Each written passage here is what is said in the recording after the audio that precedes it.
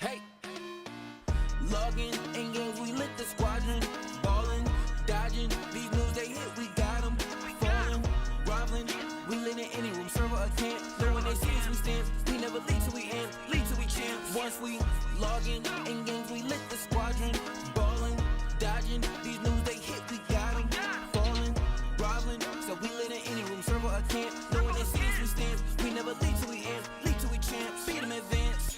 We do we think for the win when we in it, we kill it and leaving no chance to hell reclaim. That's not how we move in the wheel of games. Ultimate gamers and still the change, shaking the industry. Plenty she's winning our team, we some killing bees, killing these moves while they still we replenish. We load the artillery, hold the hostility, boosting these trophies we win. We in it online on the grind, opposition and misery. League they dwell, call us the winners cause we never fail. This is the team that's making a wave on the streams, growing and hanging below. Ultimate endgamers league 1,000,000 degrees, and this is where gamers go pro.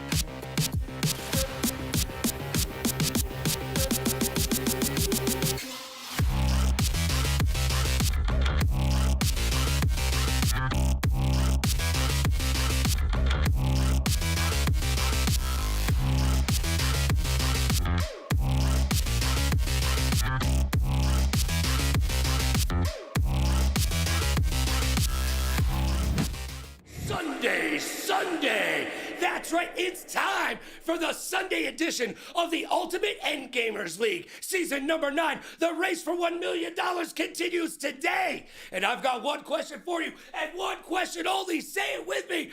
Are you ready? Because it's time to break forth the rhythm and the rhyme. It's time to get down like a clown like Charlie Brown and turn your frowns upside upside down.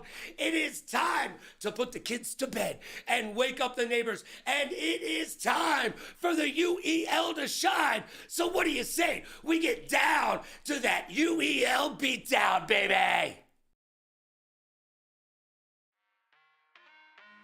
Hey, log in, engage, we lit the squadron.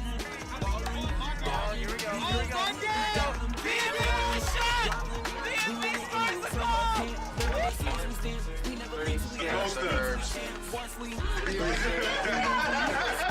There's so many games out this period that a lot of people never really experience, so they get stuck in their kind of experience. But another that's defined as a person that pushes past just beating the game and instead completes the game. As you guys know. Did you miss it? All right. So they went ahead and did a timeout. I got a lockdown on my team, man. What do you want me to do, bro? I need help. Mike needed Scotty. Carolina Reapers go back to back on the strength of Jekyll. Traded, journeyman, expect.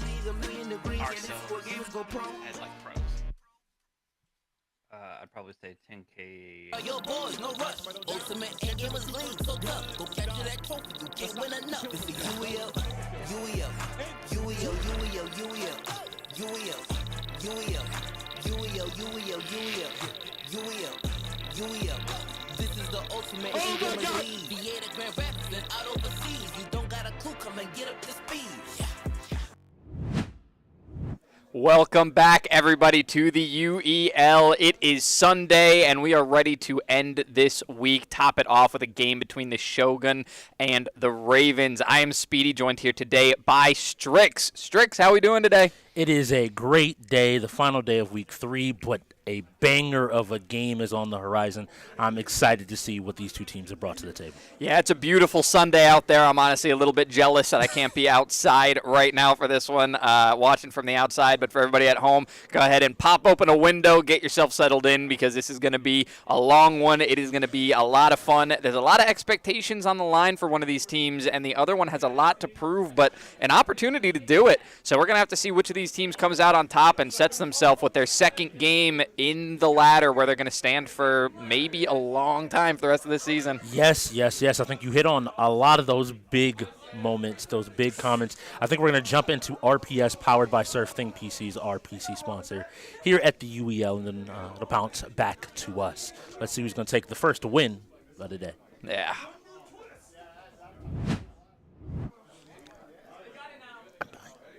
It is going to be Ash and KIC giving us the rock, paper, scissors. That's a win for commentary right there. Looks like we'll have to see. It looks like Ash won. All right, so I believe Shoguns win rock, paper, scissors, and they are going to get to decide if they would like to defer the first spin on our wheel. So we'll see what we get on our wheel first. We're getting that spin in right now. Going to decide what's going on here. Both of these teams have categories that they're hoping to see. Shogun's going to be relying on some really key players in every category to get the job done. We're going to start with Tekken. Fighters is one of those games that these teams, it's going to be a hot one. Yes, we saw in the Shogun's first game that teams were more... The Shogun are already walking away from a fighting game. That is one of the things I was going to get into. Today should be an incredibly fun day for fighting games if you do enjoy them. We have New York Chris G in the room along with Cassie and Herb and ready to play again. And let me tell you, everybody at home, today and previously, Cassie came up to me literally when I walked in and he saw me, said, StarCraft today. And so I know they're excited, both these teams. I know the Shogun's been working on it as well, so I'm hoping to see some great gameplay. If you're at home and wondering what just happened, we are an esports league, the ultimate in-gamers league that plays 33 games across 5 categories. You saw our beautiful wheel that is spun to randomly select these games. These teams then need to select a number of players from their rosters and send them in, and whoever wins the most games after 4 hours walks away the victor. Yeah, this one can go up really high. We've seen numbers go all the way up to 24, 25 wins in a single game before, and we have also seen almost complete blowouts, 31-0 score lines before. We've come close to that 33-0, but today is going to be hot. We're going to see those numbers going up, I think, on both sides, truthfully. I think it might take a little bit of time for us to settle into who's going to take the lead on this one. Early on, with so many games on the wheel, I think that there are games that both teams are really, really excited to see and feel like they're supposed to take wins on. We'll have to see if those roll early or if one of these teams is going to show that they have a better roundedness of the wheel and takes an early lead. I have to immediately go to that purple side, to the Birds, to the Ravens. They have already shown themselves to be pretty well-rounded. Even though their first week game, they were struggling in a few categories, the Shogun have to capitalize on that for this to really be a close game. But I think they're prepared for it. All the players seem to be talking about, hey, had a few kinks. We're a new team, a lot of new players. Now that we've come together a little bit more as a unit, the season's only going to get better from the Shogun's a fully new team as well. They've got a new roster, a new team, a new logo, a new name, everything. I mean, this team is built from the ground up. So really, no matter what kind of showing they have here today, it's going to be really telling. We're going to be learning a lot about them throughout this game. We learned a lot about them in their first one, and we're going to learn a lot throughout the rest of the season. Yes. And look, this is something I already love here. You notice the Shoguns had a few issues with setup in their first game, and rather than taking any chances, I can tell that they are jumping in, looking forward, and saying, hey, making sure these rules are right and ready to go. Looks like Genghis might be taking a little bit of a nod from NY Speedy. Don't know where he is today, but getting the shades on, really focused up. Again, everybody in the room, I will say that the first 2-3 minutes of this game have been louder, I think, than any other game of the season so far. Yeah. The entire room erupted on both of the first two spins, so I don't know what team really wanted it or if that was just truly full-on excitement. I said this game was going to be hot. I didn't realize it was going to be that hot. I didn't realize before the games even began it was going to get heated out there. But, yeah, on the floor, a lot of excitement from both sides. Tekken spinning first, and then we had StarCraft 2 immediately after. Both of these teams are excited for a lot of different games, but I'm curious, Strix, what games you are excited to see from these teams. Okay, so I think the big questions I have here, I'm going to pick one fighting game because – you know me. I could go down the into list. Yes. Specifically, if I had to pick one, I want to look at Skullgirls. I think that we could see some really good Skullgirls for the first time in the league because both of these teams have people that are going to be specializing and working on it. StarCraft is love, but then those shooters. I want to see how well the Shogun team has come together because the Ravens, only 3 people on their team, I believe, went above or around 50% in shooters their last matchup. And so with the likes of GGO, Ash, these players that are self-described shooters have competed outside of the UEL. I got to see them show off a little bit. We're going to be taking a look at Genghis here. And there you're going to get it. That's going to be that Halo Infinite. We will be going into a shooter next up. There is definitely an opportunity here for the Shoguns to get excited, but we're going to have to see first how this StarCraft is going to go, kicking it off. Yep, and here I see, all right, we're mining some minerals. Okay, Genghis, I see you mining some minerals. Now, Strix, why are the numbers up on that top right side that indicate the resources so darn high? Because we play with a mod, actually, in this game mode that gives you unlimited resources. So I was making a few little jokes there, as you kind of alluded to, about him farming of human minerals. He doesn't need to do this. It's purely just what he wants to do. Instead, as you can see, he can start to build a near infinite number of buildings because just he has the money to do so. You see his little workers there all getting to work and ensuring that they're able to get something done while making a few more SCVs. Now, people at home, if you're wondering about StarCraft, it's going to be giant armies fighting each other, but you got to build those giant armies. You know, you don't just have everything sitting around, so these buildings are around to help him build, you know, some Marines, some different units, in this case, on the Terran, to get his army up to snuff. Trust me when I say it won't be too long before your screen is filled with little guys running around shooting and exploding and blasting everything in sight. Yeah, when the action starts, it's going to be a little easier to tell as long as the races are two separate ones, two separate armies running into each other. But at the very beginning, we're going to see them get really clustered up in between these buildings. They're going to start getting pumped out. I mean, it's going to be like, I'm trying to think, ants coming out of an anthill kind of thing, just flowing out almost like people made out of water. So we're going to see a lot of setup happening early on, and the action, when it really does come, one of these armies is going to get off to a lead, and then it's just going to increase exponentially. They're going to get faster and faster, taking out the enemy armies when they're the largest left on the field. Yes, and now I am super interested to see. This is Logan's lot, I believe it is. One of the rookies from the Ravens. We didn't see him in their first game, but now coming in, playing their second, already jumping in on the StarCraft, and I'm liking what I'm seeing. He clearly has played the game, worked a little bit, and has an idea of what he wants to do, and is doing his best to filling up the screen. But it seems like one of his teammates are already under attack. And both of these players you see on the right-hand side, the other option being Arbiter, are there on the top, are newly to their lineups. They did not play their first game, and they both have a lot to prove, obviously, now that we have this tier system. Wanting to make money per game, you got to make sure you're in that starting lineup. You have to prove yourself each and every single game, and one mistake could land you on the outside. It looks like he's teching up, and he's just focusing on building a few different units. He's not overly thinking too far, but going into this fleet beacon play, which we've seen before, to get some of the really big spaceships that some people, if you've seen StarCraft, you might be known for. Yeah, all the different races that we have in this game as well. There's different classes, basically, that you can choose from, and they've all got different specialties, different abilities, something that they're good at. So it's kind of up to you to decide how you want to build, what game style you want to play with. Infamously, there is a style of game that includes just building up units at the beginning of the game as quickly as you can and rushing your enemy base, but there's many, many more ways to play the game, and when you have infinite resources like this, it kind of changes the meta in the way that it's supposed to be played. Yes, normally the Protoss, the race you're seeing here, these spacefaring fighters are normally really strong later in the game. We're talking, especially as you get towards that 15 to 30 minute area, they really start to come online and become stronger and stronger. But once you give them the resources, they kind of are able to come online so early that we see a lot of players in the UEL playing them and utilizing them as their option to be able to get as big of an army as quickly as possible.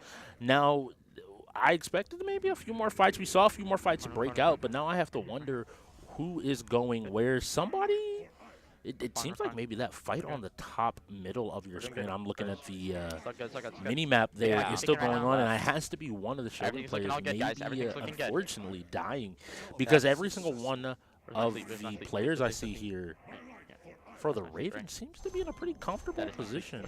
And this is the thing about StarCraft. Everybody wants to be pretty comfortable and wants to take their time.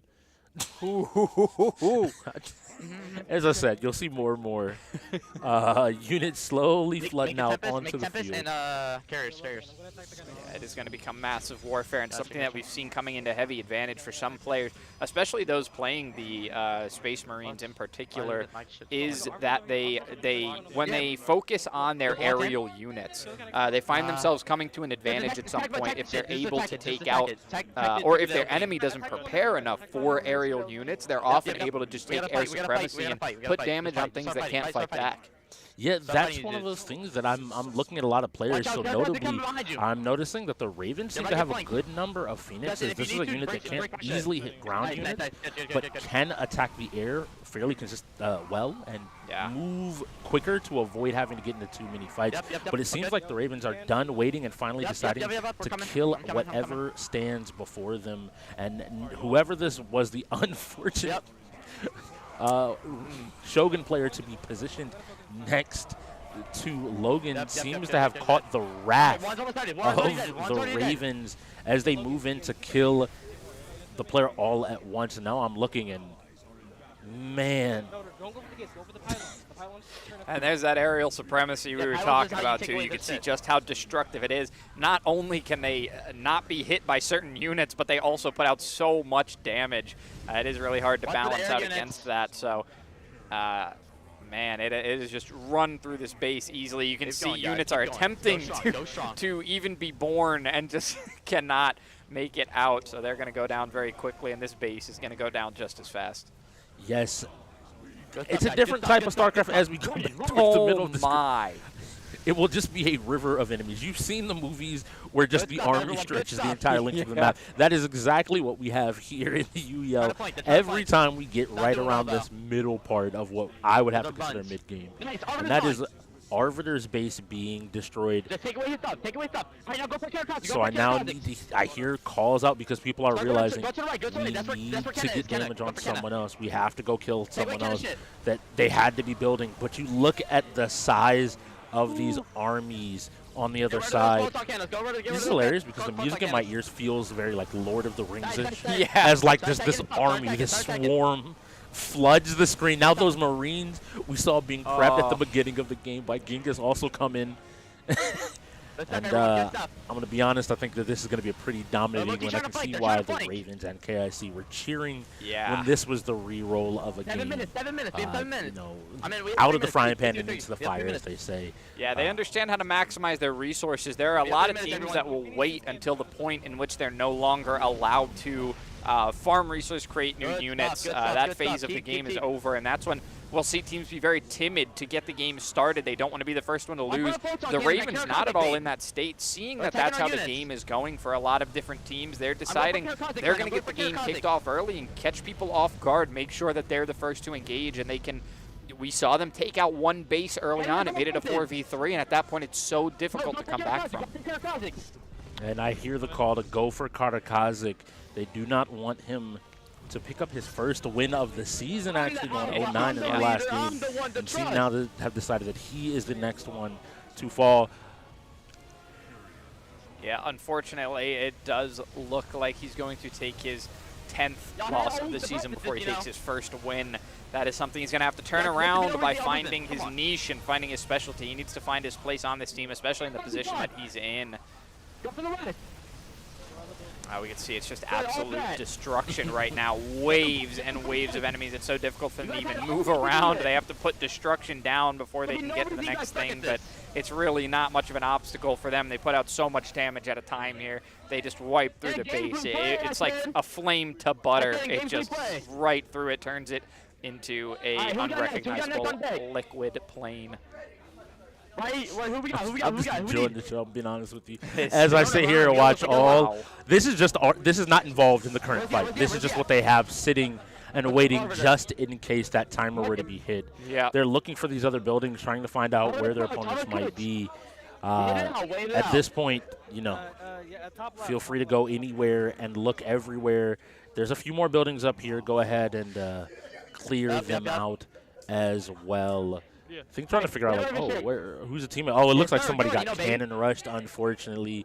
That is unfortunate, being taken out of the game before they were even allowed to play. That was that early fight that we saw, I believe, in the top of the map that you had mentioned earlier.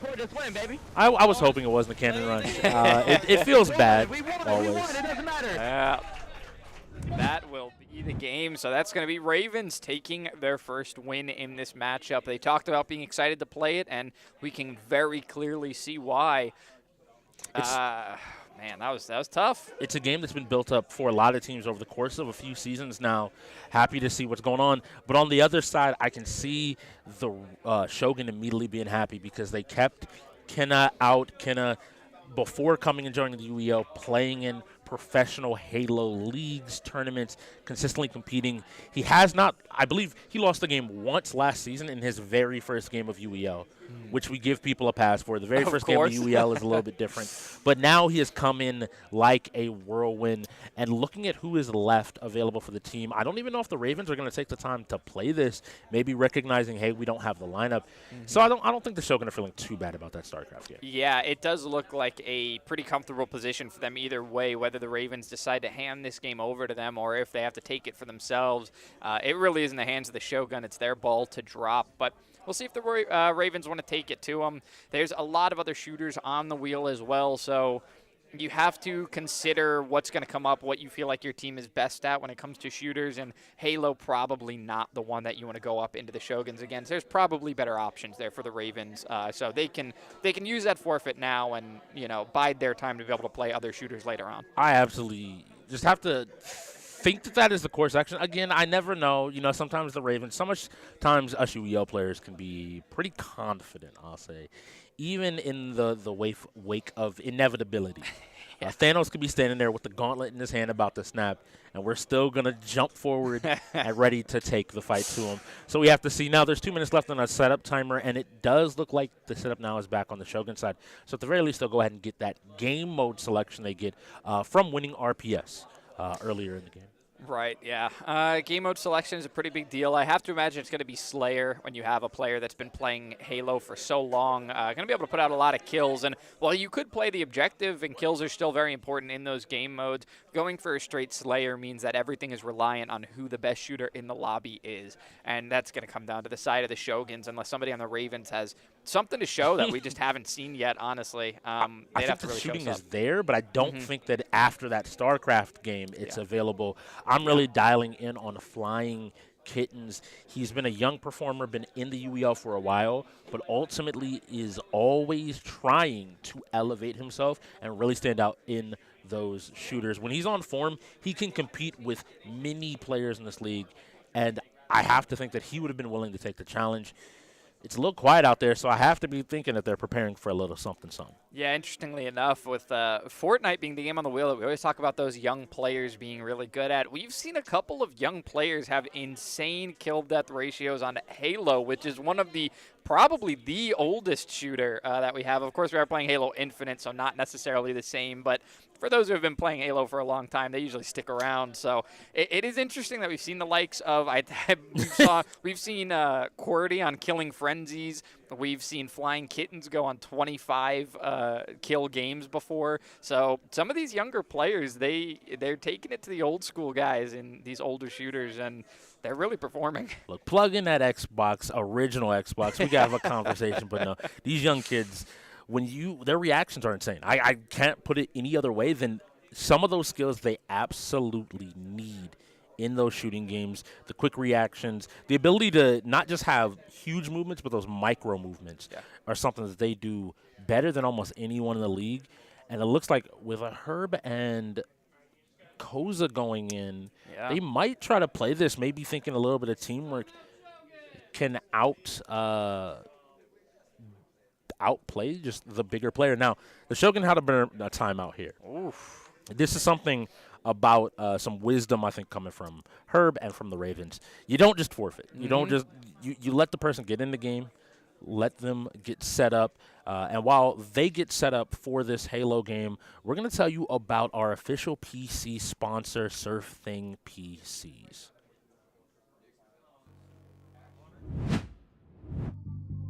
If he loses this now, I don't even know. All right, calm down, TOG. You just lost to him. Calm down. Stay focused, bro. Stay focused. Going great on his trail. Right now, hunting down from the Bandits. Oh, and there. And that one goes in. They're taking this one away. 5-2. The first half is really starting to go their way. Yes, it is. Definitely is. This could be a runaway, like you're saying.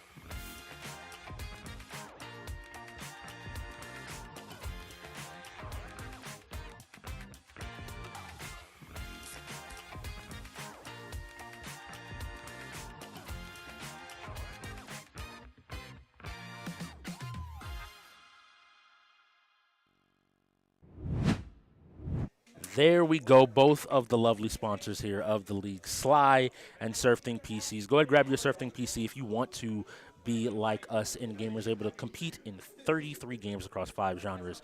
No other hardware keeps you up to date and in the game like SurfThing PCs. And while you're at it, grab you a Sly, whether you need to go to sleep at night with the Dreams cans like we have here, the lovely, lovely melatonin, vanilla. Yeah. They're so good. I would drink one right now, but y'all would not see me for the rest of the broadcast.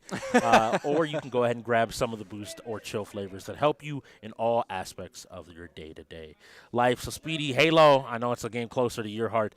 How you feeling about this game? What do you want to see? And if the Shoguns, I'll give a perspective here. Shoguns want to define themselves as a Halo team. What are you looking for them to lay out? I don't want them to only rely on their players that are good at aiming. I don't want them to just click on heads and try to win it that way. This is a 2v2 game mode, and if you have one player that can easily take a 1v1, if you get caught in a 2v1 situation or you're not respecting grabbing those power items, grabbing those power weapons as well, then you're going to find yourself at a disadvantage whether or not you can shoot well. So they have to play their rotations correctly. They have to be keeping their eyes on the clock. So when these active camos are coming up, when these rocket launchers are coming up, they have to focus on grabbing the grapple when that's available as well. There's plenty of things that they have to focus on besides just clicking heads. They can't get too overconfident and think that they can just win by running around the map, letting their clips empty. And Wreckfest being the next game, we are watching the Ravens' perspective, seeing Koza and Pasta Herbs, a.k.a. I Am Herb, a.k.a. Herb. You hear me say that a lot. He has a lot of monikers here. Still the same player getting back into form. One of the Mount Rushmore level players, those players that have defined the league and what it means to be an in-gamer. But you see the damage coming out here from the Shogun almost immediately, already up by a kill, and is now running for his life, hoping that he could survive. Yeah, and he does get away. His teammate swaps out position with him right there. You can see that the translocator is up, so not an active camo, not an overshield. It's a little bit, I would think, less important to these players to grab that than one of those two power items, but with 2 kills up right now, honestly, the Ravens do need whatever they can get. You can see that last player being chased down at the moment by the Shogun. They're trying to find that kill. Herb has to get all the way across the map to his teammate here. He can jump up on that ledge and intercept if he'd like to, but instead he's going to watch this security corner. And they're going to try to move up this time, maybe taking their actual first aggression of the match. There they go. Are those shields down? No, it's not going to be a trade. And it looks like it's going to be 2 Ravens going down with both of the Shogun's shields down. They did a great job of swapping position there, swapping out a full health teammate with a full magazine of ammo in for a very low teammate. So able to preserve their lives and go up now 4-0. I think the Ravens maybe thought that Kenna would have been overly aggressive and kind of pushing out on his own, highlighting kind of what you mentioned of maybe feeling like he's the best person in the lobby. But it seems like while he's doing that, he's playing just in range for his teammate to come step up and to help him whenever possible, acting as, hey, I can take the fire of 2 players. I know how to live. I know my movement options. And then I can get back safely, and it looks like... yeah, I would change teams if I were you too, but... They're focused up, trying to find exactly maybe what is off here in the settings. Players sit down at a lot of different PCs and aren't always ready, realizing that his use equipment button wasn't bound to maybe where he expected it to be, having respawn now, but with it being 8-0? Yeah, it is currently, I believe, 6-0 at the moment. There should be a kill cap of 25, but there's also a time cap as well, so we may not even make it that far. We can see that right now Herb is getting shot from behind. His teammate goes down from the other direction. It was a great close-in by the Shoguns. They put themselves up by 2, and that fight only took about 4 seconds. And here we go, looking back at Dolo. And I can hear the Shogun starting to get a little bit loud. They are having fun. Whenever Halo gets played, they come alive as a team. Yeah, you can see right here as well this Bandit in the hands of the Shoguns at the moment. This weapon puts out a lot of damage per shot. It is a semi-automatic weapon, so you do have to pull the trigger every time you want to make a shot go out, but each one of those shots does a significant amount of damage. A very nice nade, actually 2 nade kills at the same time, one from a dynamo, one from a pulse grenade. That'll put them up by 2 more. It is now 10-0. That is a really big lead to have. The Ravens, so far, unable to figure out how to take these 2v2 fights. They either get collapsed on or try to take a fight from the same angle, and it only results in them taking damage together rather than putting it out together. They do find their first kill. It is a trade, so it's going to be 11-1 now. 1 player left on each side. I believe they were both low shield, so maybe avoiding each other for the moment. We can see down there that there's some action, and the Heat Wave doesn't get the kill. It'll be the Commando. So that's going to be the Shoguns going up by another one. This is going to be an assault rifle battle. The handgun comes out, just barely not able to get the kill, so his teammate picks it up instead. The Ravens finally starting to find their kills only when these deaths are staggered, when they can keep running 1v1s over and over again. It seems like the aim is there, but just unfortunately unable to close it out with their teammates. So that's another kill. Herb gets that one from below. He's got another one coming up behind him, but he's got to find that kill as well. So that's 2 for Herb. He's finding his groove. 14-4, still not comfortable, but he's getting those kills. He is finding a comfortable position. There's probably just not enough time left for them to come back in it. That's the unfortunate moment here. The one player we haven't gotten a look at just yet was Kenna, and he has been on a killing spree, showing exactly why this is his game anymore. And now I hear him talking. He is ultimately showing why this is his game. I mentioned he lost this last season. I should highlight that wasn't a 4v4 situation. Yes. In a two-man situation, he's now proven to me that neither one of you can miss shots. This is not a, oh, we can miss a couple of shots. He will kill one of you if you miss a singular shot against him, and has just been running around the map the entire time. And saw a teammate now trying to reposition here. Herb is trying to get back to his teammate, but now that they're separated, he has to look for this push to play with them, and unfortunately another death. Yeah, and we do have a cap of 20, so only 2 more kills remaining for Shoguns to take this one by score.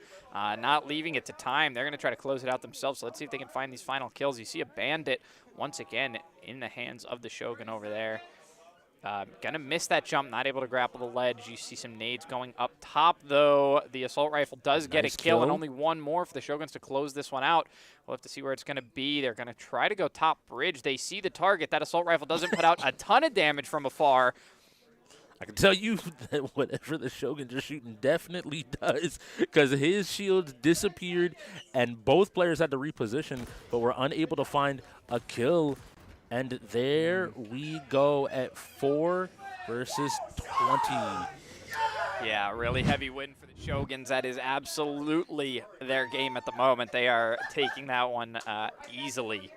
So 20-4, not the closest showing we've seen in that game mode, not the closest showing we've seen in really any game mode. But after what the Ravens did to the Shogun in the first game, it's a back and forth, and it shows how specialties in categories are important, and there were some weak points for the Ravens that are being exploited right now. But we do have a little bit of news from the floor, so we're going to throw it over to AV for a moment to see what's going on out there. The Shoguns are going crazy. I'm sure you guys can probably hear it where you're sitting and hear it on stream. I don't know what to expect from the Shoguns today, but they said they are not going down without a fight. They are sharpening their swords, and they are ready to cut down some crows. Or ravens, whichever. I think he's having a little bit of fun there.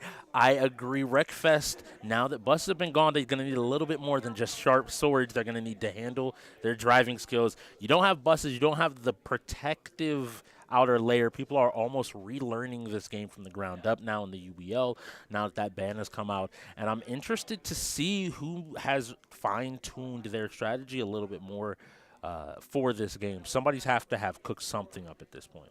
Yeah, and for those of you who don't know, AV actually, for the very first time in his life, scientifically correct about something. Crows and ravens are actually related to each other, both part of the Corvus family.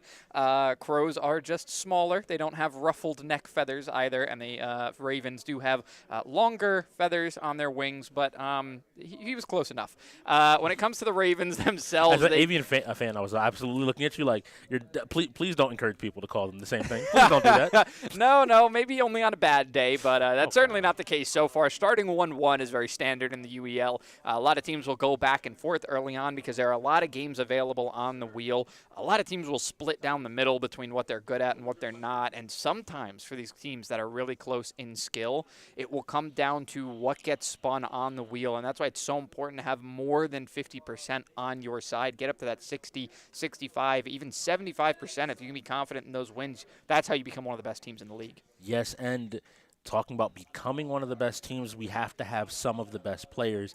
And in this case, the biggest question mark in the league after one game is probably NY Chris G. Yeah. He has the accolades to prove his skill in fighting games. He has that across the board, but coming into this league, we require a different level of skill set. We don't require just that one area. We require it across all 5 categories that we play. And now being his first game of the day, I'm interested to see how he's adapting to a game like Wreckfest.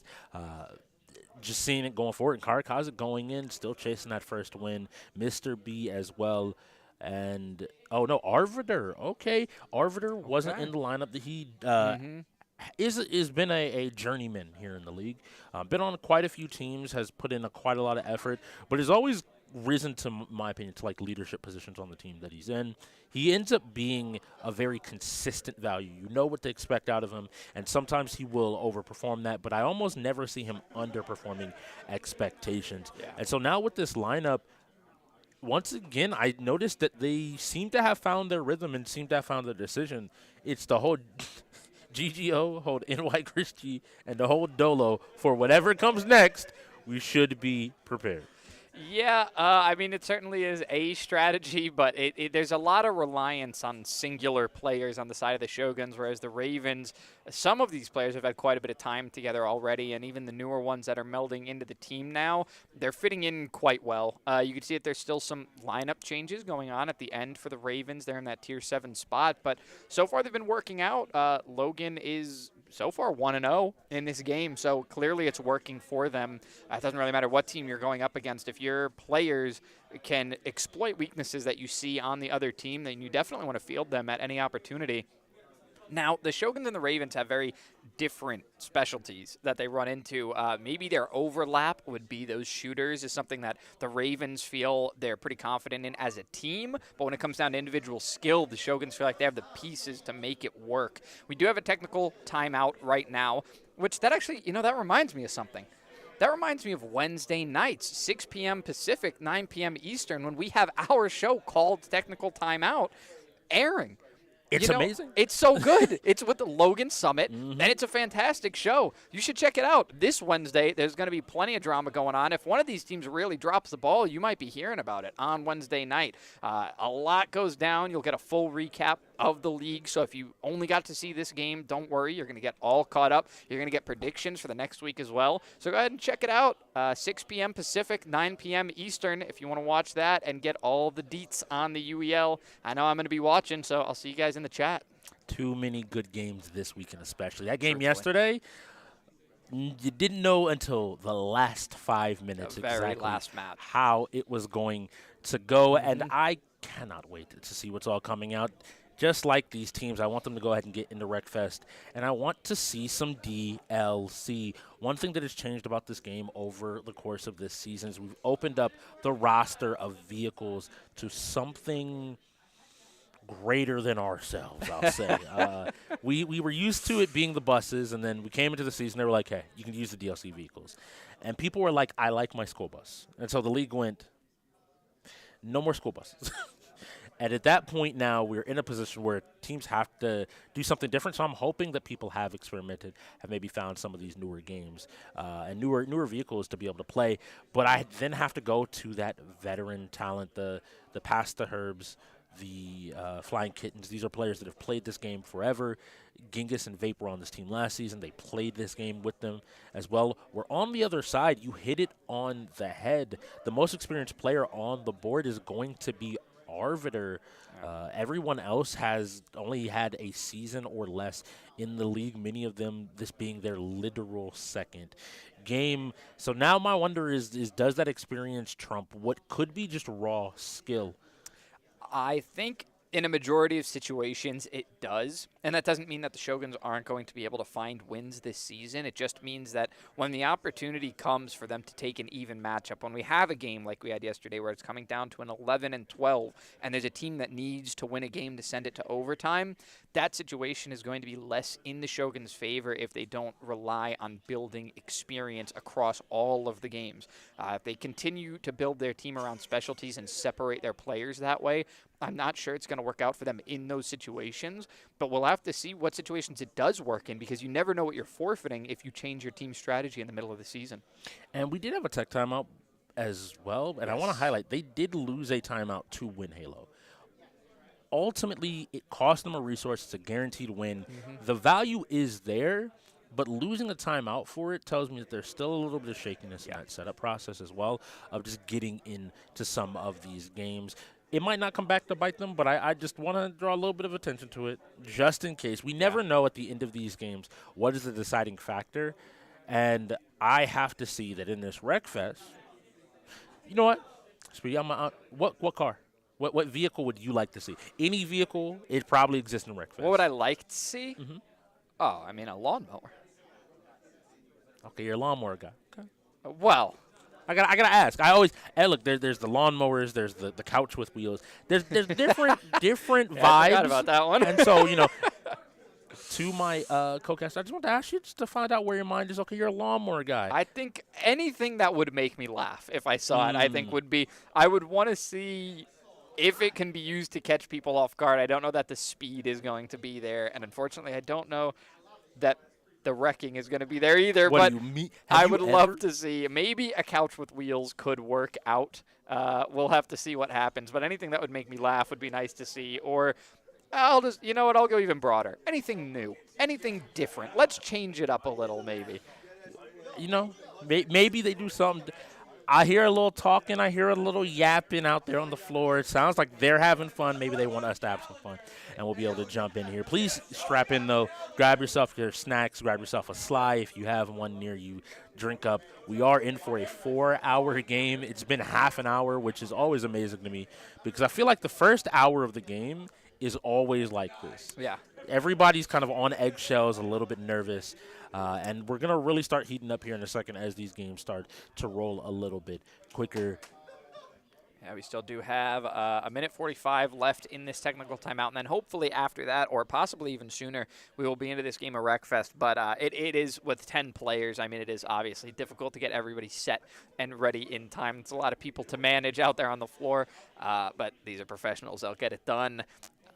It's going to be, honestly, it could go either way because we talked about specialties. This isn't really a game that you end up specializing in. So what you want to look at is which team has the best coordination all around, because teams that coordinate and develop strategies in every game, they get these odder picks. This is a racing game, very obviously, but there's so much more that goes into it. There's a lot more aggression. You're actually impacting other players' games with your decisions, much more than something like Forza, where you only get 1 or 2 opportunities in the entire game to do something like that, if you even choose to do so. Wreckfest, you're constantly affecting other people's games, so it requires team coordination and communication during the game. That's the biggest part, is adapting to what you see on screen, because every single time you play this game, it's going to be different.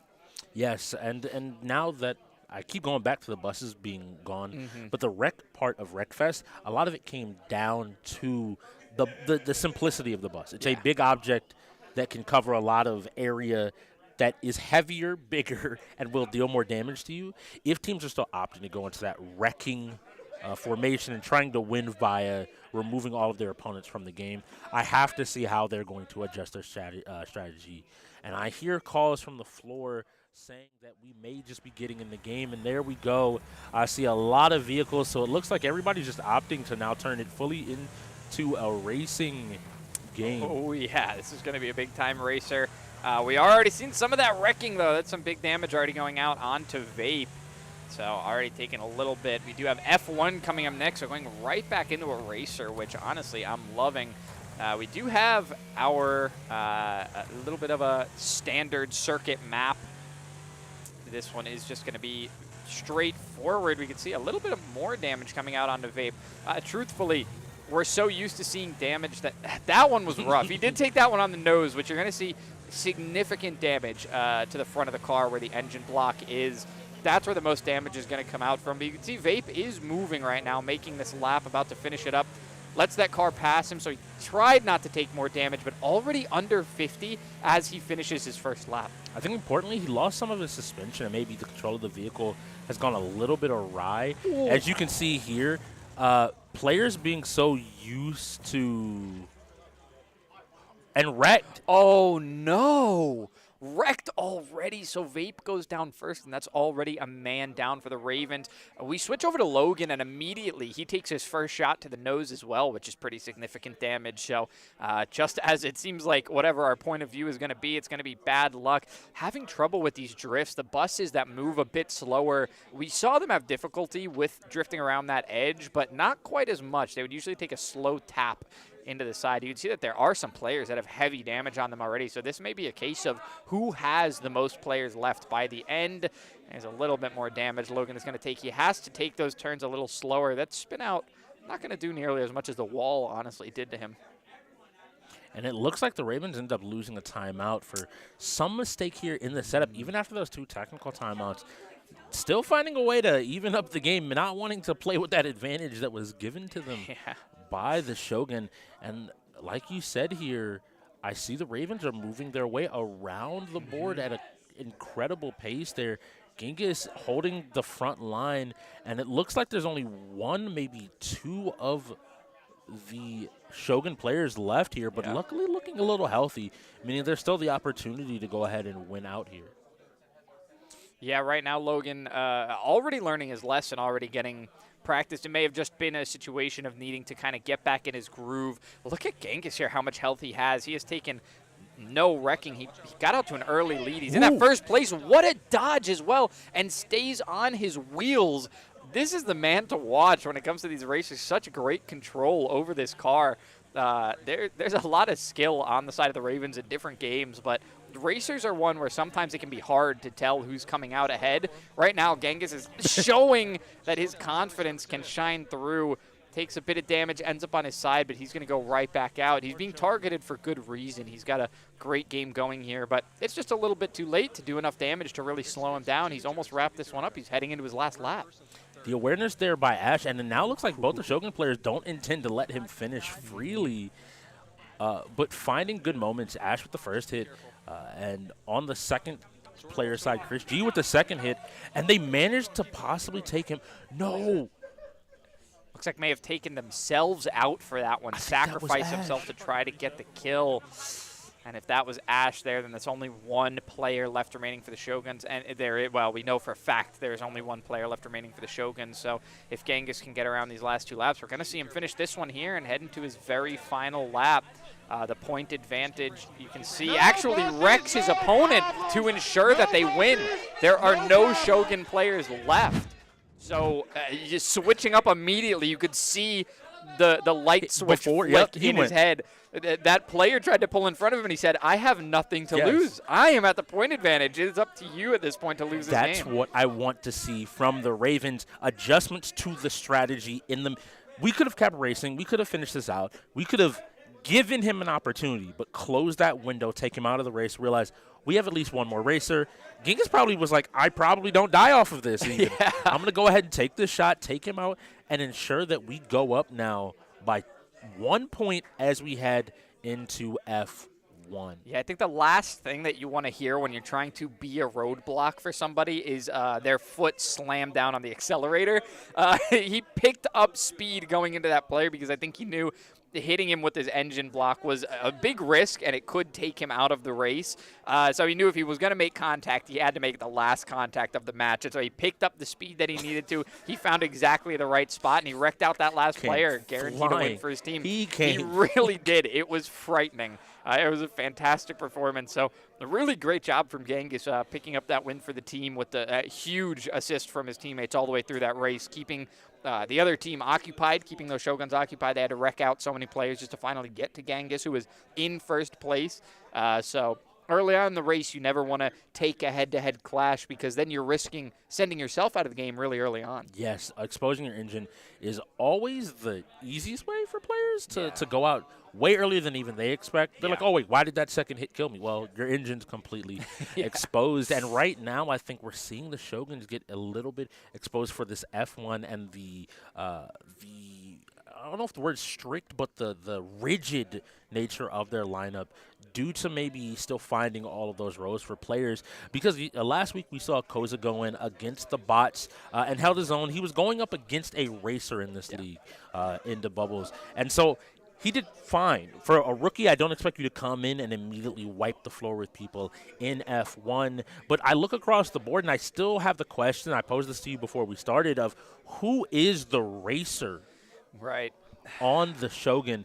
Right now, I need somebody to step up. Your immediate answer would be either NY Chris G or Kenna because of the 1 and the 2, but we both know that this is their second and third games respectively. Yep. So I don't expect you to maybe have touched F1 either. So does that fall on Dolo, or who on this team is going to be the person that in these 1v1s, the true 1v1s left on the wheel, going to be able to take a win? I think with your season preparation, when you get offered a Tier 1 or Tier 2 spot on a team, your focus should be to patch up all of the holes on the wheel for yourself. You should be a reliable player for anything. All of these teams should have Tier 1 and Tier 2 players that can hold their own in any game on the wheel, and it should be up to the rest of the team to prove that they are worth having their spot on the team. So Chris G and Kenna, I think it's up to both of them, honestly, to come out and show why they have their position. They need to show that they've become more rounded as players, and they're not just the Tier 1 fighting player in the league or the Tier 1 shooter in the league, but they're actually a Tier 1 end gamer. And we're going to get a timeout here from the Ravens. So after just losing one, having to use another as they set up this F1, but I think they're hoping it's for good reason, because they're probably going to go into this one thinking that they've got the players with the experience to get a win here. And I don't want to count the Shogun out. No, Any of these players may have been practicing these games, working on getting better, understanding how to win here in the UEL. Yeah. I just learned that I don't count on it, just like I shouldn't learn that the Ravens always have another wrench. This is led by veterans like Herb as well as their GM, Wonku. These are players that have played for a long time. They've seen the league develop. They've changed. They came in as rookies and have now brought many a rookie in and helped them level up to a top-tier in-gamer. And in that note, Vape, who we saw get traded early last season, might have been the person that they started setting up and building into this racer for their team. So I thought it was Koza, and maybe they just sent him in because it happened to be required. But if Vape is their option that they pick here, I'm happy to see who's coming across. Now I have something special for everybody at home. It's not just going to be us. You're going to get a chance to see an on-floor interview with some of the players, and we're doing it for the first time right now. We're going to head on over to him. Hold on, because they're about to go live.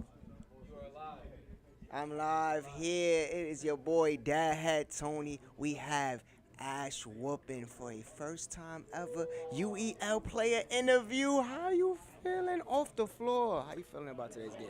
I'm feeling pretty good. We got a really strong team that we're going up against, but we got an even stronger team, I think, with us here today. And let's talk about Halo. How you feeling after that Halo performance? I hope that the rest of their shooters don't look like that, because that Halo display was a little rough. Like they said about us with StarCraft, we had a week to practice. Like they said, they had a week to practice, but we are wrapping it up. We are going back over there with the broadcasters. See you guys later. All right. Well, there is our interview with Ash. That is that Tier 7 player currently for the Shoguns, but one of the solid Tier 7 players that we have in the league. Some of them are still a little bit shaky on whether or not they're going to be in that position. We see even the Ravens today trying out a new player in that slot, but it's currently not the case for the Shoguns. The Shoguns have a Tier 7 player that's locked in. They seem to want to put him in that position all season, so they know who their top 7 are. And we're going to get a timeout here, I believe, from the Shoguns. Looks like we're ping-pong.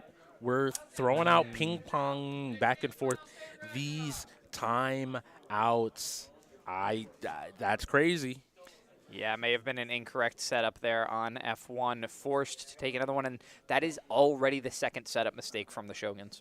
So that's that experience that we talk about. That's why you have to lock down the UEL strategy. You already have players that you've scouted as fantastic, skilled end gamers, but what you have to do is you have to now understand the league and be able to position yourself for success by getting these games set up on time, knowing when to use your forfeits and timeouts, and learning the league, not just each individual game. And it looks like it's going to be Vape on the bottom of your screen versus Mr. B on the top of your screen. And, yeah, F1 might be the only game that I give a little bit more leniency to, but even still, it seemed like the change was they picked the wrong number of laps for the race, which that's not one of those things where you're jumping into 2 menus deep and you're trying to find one setting, and maybe you just happen to just not see it. That's one of those up front. We could even see Cutters there helping out there on the floor, shaking his head a little bit like, all right, come on, man, you got to know where this is, and looking around. I think he realized that he can see that we can see him, giving y'all a little bit wave. Yeah, I think he waved to himself and not us, but that's okay. But here we go. We'll get set up, and they'll go ahead and swing back in here for another game. Now, I have to ask you about F1. You know, I know you're I'm not sure how cousin, I'm assuming, NY Speedy.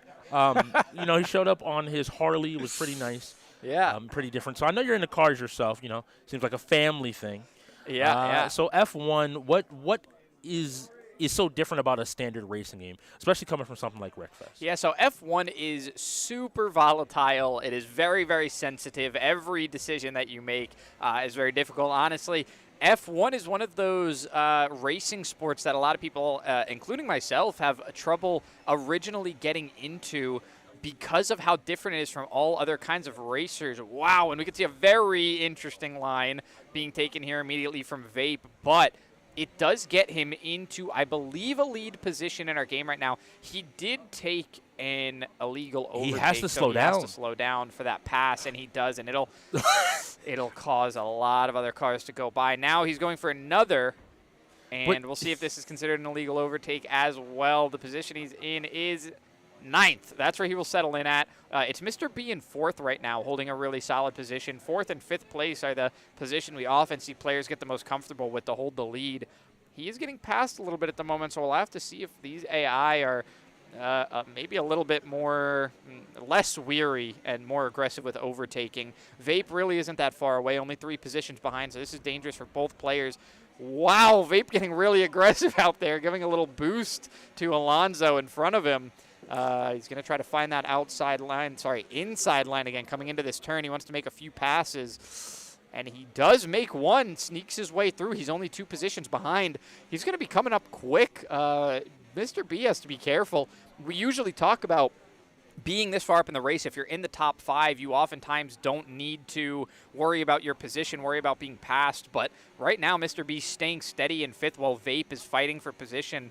He might not be so confident there. Mr. B might need to take 4th, take 3rd, get himself ahead to make sure that Vape has a really hard time catching up with him without making any mistakes. I would normally agree with you, but we now see Vape get his 4th or 5th warning, and that's what I was wondering about. So many of those collision warnings, he has to be getting close to either a penalty or to possibly being qualified, and so he has to take this time. And as long as Mr. B is aware that, hey, the opponent on the bottom of my screen, he has a lot less wiggle room to play with than I do, I can just kind of cruise along. I think Vape has to be considering possibly trying to crash him out at this point. Oh, and it's going to be a fight for position for our 2 players as well, because right now you can see Vape in 8th. Hopefully he doesn't get past here. He will not, so he's going to hold that 8th place position. It's Mr. B in 6th right now. There's only 1 racer in between them, so if Vape can catch up to the pack, if he can get toward that 7th place position, which it looks like he is catching himself up. Too fast. He's going too fast, trying to catch that line, and he's going to drop back to 9th now, maybe even 10th. Very, very tricky position. He's taking the inside, so he'll get himself back into 9th. He gets another warning. He is really, really close to a disqualification. You can see him pushing that warning pole out of the way. And you see for the first time, he fully almost came to a stop just to avoid any more collisions. That pressure of all of those penalties is now accumulated. And here he still takes an aggressive turn. That could be the penalty that sets him over the edge. That was a bump that was on him, but it looks like the game was saying, no, he's just taking the inside line. Yeah, that was very tricky. He was about 0.1 miles per hour, kilometer per hour, whatever you want to measure by, from putting too much force. Yeah, he does get another warning for a collision right there. That might have been with his backside, though, truthfully. This player right behind him, he might take this turn too fast. Yeah, he's making more of a collision. I'm not sure if they're going to blame him for that one or not, but yeah, man, I mean, when we say dangerous position, usually we mean he's putting himself toward a crash out, but in this terms, a dangerous position just means he might get himself disqualified from the race entirely. So we can see he's got to take a slow turn, and he does not. He wrecks trying to go to that inside turn. And Mr. B with that steady top half, top quarter position, able to take a win for his team, sets us back at 2-2 as we come down to the close of the hour. I add the questions, and Mr. B brought some answers there. I think the pressure was just building up more and more, and eventually to save time, a lot of times it is faster to DNF yourself. And Vape realized, like, hey, I don't have enough penalties in the world to get me back up to the pack. Walking by, we heard Mr. B call out to the entirety of the room that he has his license. Very proud of him. Yeah. No, he showed it off there. I want to give him credit. He got into his position, fourth or fifth, and held it. Even when he realized, like, I can give up position. We wondered how much pressure was there, but he was like, I can give up this position and still comfortably drive my race, go ahead and take a win, tie my team up, going into final stand Ragnarok. Now, this is a game I know the Shogun have put time into. Yeah. So I'm interested to see how they perform. Yeah, and we should have even teams here, so I'm a little bit curious about what we have going on with the lineups. We haven't had any asymmetrical games yet, correct? No, we have not. So I try to avoid it, but I will say, as far as I was aware, I would have to check once again because I don't know if Mr. B was eligible to play that last game because of how the lineups went. We had a 4v4 into a 2v2 into a 5v5. Yeah. So that would be 6-11 into another 1v1. That's 12. In a 7-man lineup, that would mean you would have 2 people left. Even before that, you would have had 3 people left. We had a conversation about how it was Wk3, Kenna, as well as Arbiter. Again, this is something that production will get handled. They always handle it behind the scenes. They're figuring out exactly what is going on with the lineups. So we'll give you an answer on that whenever it is all done and dusted. All right, and we can already see your favorite character on screen right off the bat. Is a very popular character used. Most of the players in the lobby, it looks like, have selected her as well. So Street Fighter 6 is what we're going to get next. So finally heading into one of those finals. Now, I can tell you that I can see the nodding of the head in why Chris G is like, I finally get the chance to play. And to give a little bit of clarification for those at home, just because I told you we'd get an answer and I got the answer for you, the technical issue was due to one of the PCs having issues, I believe, connecting with the lobby. They ended up running Wreckfest 4v4, so both teams had that extra man available to go in. That's why Mr. B was eligible and Vape was eligible. They were able to go in, so lineups are correct. They handled all that. Just wanted to let people at home know exactly what's going on, and thank you to the production crew for quickly, like, even quick, I was like, this question. The answer for us already. Yes. Yeah, and it looks like we're going to have 7 Ayala and 1 Gwendolyn. So I know you're very excited to see all of these Ayalas, your favorite characters in the game. I'm tired of seeing Gwendolyn. Please stop this. I will believe when someone can tell me exactly why, and don't just be like, she spawns mini ghosties. Please give me a reason, because I just don't think she fits the current game mode we play, which is about getting damage and as many points as possible in the early game. If this was going the full length of the map, she would absolutely destroy. Late game Gwendolyn has the ability to pump out so much damage once she's gotten a lot of the buffs in. But here, right now, you notice there's a lot of straggling enemies. Her extra ghosts aren't helping you kill stuff, really. They're just going to build up, you know, a few extra ghosts for you to have a little bit later on. So this is a PvE game. You see the waves of enemies starting to come in. It will continue to grow as time goes on. The winner of this game is determined by team points. So everybody's trying to get as many kills, to get as many revives, complete as many objectives, to get that score as high as possible before the time limit ends. Yeah, and we see this character Ayala here a lot. Definitely the most commonly played character in the league for Final Stand Ragnarok.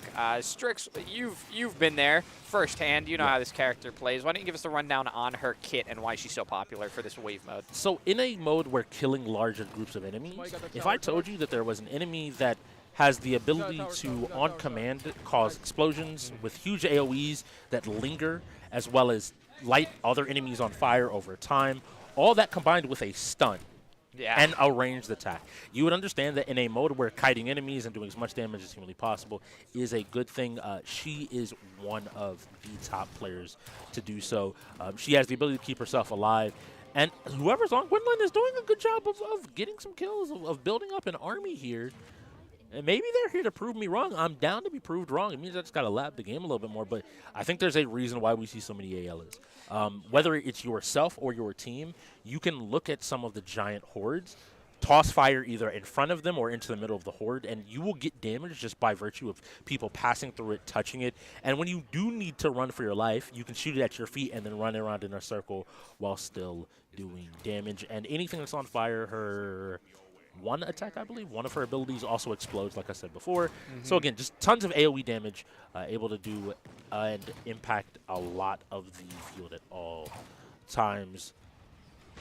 And now it looks like, so instead of the normal one that we generally get into, I believe here, we might have gotten the actual just straight up defense mode of this tower. Yeah, the second wave isn't out in the open plains. Yes, normally we've seen that map a bunch. They actually, I also know they had a recent patch that gave access to the dungeon map once again. It was offline for a little bit.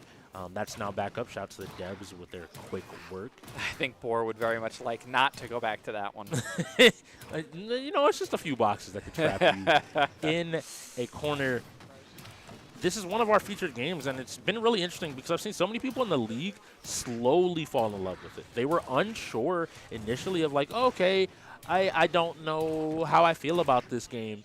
But as time has gone on, I found more and more people wanting to play it, wanting to lab it, wanting to figure out exactly what they can do. You see, again, that AoE, getting as many enemies as possible. So now that we're fighting in this wave-based format, it is, funnily enough, even better for Ayala.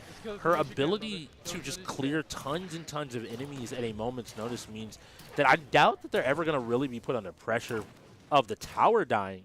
But they, more than anything, should just have to ensure that they kind of manage who's covering what parts of the map. Yeah. They're going to come from all directions. You need to make sure you have somebody ready to take damage from all directions. Now, Ayala's one weakness, if there was one, is her mana usage here. Her abilities, that orange bar you see in the bottom left, that's about half full, do cost energy, and as you kill enemies, you get some.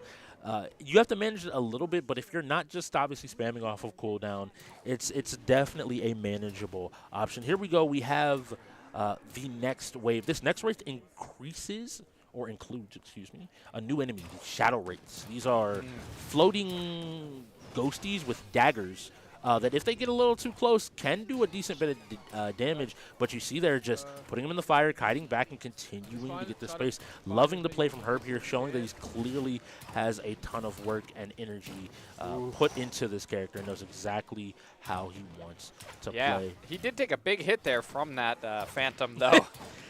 Most of his shields went down off of that one hit, and we see it again just from that one hit off of that enemy. So your movement is the biggest thing when you're playing this character. You have a stun that you don't want to pop because it's a 20-second cooldown.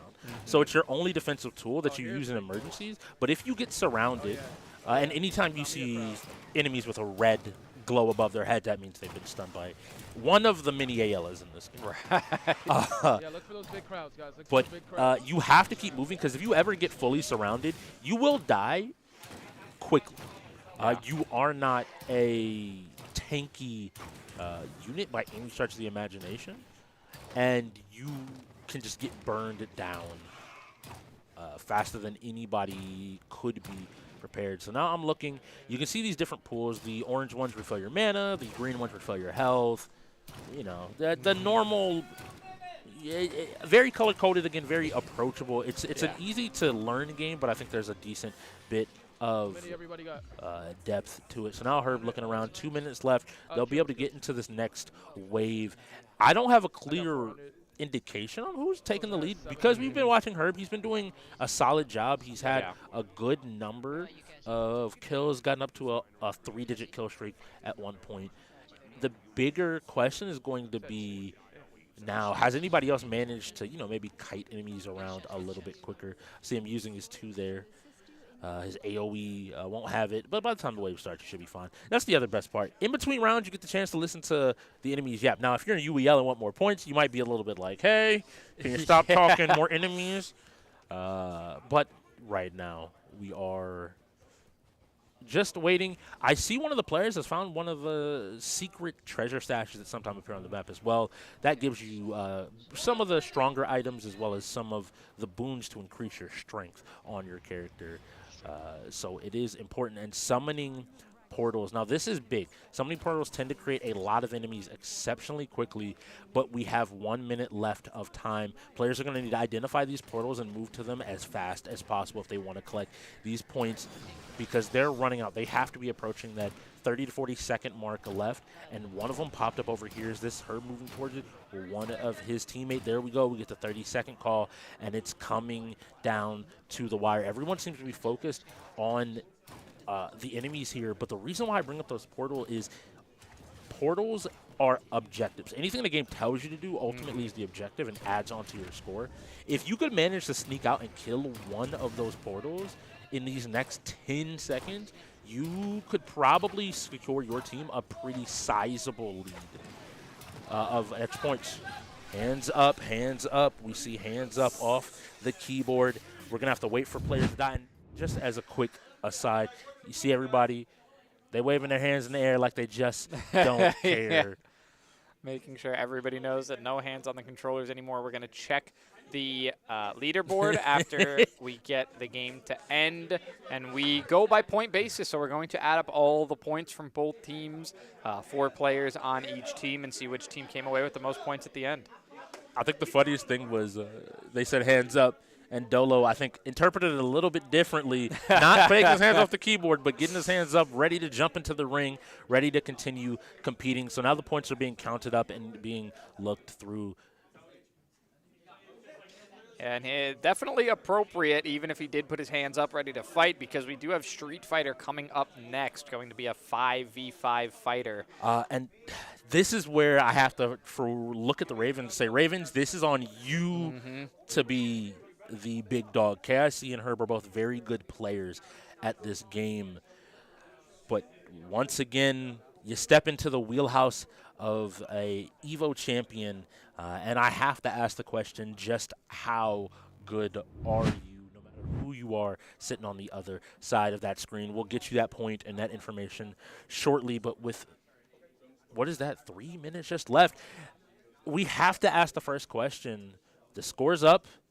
So I see Koza at the top with 7K, followed by Karakazik and Dolo, but Herb is rounding out. So that top 4 is split 2 and 2. The bottom player in the lobby seems to be KIC. Yeah. The Ravens win that. Ooh. If someone on production could get us a call on just how close that game was. Yeah, I imagine it was a really, really close call. They had to add it all up, probably whipped out the calculators for that one. That was close. They had KIC there at the bottom just trying to eke his way into the pack, and then at the top it was split completely, so it was really hard to tell. I imagine it was a very close game. Yes, now I really have to wonder if somebody going for those portals might have absolutely swung that game. Yeah. We normally see it be one team mostly and then another team. Yeah. Even if there's one over outstanding performer, but there it was one, and then the other. And so it really is interesting for me. Now, this is a setup going in for Street Fighter. I want to see how they're able to play. And I think we're going to get a little bit more information, but not from production. We'll be getting it from the floor itself. We're heading it on over to Dad Hat Tony with another on the floor interview. Let's see what he has.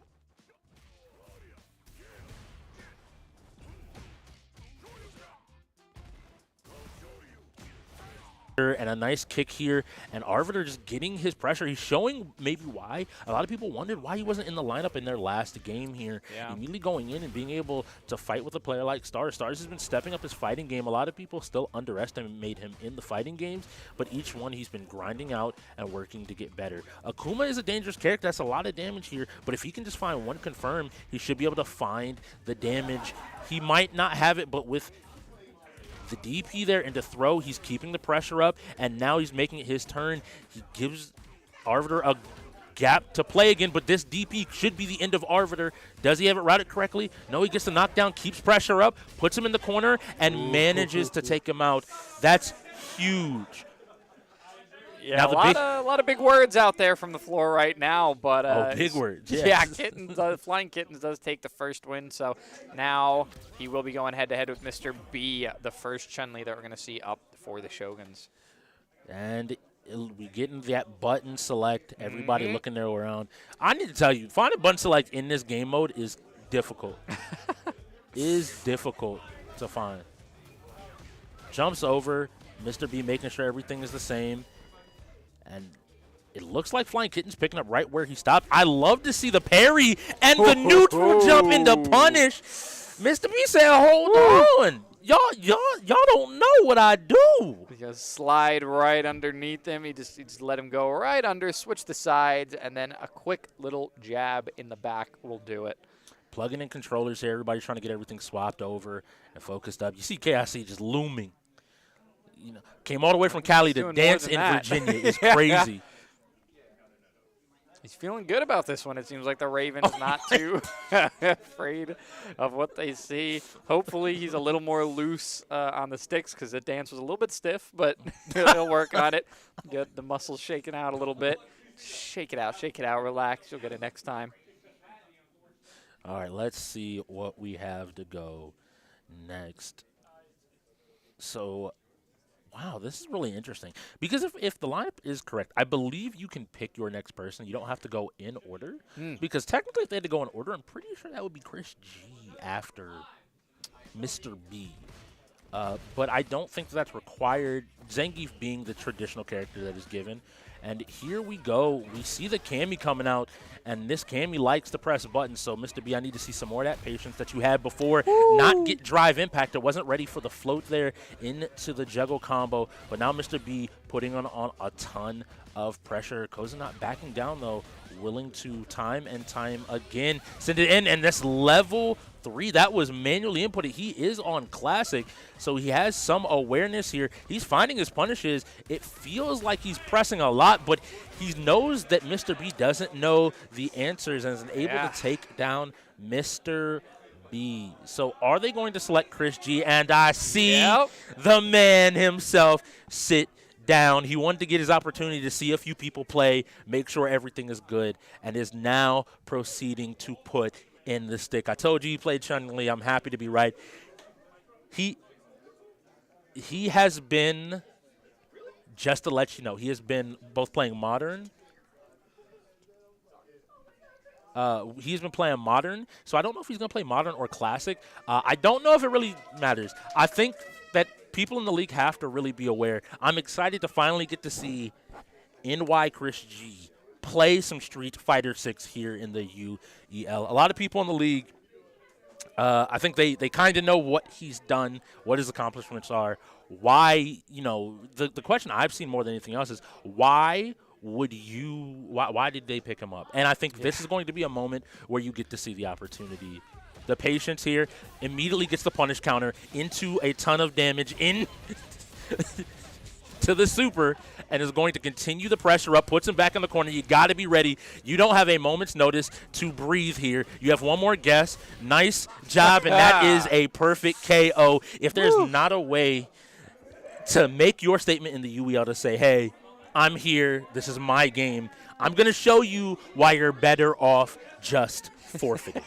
Yeah, it's a question of whether being an elite in a single category, the absolute tippy top of a category, puts you in a tier 1 position on your team regardless of what else you could do. Is he maybe going to be an average player in the other categories? We'll have to see, but we know for certain it is looking very, very much in his favor to be playing a lot of these fighters against a lot of different teams. Now, going in here with the JP, this is the funny thing here. A lot of players might feel something is really strong, but until you fight a player like Chris G who knows the counterplay to pretty much all of these options and is going to keep you guessing with a nice double overhead there into more pressure each time, I need you to keep your eyes open, chat. Tell me, did you get hit? Were you ready? And the pressure is absolutely endless up against the wall. The only chance that was given to Genghis for a split second was playing at a distance. And as soon as the gap was closed in less than 5 seconds, Chris G ran away with it. And now I'm happy to see Herb sitting down. Herb is a player that I need to come out here to perform, to show off a little bit. Herb is the fighting game pride here at the UEL. Tekken is his game of choice, but he is no slouch in any of the fighting games. That was the best thing I could always say about Herb, is there was never a fighting game where I felt like he didn't have a handle on the game. Now, there's a difference between being your main game, and this is what I'm talking. You threw a fireball, and Chris G using Modern to its best opportunity to immediately punish you, deal a ton of damage, and this Akuma's taking a ton of health. This is what I mean. Throw. Is it going to be a loop? Nope. Just goes for pressure. You got to block out. Throw. All right, ready for it again? Guess again. Oh, he went low this time, and that's a perfect. I need y'all to understand. I've been asking for this for a reason, because I need people to understand. I said it twice for one reason, Speedy. You understand this. A lot of people at home understand it. There are levels to this. This is a level completely unseen in the UEL, if I'm being honest. This is the strongest performance you could see out of any game. To go against somebody who is the pride and joy of the fighting scene in the UEL and perfect KO them, you are on a different level. You are a step above. He's still working on his way to become an end gamer, but for now, he's got his place. He's not going anywhere because he's taken wins and they're guaranteed, and that's a weapon that you cannot give up. And now I'm going to be honest with you. I said my favorite player was Cassie, and I said that for a reason. He is FGC at his core, even though he has gone to be an in-gamer. But this isn't just an in-gamer. This is world class. This is a player that has seen players from all around the world and fought him, and you have finally stepped onto his territory. But KIC is not going down without a fight. He's willing to put the punches in. This is why he is my favorite player. He does not settle for being good enough. He wants to be the best player in the room at all times. He told me he was excited to come in and to play this game, but he did it again. Do not test his reactions. Do not question if he is Chris G. And he found this moment. I can only believe the game is going to end right here and right now, and that is why you forfeit. Yeah, that is, I'm very glad they didn't, because Chris G putting on a killer performance. We're going to get Maelstrom set up for you guys, but in the meantime, they are excited out there on the floor. We got to hope that the Shoguns don't let this run away from them. We've seen teams get excited and let the setups get away from them. But we do have a special guest coming in to cover Maelstrom with us. Funny enough, the last time we talked to this guy, he was covering Maelstrom with us. So we are going to get Logan Summit in to join us for the broadcast. And there he is. Logan, how we doing?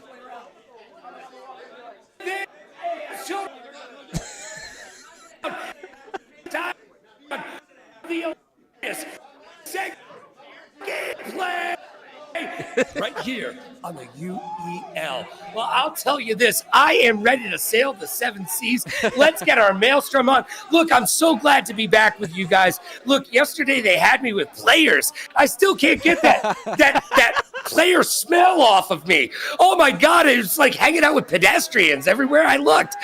Look, I had a lot of fun yesterday, but it's good to be back with you. I got the pros to my nose because I know everybody's like, dude, who is this guy and why does he think he knows everything? Well, I am 9-2 right now with my record. Here's the question: do I go 10-2 or do I go 9-3? Oh, it's tied up. We got ourselves a barn burner, baby. Yeah, this is going to be a really big match. And listen, 9-3 doesn't sound as nice as 10-2, but at least it's not 0-10 like we've got for one of our players on the side of the Shoguns. We've got a player who really needs to step up in this one. Just was able to take his very first win in the league. His very first win in the league was just in a game that he didn't participate in. So congrats to him, but at the same time, clearly more that we need to see out of him first. Either way, I'm not so sure, Logan. You talk about not wanting to be in there with those players, but I think you could take it to Christie and Street Fighter. I don't know. Look, everybody gets so excited about him doing exactly what he was put on this planet to do. Literally, he is the best player in the entire world at Street Fighter. The entire world at Street Fighter. Understand it, live with it. Now, I got to give him a lot of credit. I watch his streams. He is practicing the other games. And one of the games he loves is Maelstrom. I have watched him put in the hours on this game. Unfortunately, we probably won't be able to see him because it's a 3v3. But my point being is I do believe that he's getting out there and trying to become the best end gamer that he can be. Yes, we've seen it time and time again. You mentioned it, his streams. He is grinding. He's even been open about that, saying, hey, I gave up a lot to be good at fighting games. Now I have to pick it all back up. And I say that as another fighting game rolls up. Now, getting into this game, on the side of the Shoguns, you're right. We won't be seeing Christie, but Arbiter stepping in for the first time into the lineup is coming in, along with Dolo and Ash, who we saw in their last showing. On the flip side now, we have Vape, I believe Logan and Koza going in as well. So interested to see who's going to be able to find that victory here in Maelstrom. We can see that Vape is here on this ghost ship. He's going to be all about the speed, all about the maneuvering. He's going to make up for that showing in F1 earlier because he let the speed get away from him a little bit. He needs to keep his eyes on the prize in this one. So we're going to have to see if he can keep up, but we finally get out of that warm-up into the real game. These players are going to try to put some damage on these ships, collect a little bit of early game resource. So I got to tell you guys, when Logan's lot got drafted, I actually texted Titus because I was in the other room. I thought I was drafted to a team. We really hoped you were. It would have been nice to see you play in that last matchup. But right now at 3-3, this is, man, I mean, Logan's having a really interesting first game. This is going to be a lot of pressure for him. He's got to keep up with another tough team, a team that's proving to possibly be on the Ravens level, which it's no joke. After the Shoguns' first game, some people doubted where they were in the standings, what they could perform at, but the Ravens are being considered as one of the teams that are going to take it to top teams, if not sneak their way in. So for the Shoguns to start 3-3 with them, Logan's got a lot of room to run through before he makes it up to this level. We're going to see if he's already there or not, if he's warmed up, and we might have a prodigy on our hands. You never know. You speak of a lot of space, and I'm looking at all this space that Vape is taking here against the yellow team, trying his best to get this early damage to help his team find a win. It looks like he might have been boarded, though, and is being stuck in trying to teleport away, trying to get some of that space back, and I see a Shogun on the hunt. Ash looking to make a name for himself, just the same as you mentioned with Logan. Oh, yeah. And the Shogun have been pretty happy to say, you know, they took out the Reapers when they played in some of the online matches, team versus team. So I know they're confident in this game, but they have to prove it here and now. We look, you cannot go out on your own here. This is not a game that requires you to be a sniper. You need to commit as a team and hunt as a team. So if you're out, and I'll use Speedy's analogy, all willy-nilly, that will not pan out for you in this game. Yeah, no, definitely not. You need your team to cover you because at any point you can really get surrounded. Things can get aggressive on you quick. So you have to make sure that you've got your team in sight. We can see that our teams are sticking together here, playing very well together. Part of the team and making sure that your team is going to be there in the late game is putting together a strong composition that works together well as well. A lot of these ships have different strengths. We saw Vape getting around by using some teleportation tactics earlier, able to get himself away from close engagements, which means he's allowed to get in close. He's allowed to get dangerous for a little bit as long as he knows he has his team to retreat to. And I'm going to tell you right now, it looks like Ash has a target on Vape's head every single time, looking to just ram. Vape actually out in the dark waters. That can be very dangerous if he's not careful about these sea monsters coming in and taking another body. But the Shoguns draw first blood between these two teams, taking out Koza.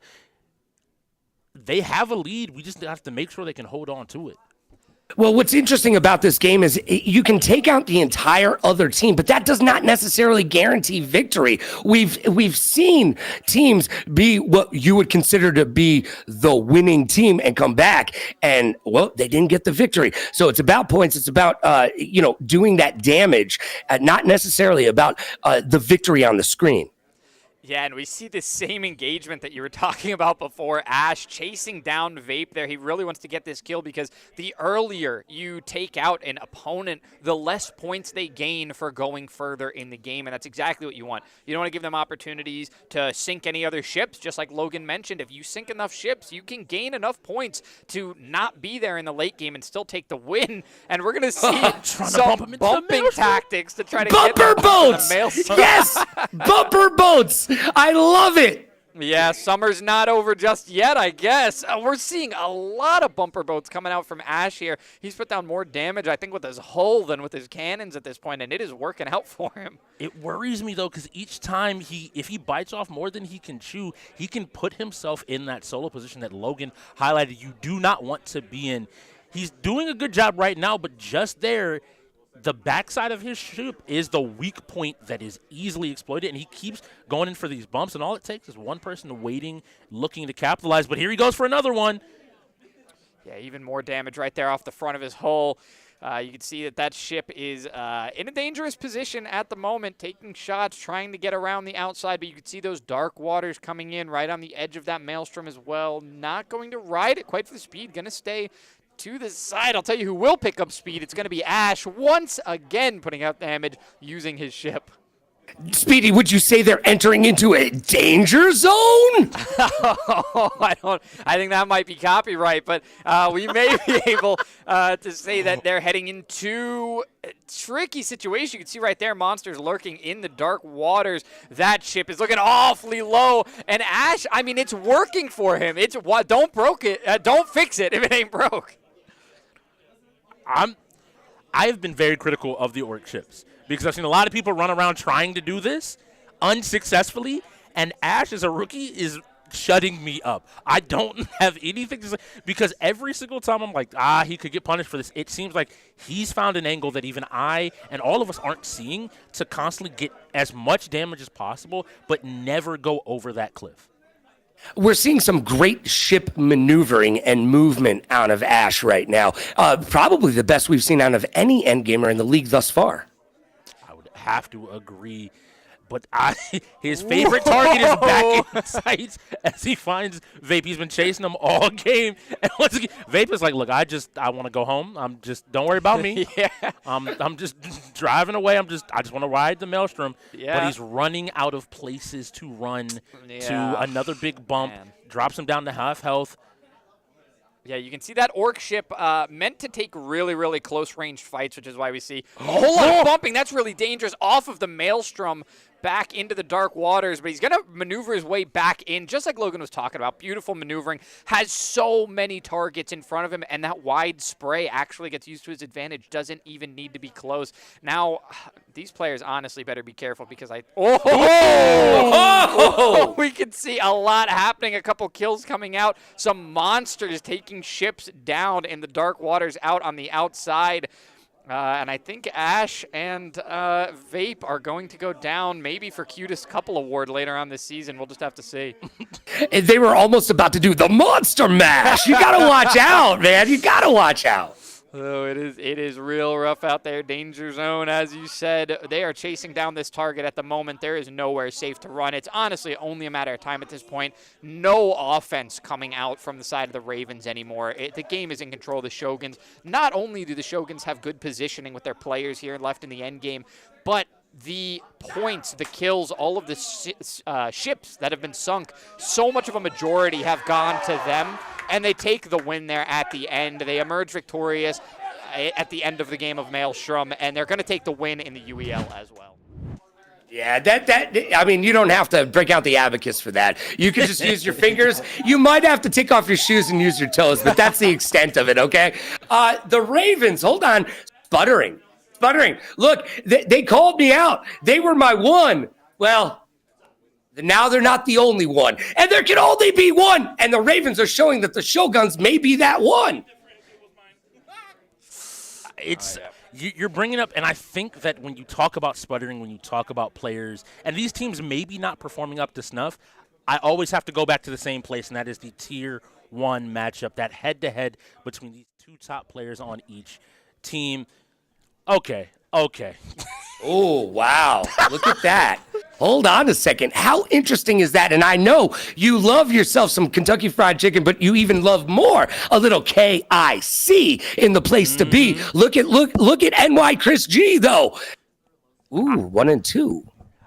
I think that this is the thing. I think Chris G is going to have to be a work in progress for the Shoguns team. I said it a little bit earlier where I think he is the one player that is becoming an in-gamer in the thick of it. He, unlike everybody else, has to win his games. You already mentioned this. I'm never going to take that away from you. You are right when you say doing what you're expected to shouldn't be praised. But now looking at like, hey, well, if he's in a strategy or a racer, it's not going so well for his team. On the other side, KIC is like, hey, look, you can see him. He pulls on the mask. He's like, I'm taking this win and leaving right now with no problems. Did anybody catch the style that Chris G was throwing down with his sport coat? He's got, maybe NYC Speedy would know about this, but I ain't never seen that. I can't make this look good, but you know what? He made it look good, right? It's style. The style is impeccable. Look, I'm dumbfounded. I'm being real with you. I don't have words because I was like, oh, okay. He came in the coat, and everybody went like, wait, is he an actual fighting game character? Just legitimately. He looks like a character straight out of the fight. Shades, jacket, and he walked in like, I know I'm the best player here. As we jump into Mortal Kombat looking for a win and a wheel spin at the same time. Did he sashay and shante as he walked in? Yes, guaranteed. I promise you. All right, let's see here. And now we're getting into this Mortal Kombat, and both players are trying to fight, but this Reptile is cooking, and Overwatch 2 being our next game. So player 1, this Reptile, is the one and only NY Chris G, putting the pressure on to KIC, and it looks like KIC went bye-bye. So that head-to-head might need to be updated already because that's another one, at least, a win for him against his opposing Tier 1. Yeah, seeing KIC with this strong performance in a fighter, he's not the kind of player that just gets beaten down and out of it. You have to be pretty consistent about beating up on him, so that's what it looks like is coming out right now is a whole lot of damage, but hopefully this becomes a closer head-to-head as the time goes on and it slows down. Ooh, drops the combo, and Cassie's quick to immediately capitalize on it, putting him into the corner, and now he puts himself into the corner. This is not where you want to be. You've been having to guess all game. You got to find your way to survive. He doesn't have many more jabs in this life, but finally finds his opportunity to take a fight, jumps up, and this is big damage. The break comes out to ensure that this round is still a game. Anyone can take this, and both these Tier 1s want to make sure that they get their opponents in the lead, using Striker to cover himself. But each one of these jabs in that throw will do it. Listen, I have not seen many players make Chris G hesitate before, but there at the end, we saw that KIC really scared him by bringing him down that low. He started to hesitate on his movements and show some respect. Yeah, that was the most uncomfortable we've seen Chris G outside of death, die by the blade in a fighting game thus far. It's something that I will give him the compliments. I think that the top end of the league cares enough about fighting games to try to still be good at them while also trying to be good across the board. But today is not the day. I believe both of these teams are in the Southern Conference, so they will probably see each other again, whether that's playoffs or later this season, but at least telling you right now that you're not at that level and giving you something to work towards. And we're going to see now it is going to be Genghis stepping in complete, has to make a complete sweep here because there are still 4 rounds remaining on the side of the Shoguns. 2 players with 2 lives each. And, man, if they go up in this one, that'll be 2 points up. So it's up to Chris G to try to close this one out and give them the larger lead. All right, here we go. We see that Reptile going up against Kung Lao. Yeah, another thing about Reptile, not only is it Chris G piloting the character, but one of the lesser played characters in the game competitively, at least in the UEL especially. But when the game first started, there were people arguing about whether or not he would be good with the new the rework of his entire character. We can see here that Chris G has had no problem adapting to it, able to keep the pressure against this wall. We're already down to that final blow territory. And just a little bit of a health bar left, and Genghis goes down to a perfect round. Smackdown! You mentioned the final blow, and I don't think that is an attack in this game, more of a prophecy with the way that Chris G is currently playing. Genghis is trying his best, but I think there's a reason when the Ravens saw Chris G sit down that they just went ahead and put KIC first. I just want you to get a hit in. Just please get a hit in.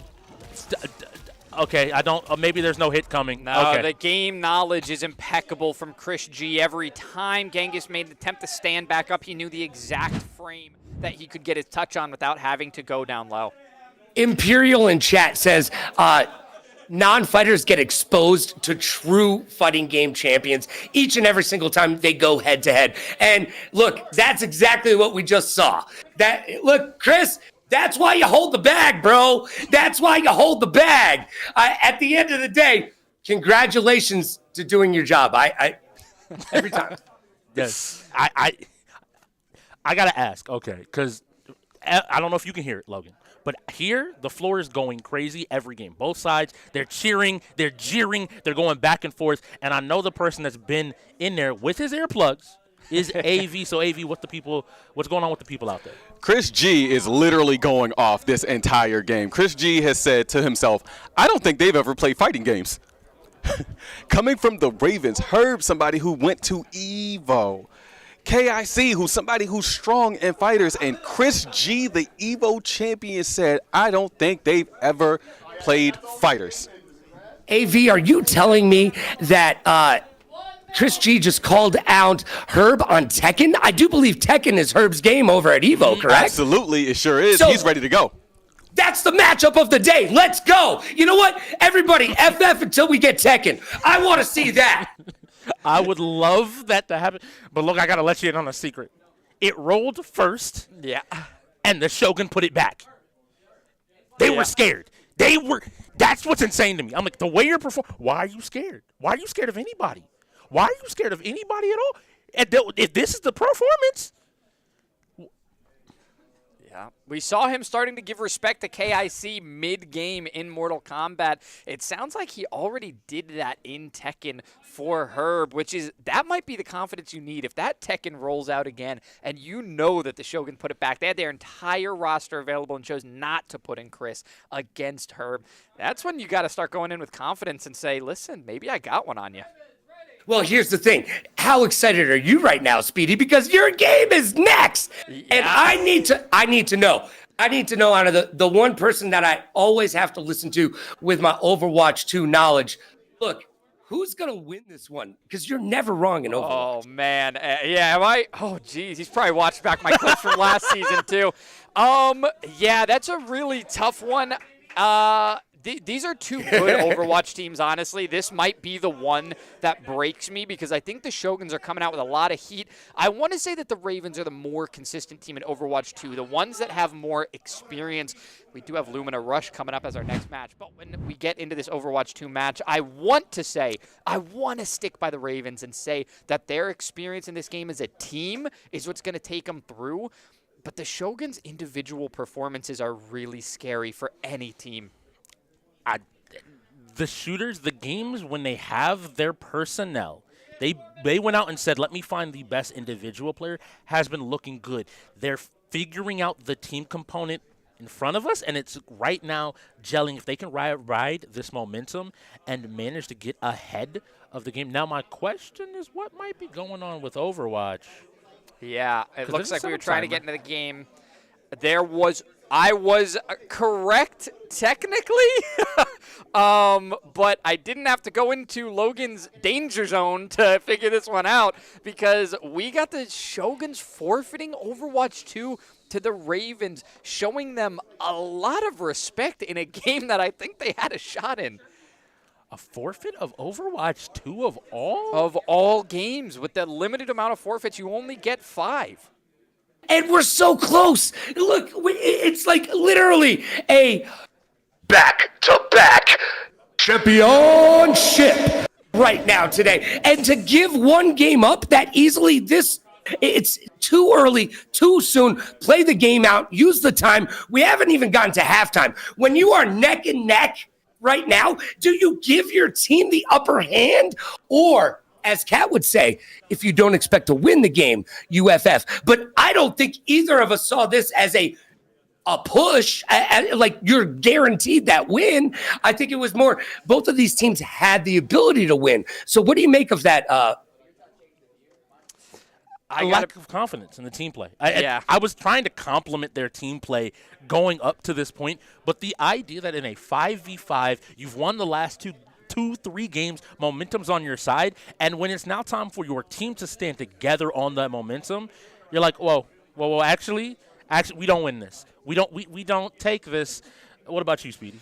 So I think it comes down to the fact that it's not only the players and their individual skill, but I think the Shoguns at this point have possibly run into an issue where they don't know how to form composition. I think when it comes to any game where you have to kind of go deep into the books and figure out what works well together, what you can use to counter. I don't know if they can make the adjustment right now because the Ravens don't only have talented players and experienced players, but on the side of their management as well, they have experience in this league that can help them to figure those things out. All they have to do is get their butts in the game, and they've got management out there that can help them formulate everything else. The Cat, our league MVP in chat, is wondering, since Chris G is doing his job for the Shoguns, can the rest of the team do their job and support him? Now, here's the thing. There's only so many fighting games on the wheel. Is that what's going to get them to that summit?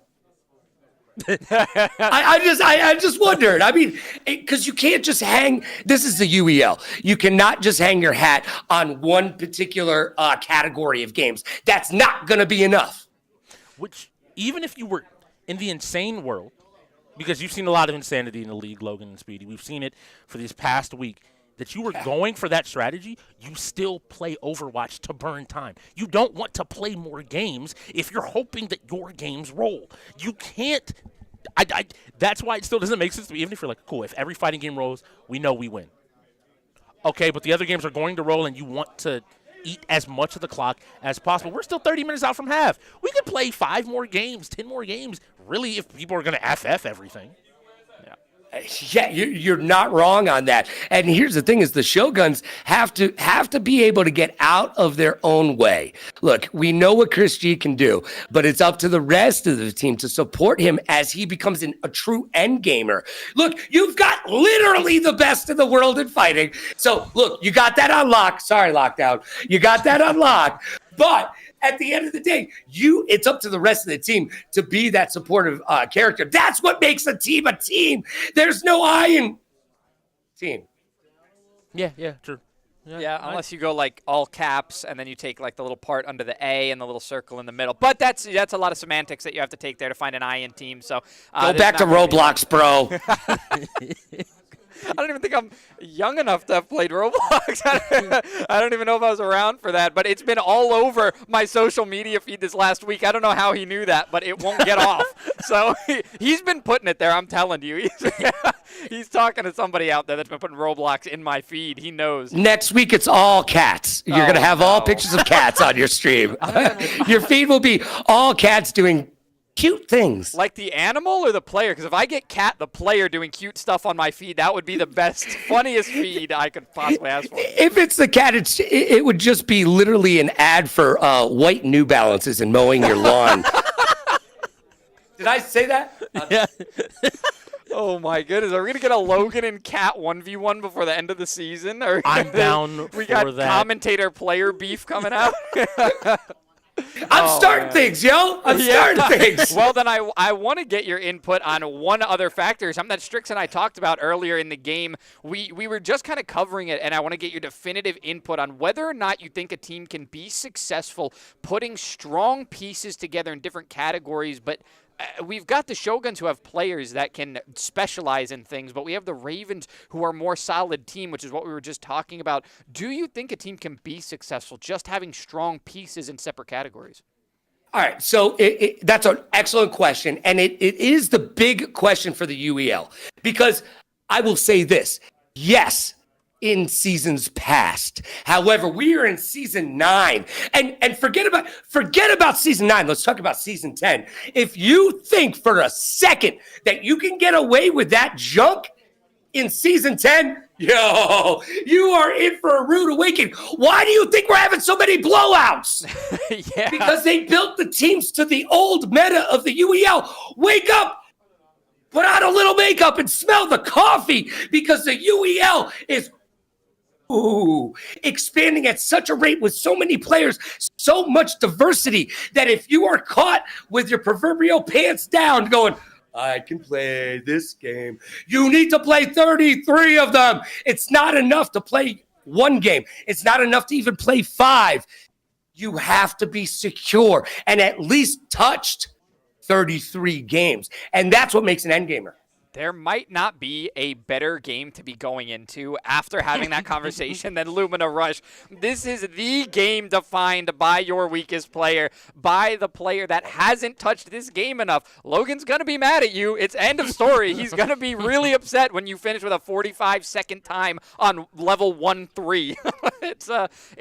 He's going to get mad. You're going to hear about it on Wednesday for sure. You never want to be the highlight of Logan's end of the episode rant. Nobody wants to hear this phrase on technical timeout. You are the weakest link. Yeah, absolutely. Because at the end of the day, that's what Lumina Rush is all about. That we've 100%. seen it. Yo, if you get that 8-second to 12-second finish, which is what you need to do here in the UEL, that one little guy that gets that 40-second, that is your problem. Mm-hmm. Yeah, it's a square. It's a square. How hard can the game be, right? It's a square. It can't be that hard, surely. Just bounce off the walls for the love of everything, right? At some point, you'll find the exit. Yes, And eventually. There is a way to close that gap, too, in this game that teams realize, but some players think too highly of themselves is the case. If you practice the game and you can take one of the levels that we have that gets played very frequently, I believe it is 1-3, is the map that there is a high road that you can take where you can hop platform to platform, and it will take you about 4 to 5 seconds longer to finish the map.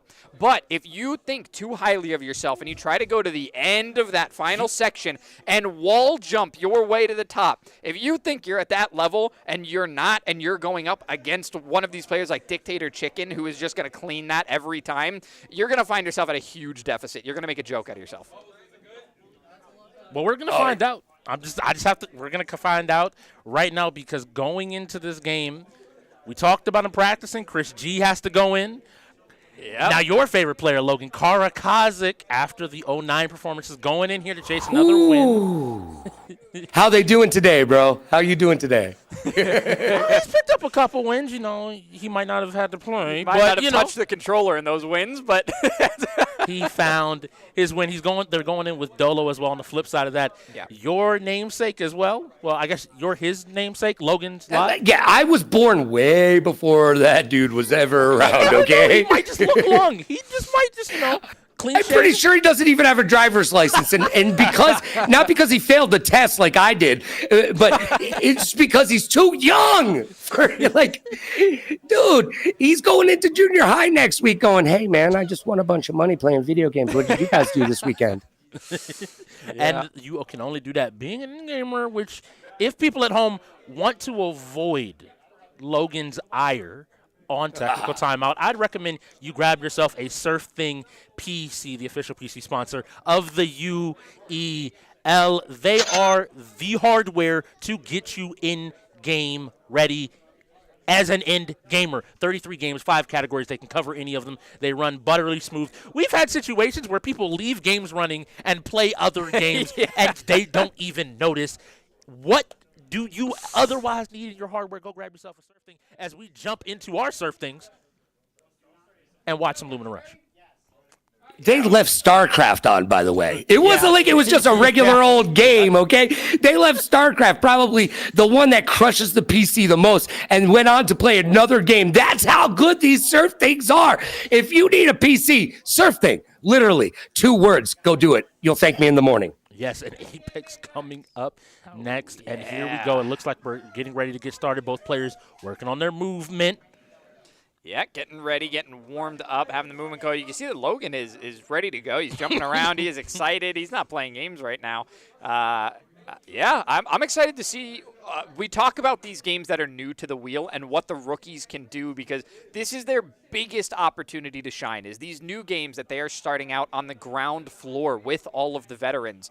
That's where they have to make a name for themselves. So we're going to have to see if Logan is up to it in his very first UEL game. Maybe this is the one that he makes himself known on. And I'll be very real with you. I saw Chris G's time of 8 seconds. I'm pretty happy with it. That means that you touched the game. You've done better than at least 60% of the league that I've seen so far. So 8 seconds? Dude, he's in the top tier. No, he's in the top tier of the league, Strix. You're not wrong. 8 to 12 seconds, like I said, is where most of these UEL players are finishing the maps. And I'm looking at over at Dictator Chicken because I've been watching. Oh, yeah.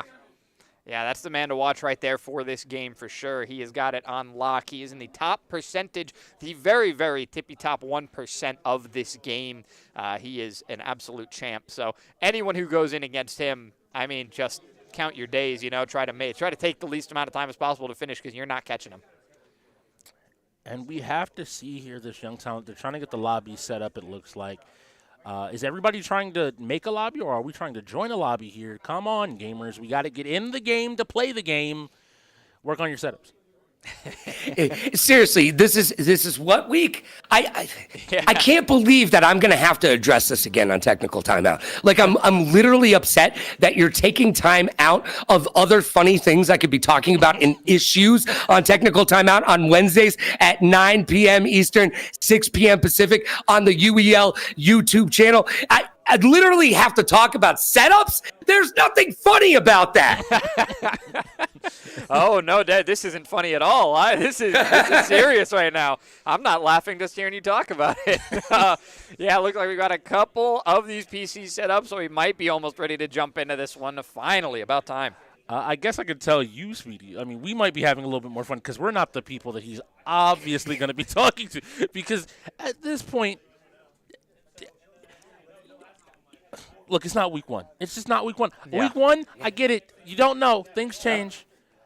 Yep. Just we're almost 4 weeks into the season, playing for $1 million. That's like Blue saying the other day, wait until I start practicing the other games. When are you going to start practicing? The time was like a month or 2 ago, bro.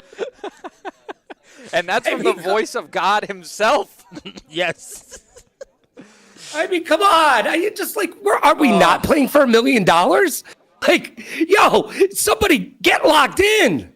Yeah, Blue should have been prepped already. I'm sure we have grilled him on that point a couple times. I think this week is going to be a big practice week for him. I don't think he ever wants to hear again that we don't think he's been warming himself up. So all these other players in this game, this is the one that will highlight your weakest link, the players that haven't been practicing. It was just mentioned a little while ago. I mean, we had some call-outs, Imperial in the chat, saying that fighters, fake fighters are getting called out, getting shown up right now by the real fighter in the league, but this is where the real gamers, the racers, the end gamers in general, this is such a unique game that if you're going to cover everything, you're going to get called out here if you haven't been putting in your practice on what you're supposed to. I just want to see. That's going to be my request for this game. I'm asked one thing. Everyone finish in under 30 seconds. That's not me even being like asking you to do That's good. Generous. 30 seconds is telling you touch the game. Yeah. I don't want somebody that hasn't touched the game, because this is the thing about UEL.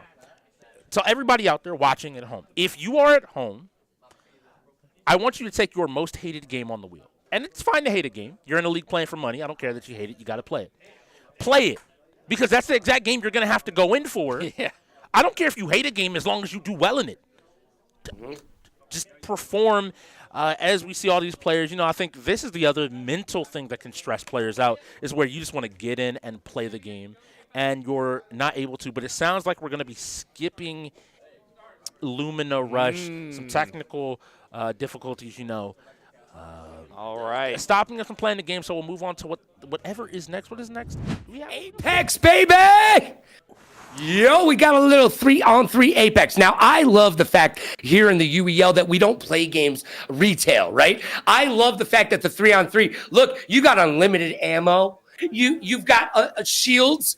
So it really comes down to actual gameplay. Now, I wasn't around, but I bet Apex Arenas used to be a dope thing here in the UEL, right? Yes, it was so much fun to watch teams pick different maps and play different than like the meta that you see every day at home. Oh yeah, I'm going to run this. It's like, no, let's do something different. Let's be unique. How well can you actually strategize in a game versus just following what everybody, some random YouTube video saying like, this is the best thing ever. But people do also follow. People do legitimately follow, but these tier 2s are not just trying to follow their tier 1 counterparts. They want to show that they are the best. So let's show it up. GGO probably going into this Apex up against Pastor Herb, the original in-gamer. People don't know that. The original in-gamer. I would love to see these tier 2 matchups and see who's actually maybe gotten the edge today as production gets us into it. Speedy. And well, who do you think? Hold on a second. Who do you guys think in the tier 2 is doing their job right now? We're 5-4, and I've said it before. If you're tier 2 real quick, who do you think is pulling their weight? I honestly think that it's going to come down to this game, which is going to be scary for both of those players. I think this is going to be the decider, and that doesn't really bode well for her because they are going to be going into a shooter. Kenna's already kind of stepped over him a couple of times in these shooters. So we can see that right now, Herb not really on the best streak. Kenna is 2-1 right now. He's only dropped one strategy game at the moment. Picked up a win in a strategy game and a win in a fighter as well. Herb having some fun over there on the right side, but gotta pick it up in this matchup. Dropping a shooter, it's not the thing that we think of him for. Strategy games, it's kind of something that's expected from every end gamer, that you're going to be able to pull out on strategy games and just use whatever you've got. There's going to be some sort of ability there, so dropping that one isn't great either. Fighters is the real detriment. The thing that's showing that Herb is just getting outclassed in his own category even. He's not living up to expectations at the moment, but there is a heavy possibility that he can come back. He just has to either take down or stop running into that wall of Christie. I also heard from production that Kenna was told to put his t-shirt back on and take off the baby oil before taking the video for this. Yes, and thank goodness he did, because I can't imagine how much more insecure I'd feel about myself if he didn't put the shirt back on. He's just making us all look silly right now, isn't he? He really is. Well, everyone except for you, Logan. We all know that if you take that jacket off, there's something hidden under there. But Well, we're not gonna touch that one with a 10-foot pole. That walk is And all there's a for joke show. in there as well, by the way. Oh, man. All right. Well, it looks like we do have our lineup set. It is going to be the 2 through 4 on both sides. So not going to be carried by their tier 1s. It's going to be up to the other top half players of the team. Now, I mentioned this briefly, and I thinking that I have Logan here. I want to ask you, how do you feel about Karas Kazik being the T3 this week after his last performance? Uh-oh. What? Why? I mean, why would you ask that? Why? Look. Obviously, they know something we don't. Okay? Because there's no gosh darn reason that they should be there. Okay? So there is obviously something that happened off camera in practice, leadership. I'm sure showing up and really showing that I give a lot about this team and about this league, and I'm going to say that it's about things that happened in their practices, things that we don't know about. Okay, I wanted your insight because I think you have been the most critical, I think, so far, and saying that even you can look at it and be like, okay, there has to be a reason behind it. Now, after this game, we can discuss whether or not that reason was valid, but at the very end. So I am going to be having, oh, you guys are going to hate this. UEL, I'm sorry, but I am going to be checking your contracts this week, okay? I want to know who's got no trade clauses in their contracts, because from where I'm standing, a bunch of you need to be traded. Woo! All right. Well, that is some heat. I think we just got a little bit of a preview of Wednesday, and that's going to be exciting. I've never seen a better advertisement for a show in my life, more than that technical timeout ad we just got out of Logan. That is going to be some heat. So we're going to get even more details than we've had in the past, and the Ravens got to pick it up in this one if they don't want to be the subject of more criticism as well. They got to come back. They got to start picking up wins.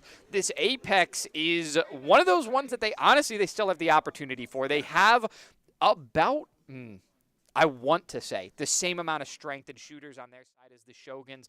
They've got a specialist. They've got a mid-tier shooter. And they've got one of those general endgamers you can rely on for anything. That's pretty much the lineup on both sides. I think the question is going to be whether or not Flying Kittens can lock down his aim and movement to match the skill level of Kenna.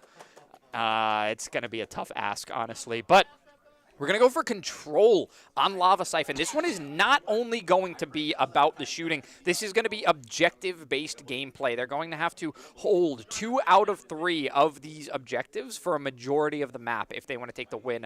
Or, heck, 3 out of 3 if they want to stop the opponent from ticking up time completely. And I feel like, especially with this objective-based map, weapons and positioning, that Cardi B meta, that WAP. We're going to need that in this. That's going to be the deciding factor. Who can get up higher than everybody else and hold that position for the longest will be victorious.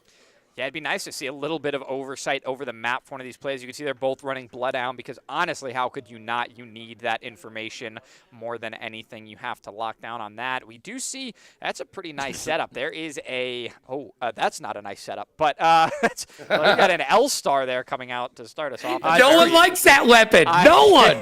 Literally no one. There's like one dude who works for Apex who's like, that weapon rocks. Yeah, it's terrible when you're using it, and then somehow when it's in the hands of anybody else, it's the most deadly thing, right? Like just taking bullets straight to the face nonstop. So we'll see what they decide to set up with. Not exactly known as a long-range weapon, but it's what it's going to be used for here. So we see the teams setting up on either side. C control is going to go the way of the Ravens immediately. A control to the Shoguns, and it was a quick capture on A from the Shoguns, but the Ravens are the first ones to have a player on B, and it looks like they're going to get control of it as well. So it's going to be the Ravens coming out to an early lead. It looks like to me like they had a plan coming into this game. Normally, you see people sometimes overly cap that first point where they sent Genghis on by himself to B to see if it was going to be contested. It got them this early lead, and now they just have to play successfully off of that pressure. Yeah, and the shots are going a little bit wild from Herb, but he does do some significant damage for his teammates to pick up on now. He's awaiting that respawn, changing his class. Very, very smart, Herb. Highly advised. I hope we got the refrag on that because he did do a little bit of work, but that was very suppressing fire! Yeah, very good suppressing fire, especially if you're not going to be the shooting game specialist, then being able to help out your specialists that could take a 2v1 as long as those enemies are injured. Now, jumping on top of his own arc star here, we're going to see the Shoguns start to take that fight. Going to drop down and lose his life, actually, so the Shoguns are down 1. We see Herb trying to move his way back in, but he's still back on that C objective for the moment. Playing around this B site now, trying to make sure no enemies will be jumping in. And it this looks is like enough, though. Just holding on to these 2 points will be enough to continue to gather more points. We keep seeing Kenna pop in and get a couple of kills, but he's going to have to do more than that. And he takes out Flying Kittens, the tier 3, but that tier 2 is still looming, looking for him, looking for an opportunity to take a shot. Oh! Lands a nice body shot. That's a charged Sentinel as well, so that's even more damage. He's doing his teammate. Going to be taking that fight. He knows that that's a low enemy, an easy kill. Shoguns have good control here, not just control of the objectives, but map control as well. They're pressuring the Ravens and forcing them to stay on the side of their own spawn. They have to keep taking engagements at B. There's no way they're getting to A at this rate. We see the ultimate coming out there from the Bangalore. Those missiles are going to come out of the sky, but Herb is going to go down so fast. Luckily, he got his ultimate out, so those missiles are going to rain down from the sky, zone off that area, and it gives his teammates an opportunity to engage. But with only 2 left alive for the Ravens right now, will the engagement even be strong enough? They're running into 3. You can see all 3 players on this objective. A missed shot from the side of the Shoguns, another missed Sentinel shot, and he gets locked out for a moment. Almost gets held out. Gonna shield bat up here. But you can see that the control, the lead has now gone from the objective points to the side of the Shoguns. Teamwork makes the dream work, and you got to leave those doors open for your teammates. Oh, those doors are open now, blown open by Arc Stars, and very nice teamwork taking down 2 from the Ravens. Only 1 player remaining for the Ravens. The Shoguns taking them out, and we see Herb staggering himself in again. He's going to run for that A objective, I believe. No, maybe going to push from the backside of B, but he gets scanned out by the Bloodhound, and that is why you need that Bloodhound. That's what I was going to highlight. Herb himself is on the Bangalore, meaning they don't have the same level of information as the Shogun players do. You might have been able to sneak your way in and get a sneaky back cap, but that one scan stops your plan in its tracks. Yeah, I'm a big fan of using the Bloodhound with the Bangalore. Drop that smoke, and then let's see where all the other players are at. Show me out, you know? Yeah, getting a little bit crazy here. It looks like Herb shooting off a smoke way off of the objective, but there's an engagement now on B. They are pushing into it. Herb sees his teammate go down, landing some nice shots, almost able to get a kill. Going to take out the Mastiff now. He wants to get close and personal. Can he land a shot? He just needs 1 more, and he does take him down. Has control of B. Going to throw down his ultimate. A little bit hasty with that because it's going to drop on top of the building, and there's not going to be a lot of pressure from the top. That might just barely be off the edges to stop an engagement. But we see he wasn't there alone and finds Dolo lurking around in the smoke, not realizing that he had repositioned and is now getting a chance to bat back up. And this middle point is under the control of the Ravens once again. Never mind, there's another fight. A good job by the Shoguns not giving it away for free. This race is moving around. He's dropping smoke. They're both trying to reposition. They don't know where the other is. This fight could determine who wins this game. The shots are nice from both sides. And 1 shot for the kill, and Herb cannot take it. The Shoguns are going to retake control. The score line is so close here. The match is so close to an end. We can see that multiple objectives are going down, being swapped around, actually. B going to the control of the Shoguns, but they have to retake their A position. The shots are not very clean from Genghis, and he's going to go down to that Wraith as well.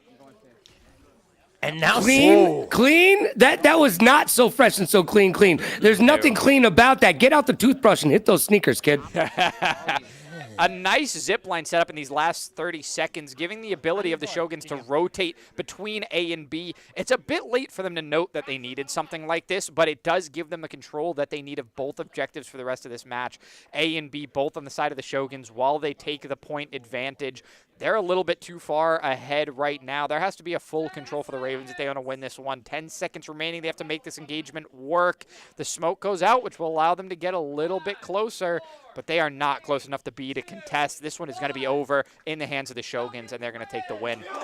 They're going to go up by 2. The largest point lead we've had in this game so far is only 2 points. We saw it at 5-3, and we're seeing it again at 6-4.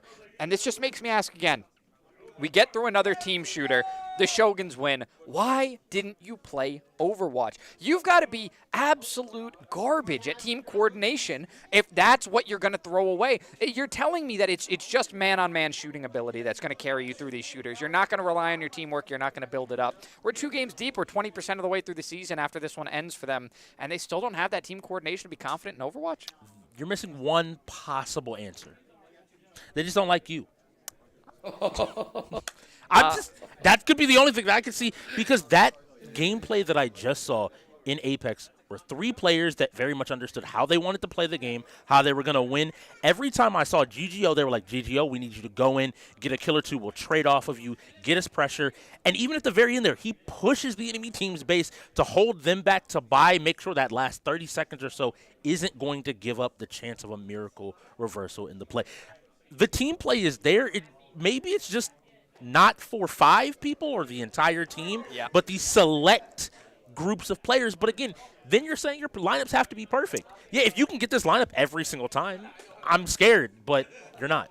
I'm going to break down the unfortunate truth for you real quick. The unfortunate truth is that they did not win that game on teamwork, because if they had the teamwork, then one of those 3 players would have pointed out that their A objective was being captured. They have a Pathfinder with his ultimate ability. Even the Pathfinder himself didn't realize he should be using his ultimate to connect the objectives until the last 30 seconds of the game. There was not enough communication happening there between the team.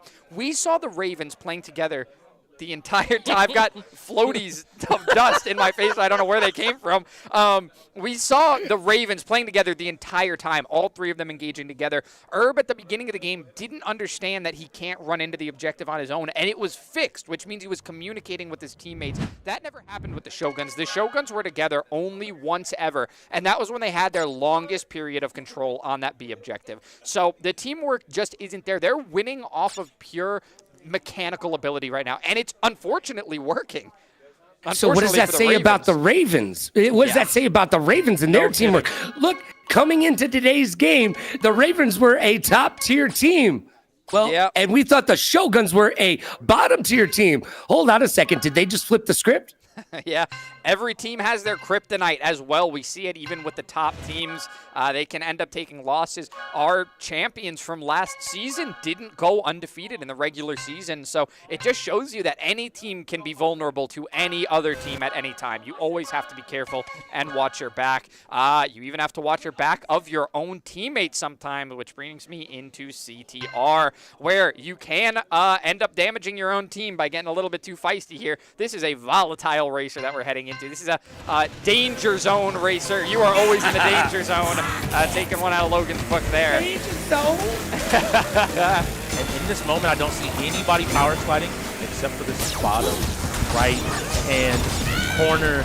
I need these players to see who is going to jump out to this early lead, because in a world where these players don't have a lot of experience, then taking a first in a race and being able to take it in 2 races might just secure your team the win. But now we see that only 2 players, the top 2, were hit by that time clock, slowing down everyone else. So on your Raven side, you have Vape and Logan once again magically teleporting from each side of the country. I got to keep wondering how he does it going up against Wk3 as well as Mr. B. Wow, the squad rhymes. You know there's got to be some synergy in it. One thing I want to point out that I don't think we've ever talked about here in the UEL is the wampum fruits. If you have 10 of those bad boys, you are going top speed. So you at all times need those fruits. That is something that is the same as Mario Kart with the coins. You need those fruits. When you get those fruits, you are at top speed. If you do not have those fruits, you are slower than everybody else. Yeah, it brings the game down to not only drifting, but the straightaways as well, where it becomes harder to drift. When you run out of that drift boost and you need the speed on the straightaways, you have to have those Wampa fruits. That is a great point to be made, because we're seeing a lot of straightforward driving, honestly. These players are not full drifting this map, at least not all of them. So that is going to be an important detail. We could see there on the bottom right, 4th place, 0 Wampa Fruits. I wonder if there's a connection. I wonder if maybe Logan's got a point. A big shot there, and that's big because that was Vape getting hit by Chris G, who takes first place as they round the last corner of the race. It's anybody's game. And from 4th to 1st, we are seeing there in our bottom right corner right now. What a comeback story. Boo! I'm sorry to boost your bubble a little bit, Speedy, but the bottom of the screen was the Ravens. Chris G had first place and ended up in 3rd because Mr. B hit him and pushed him down 2 spots. That's one of those team coordination conversations we were just having. Yeah, it's going to continue to be an issue for them if they don't fix it. It's something they got to work on. And we talked about players practicing individual games. Maybe it's time we start talking about teams practicing individual games. And I can't believe we're even focusing on this right now because they're up by 2 games. They are winning. We should be singing their praises, but it's insane that now through their wins, their cracks are showing more than ever. That's just, you don't get how much that dumbfounds me. So at home, and for anybody watching, I want to give ahead and give it. Top right is Logan. Top left is Vape. Bottom left is Chris G. Bottom right is Mr. B. So if you are a Ravens fan, you're looking down on that bottom part of the screen. And if you are a Shoguns fan, you're looking, flip that. Whoa, I'm backwards. Shoguns on the bottom. Shoguns on the bottom, Ravens on the top. And now we need to see who's able. Chris G jumping out to an early lead, but this race is so close that I don't know if I want to call it a lead because just like that, the Ravens are back in 1st and 2nd place. This is actually a straight race, by the way. No one is actually using the game to its fullest extent. Look, this is a game about drifting and using your boosts and your items, and no one is doing any of that right now. They're just straight up racing. Yeah, they're really they're being cordial about this. They don't want to. I mean, we just saw a little bit of aggression, so maybe that's going to change now. Finally, some of those items coming out being used, but it's still the 1st and 2nd place position for so long for the Ravens until 2 of those missiles are going to lock on, and we're going to see a 1st, 4th split, which is oh so common. The items being used very well by the Shoguns now, but we do see a shortcut being opened up, so the Ravens going to hold that 1st place position. That was a great hit by Vape. He got hit by the blue shell, slowing him down in the 1st place, opens up the shortcut to maintain his position while keeping his team in this game. But here comes another rocket. Each time, these rockets are what does him in. The final lap starts as Chris G approaches, and now it's neck and neck once again. Oh, we see a very nice corner cut from Vape there as well, getting around that grassy corner, taking the outside drift that time, which is going to set him back in 2nd, but you can see how close it is. They're going to keep fighting for position here. Honestly, it's going to come down to both of them as well as their teammates fighting for 3rd and 4th right now. All right, here we go. It's Chris G. Chris G was able to get into that shortcut. It didn't close back up. He has the lead, but this rocket's coming in. This could be all that Vape needs to take this race and keep his team even in the game. But the rocket stops him. Oh, and he drops back to 3rd. So it's going to be a 3rd and 4th finish for the Ravens if they can't catch them on this last bend before the finish line. We're about to get our 2nd place finish, and that one is also going to go to the Shoguns. After such an amazing race from Vape, he ends up in 3rd place. Item usage. You talked about this being a straight race. Well, 2 players realized that at the very least, if I use my items, I can win even in a straight race. And the Shogun take 2 first place and now a 1st and a 2nd, which is already setting them up to be mathematically. I think if they do that again, I don't know if the Ravens can win this game anymore. Yeah, no, after the 3rd map is usually where you start to see those mathematical eliminations. If we see another 1st and 2nd from the Shoguns, that I believe that would be the end of it. So it's a real fight right now for the Ravens, not only for this map, but to stay in this game. You cannot let the Shoguns get a 3-game lead on you before halftime because it's just not what you were expecting going into this game. If those expectations are set to the point where you envision yourself at a lead most of this game and you find yourself at a game deficit, you start to scramble. They cannot get themselves into that position. And I hope the Ravens coaching staff is telling them, items, items, items, please. Oh, man. I mean, we saw Logan just use one right there. He's going to finish his 1st lap pretty soon. He finishes his first lap. They are on the second lap now. So we see Logan having efficiency with those items. Surprisingly, seeing Vape in fourth right now. This map is very tricky, so it's really interesting to see that the player who held first place for so much of this game is now finding trouble because of the map difference. And Logan is the one who has to hold the first place position for his team and try to kind of carry this one through. He just is. He's fighting right now to hold this position because Chris G is trying to say it's not just fighting games. I told you I came into this league to be an in-gamer, to compete with y'all in every genre. That is what I do. And right now, as we go into the final lap, he's neck and neck with this Ravens rookie trying to hold on for all he can. And this clock might be just what is asked of the Ravens because it's giving, looks like Logan just enough of a gap to feel a little bit more comfortable in this play.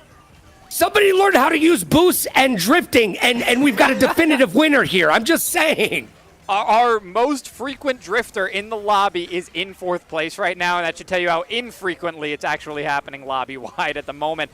This is a difficult map to get that drift going on. You can see he's taking the full edge and corner, and that's going to be a Shogun's win. I just want to highlight this because this is something that maybe if neither one of y'all are aware of. In the playoffs last season, the Ravens beat Jury and New Moon in CTR.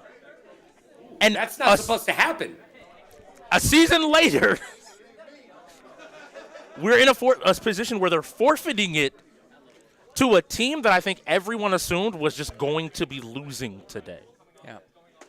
If you think the league is not, look, I don't think you could have predicted, because we're in a world where, like, the Ravens beat the bots, but Billy wasn't there, so where do they stand? But now the Shoguns lost to the LAX gods, but now they're beating the Ravens. So what is the Southern Conference? What are these teams? And maybe the UEL is a lot closer than anybody can predict. Well, Speedy will have you know that after today's game, 20% of the season is gone. But that leaves 80% of the season to make changes, to pull yourself up by the proverbial UEL bootstraps and get yourself back in the game. No team is out of it. But if you wait too long to make a change, guess what? You're going to be outside looking in, and I'm going to be making fun of you around Christmas time. Oh, yeah, and that's not the coal that anybody wants in their stocking. That is like anti-Santa over there. He comes from the hottest place in the world instead of the coldest. Yeah, he's got he forfeit the white hair. Oh, no, he's got something in store. Oh, always. What you mean? He's going to the magical closet. Yeah. He always has something in Just store. one thing I want to point out for CTR that's very unfortunate is that when you have a player that can play CTR and they're not available, that stinks. And there he is. There's the anti-Santa. Very nice to see the anti-Santa show up for our breakdown of Bah humbug! Bah humbug! I deliver coal to all the bad UEL players. You'll get nothing and like it, Spalding. Play better. Do good. GG's. GG's indeed. Speaking of which, that was a quick GG and early forfeit from the Ravens on that CTR, giving it over to the Shoguns.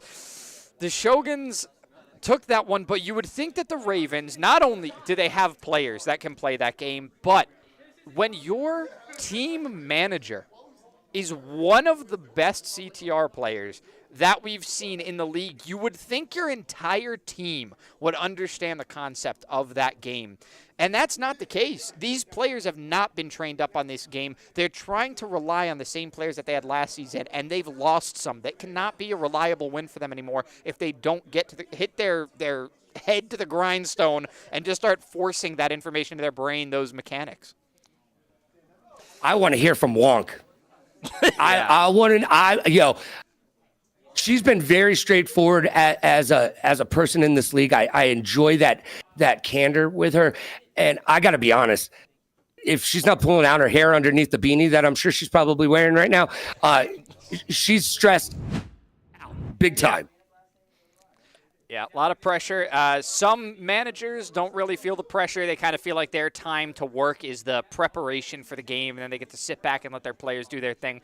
Absolutely not the case for Wonka. Wonka's been in the league, was in the league for quite a while, knows everything, has the ability to micromanage without any kind of... Players can sometimes get annoyed by somebody who tries to micromanage them, but when they actually know what they're talking about, you're nothing but grateful. And I'm sure those players are really grateful to have Wonka around, but the stress, like Logan mentioned, has to be on her right now. You can see her even helping right now with the setups. Doesn't let anything get thrown to the wayside. Doesn't want to make the mistakes that we saw the Shoguns make early in the game where they had to give up forfeits. But at the same time, how can you be this clean, this focused, and still be down by 3? What are you losing to? You're just being diffed. I don't have another answer. Truly there are are being simply situations where if the skill gap is big enough, the amount of your heavy lifting your teamwork has to do is it can be too much. Now, at home, you're looking at white jerseys for the Shogun and blue jerseys for the Ravens. So the Ravens are on the attack right now. Make that the first goal of the game. Very nice. Early lead from the Ravens, go up by 1 goal. This is one of those games that can run away from you. Momentum is huge. We can see that both of these teams are playing Paris Saint-Germain. We're going to shorten that to PSG for the sake of brevity here. But both of these teams having one of the greatest football players in the world in Mbappe. And now we see it get evened up 1-1. The Shoguns are not going to let this one get away from them. They're going to even it up, and we might really have a game on our hands for this one. There are 2 ways to play Volta. Goal indeed. There are 2 ways to play Volta here. You can play it with walls on or with walls off. Walls on mean there will be no out of bounds, no throw-ins, and no time stoppage. And the Shoguns don't want time stoppage. They want to keep running it straight into the goal. They're going to go ahead and be the ones to pick up momentum. That's 2 in a row for them. They could try to run away with it now. The patience there by Mr. B in the red marker to just constantly bait out the situation. Beautiful from the Ravens. I believe one of the players just decapitated himself on the goal with the celebration, but it doesn't matter. He already did his job. I can ride my bike with no handlebars. What? No handlebars. Woo! And another one. This is the momentum we talked about. The Ravens are up by 1. It took them a matter of seconds to turn this one back around in their favor. It's going to keep going back and forth. Now everybody's tried it. Everybody wants to get in on the bicycle kicks now. All the kids are doing it.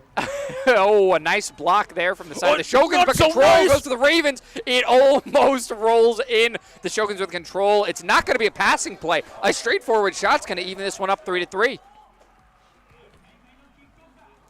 Control back in the hands of the Shoguns, or should I say the feet. This is football after all. The header off of the crossbar does not go in, and now it's in control of the Ravens. Tap it in. I like they didn't go for anything too strong. Made a pass into the goal. It's going to have enough distance. Very, very nice play. Calm and collected. 4-3. We have another lead for the Ravens. Now, which do you guys prefer? Do you prefer with walls on or off? I like it when the walls are on, to be honest. I'm definitely with you on that one. Walls on keeps the gameplay going. It doesn't give you any time to take a break and recollect yourself. Whoa! And the backflip sometimes uses a fake, sometimes uses an actual shot. It's hard to gauge. That one was real, and it will get a 2-goal advantage for the side of the Ravens. The Ravens able to block that one, keep it out of their own goal. Nice passing play across the court. Try to take a shot. It's not going to go in, but the next one will. He just did a backflip, bro. He did a backflip. Another one. They are just being flashy in this game. They have the lead. They know that they can have some fun with it. That's not what you want to see if you're the Shoguns right now. You don't want to be the team that you can grab easy goals off of. I'm going to be honest. This is reminding me of a quote. You mentioned him earlier, Logan, by the Cat, saying every time he's come in to play the Ravens, he knows that he has to fight for the game tooth and nail, and we're seeing it. They go down by 3, and they're louder than they were when they were in the lead. This game is not over. They're not done, and they're letting the Shoguns know in this moment that they're just getting started. Let's get it started in here. What? Come on, turn it up to 11, baby. I thought it was another. Oh, that one goes out, strangely enough, because it goes so high up on the map that it ends up leaving the arena. So one of the rare cases. The Ravens getting a little too overconfident here, not playing as strong of a defense. It might come back to bite them right there as the tap off of the outside of the foot goes in. That'll be another point before the half for the Shoguns to start bringing it back. But it has been a slow showing for the Shoguns in this first half. And this is where, if the Shoguns really want to take control of this game, they need to win this FIFA. It would quiet, I think, down the entire arena to see them come back from this lead. It's only a 2-point deficit. They've done it before already in the game, but they can't do it if they're doing that and giving the ball up for free. Yeah, the shot goes straight back into the goal, a very clean goal. You can take it from any direction if you're that good. The Shoguns are now on the offensive, but it will be some nice passing plays from the Ravens. You can see they're keeping fairly back on defense. Very nice footwork as they approach the goal. Goes off the shins of one of the Shoguns. The control is still for the Ravens. The shot is too slow, will not go in. Come on! Oh! The Ravens, man, this is exciting. Another one up. They are really taking control now. It's 8-4. They have doubled the score of the Shoguns. They give away possession just for fun for another goal for the Shoguns. They're going to come back up by 1 point, but when it's given away to you for free like that, you have to start questioning if that's the only things you can take. We go stepping up here. This should be Arbiter trying to play defense, trying to get a hold of the ball. They have to get it out of this bot. Every player from the Shoguns was occupied. Too many committing to that ball going up for the header. When it dropped back down to the ground, the Ravens had control. That shot goes wide. It looked like a little question mark over the head. Just a bit outside. Oh, my goodness. That one will go into the left side, and truthfully, that one was too far away for the goalie to not be able to react to. Now, of course, the goalkeepers in this game cannot use their hands and their arms like you could in a real game of soccer, but it doesn't matter. I mean, when the Ravens are getting the ball past you like that, it doesn't matter what your goalkeeper can do. Yo, 7-5 is a game, by the way. I want to put that into the back of everybody's head. 7-5 is what we came to watch in the UEL. An actual match, back and forth, a ping-pong battle to the death, a teeter-totter battle for supremacy. This is what the UEL is all about. As if yesterday's game's tension wasn't enough, we're going to have another cardiac emergency from everybody watching at the end of this one if it's just close again. We see some shots from the Shoguns just not quite being on target. Some wild shots from the Ravens. I think they're just trying to stall for time. They don't really care how many shots go in at this point. They just want this one to end. Oh, I may be wrong. The Ravens are going for another approach. We see the nasty footwork. That one's going to be across. Yeah, they're going to send it back on the defense. They want to waste this time. There's still a minute left in the game, so can't take it too easy. A very nice stop before it rolls into the goal. Now there's an offensive opportunity, but the shins of the Shoguns going to get in the way once again. Shogun sending this one to the corner of the Ravens. The Ravens pushing it right back out to the middle, and control right in front of the goal means Mbappe is going to be able to walk that one in for the Ravens. Bop, bop, bop, bop. I'm just saying, Mbappe may be one of the best players out there. Maybe. I don't think just you'd be upsetting too many people by saying that either. Yeah, Mbappe with, not Mbappe, but still dirty footwork. Mbappe with control possession for the Ravens. The Ravens playing around, not even playing it on their defensive side, playing that ball on the side of the Shoguns, taps off the foot of the goalkeeper and going to go in. Actually, I think that was Mbappe in the goalkeeper position. So not really where you want to have every position, Speedy, every position. No, you weren't kidding when you said he's the best in the world. He's the end gamer of soccer. Oh my, okay. Now they're just having complete fun. Yeah. Somebody just got a broken leg. That's a foul, okay? I mean, that's a foul. Somebody call that. Only if it's broken in two places. I think that's the rule. Or if you pretend it's broken. Right, I forgot that's the other rule in soccer. But that's going to be another one to extend the lead for the Ravens. They're just having fun at this point, shooting this one around, and the game is going to end in 3 seconds. We are going to have a 13-7 win on the side of the Ravens. I'll be honest with you, a couple of those 7 for the Shoguns were given to them. It was a pretty heavy win from the Ravens.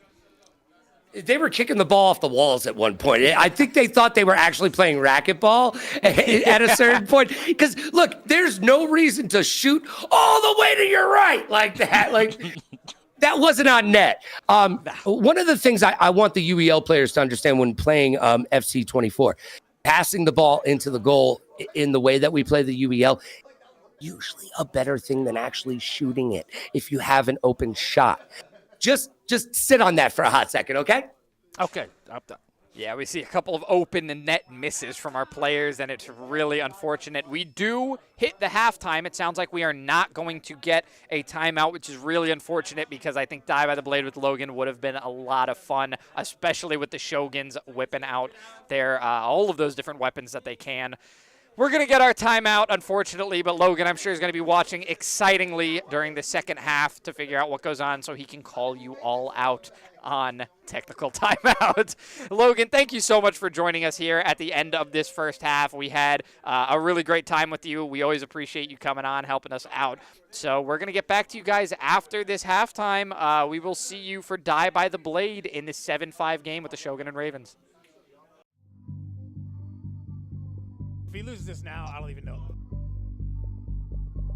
All right, calm down, TOG. You just lost to him. Calm down. Stay focused, bro. Stay focused. Going great on his trail. Right now, hunting down from the Bandits. Oh, and there. And that one goes in. They're taking this one away. It's 5-2. The first half is really starting to go their way. Yes, it is. Definitely is. This could be a runaway, like you're saying.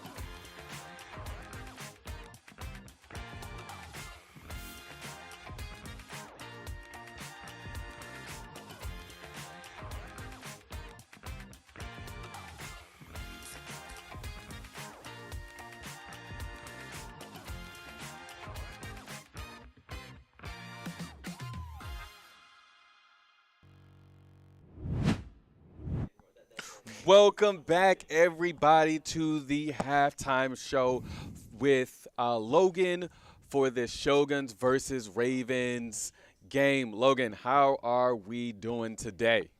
Well, if you're the Shoguns, you showed up and you're showing out. If you're the Ravens, you may need to go back to body more and work some things out because you definitely didn't get the wire on how to get the win today. Oh, man, there's a lot of references in there.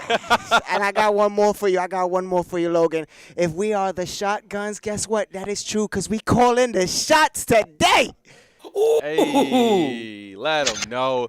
Now, what I will say is Dad Hat has got an inside scoop of what was happening during that CTR game. Let the people know, Dad Hat. For those who just called Chris G a fighter, let me put this out there. We saw how he was dominating in CTR. Well, guess what? That is the first time ever this man has ever played that game, ever existed. Not the first one for the PS1, not the second one, and not this one ever. It's the first time he's ever touched that. The team walked up to him. He was like, I don't know what I'm doing. What do I do? They said, hey, it's like Mario Kart. He said, hey, I got it. And I have to agree. By the way, Lockdown will tell you that it's not Mario Kart. Hey, Lockdown, I disagree with you. Look, there's a lot of the same. Things. You need to use your items. You need to get your items. You need to use your items. You need to understand drifting, and you need to understand this is the difference. The major difference between Mario Kart and CTR is the boost mechanism. Yep. That's the difference. Everything else is pretty much the same. And what was so great about it, too, like being out there on the floor, I was hearing after the game was all done, him talk about it directly with his coaches and his GM. And he was like, I'm looking at them and I'm seeing them drift, but they're not trying to cut me off. And I'm like, you're not using your drifting right. So it shows the knowledge that he has in racers. Because he's like, I see that you're drifting, but you're doing it completely wrong.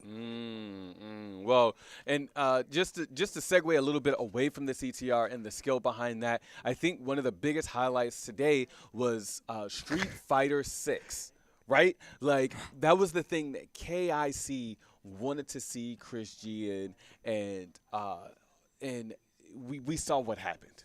Right? Yep. We thought KIC, because the Ravens are known for their fighters as a fighting team. Like, they obviously have other skills elsewhere, but like Chris G came into this thing having the expectation to go against people who were at least on his level to a certain degree, and it showed that I don't think anybody's ready for him in Street Fighter 6. And then what's crazy about that Street Fighter, when we talk about it, that last move that everyone got crazy for when he beat KIC, it was a split instant. Like, Titus went up to him. He was like, did you see it coming beforehand, or right once he did it, you reacted? He was like, it was a reaction at the moment. Like, he instantly reacted to the move that KIC did. Once again, let's just get this out of the way.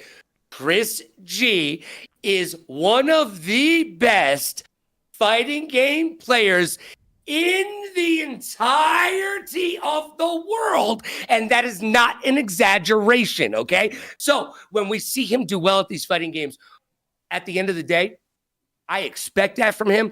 I'm excited as he gets more integrated into becoming an end gamer to see what he brings to the rest of the wheel. Because if you're on his streams, you're seeing he's putting the time in. He's trying, okay? And putting in the time is what gets you there.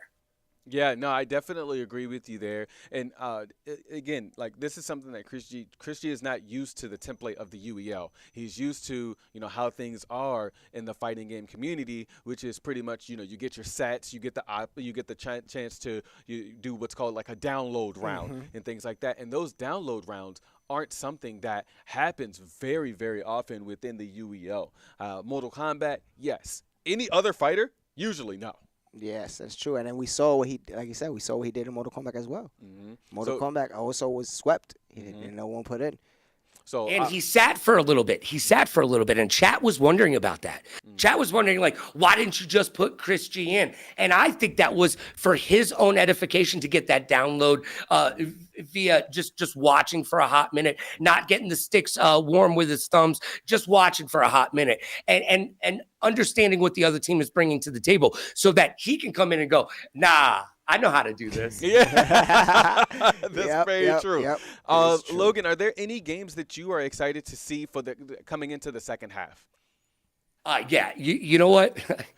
I always want to see how the teams do with NCAA. And the new NBA 2K. Because, NBA 2K25 just dropped the other day. And you know what? A lot of these players haven't gotten the opportunity to get in there. There is a new style of shooting, kids. I hate to break it to you, but if you thought you were good at 24, this is not your father's 24. This is NBA 2K25. That's very, very true. Anything for you, Dad Hat? Anything that you're looking forward to seeing coming into the second half? I want to see some more fighters to see what happens, because like you said, this is two teams that pride themselves on their fighting skills. I want to see Lethal League. Lethal League. I want to see Lethal League. That's one of my favorite games so far on the wheel. And Midnight Ghost Hunt. Oh, Midnight Ghost Hunt is a good one. Midnight Ghost Hunt. How much fun is that? Yeah. Ghostbusters X prop hunt? I tell him all the time. Every time I play the game, I'll be like, I ain't afraid of no ghost. Hey, man, look, I will tell you like this. I love Midnight Ghost Hunt. And a lot of people don't really know about the game, and it's sad to hear. It's sad. It's so dope. Yeah. Hey, I got a question for both of you. What's that? Who are you going to call? Ghost Hunt! Oh, Ghost Hunt. I was going to call the end gamers. Oh, well, you can call them too. You can call. Hey, and by the way, if you're not paying attention at home and you play in this league, there is a side in that game that's a little bit better to be on. It's kind of like the cops versus the robbers in Need for Speed. There might be a side in Ghost Hunt that might be a little bit more advantageous than the other. I'm just saying, coaches. Honestly, what I can I can really attest to the fact that right now the Shoguns are literally playing their tiers today, especially like obviously like Chris G.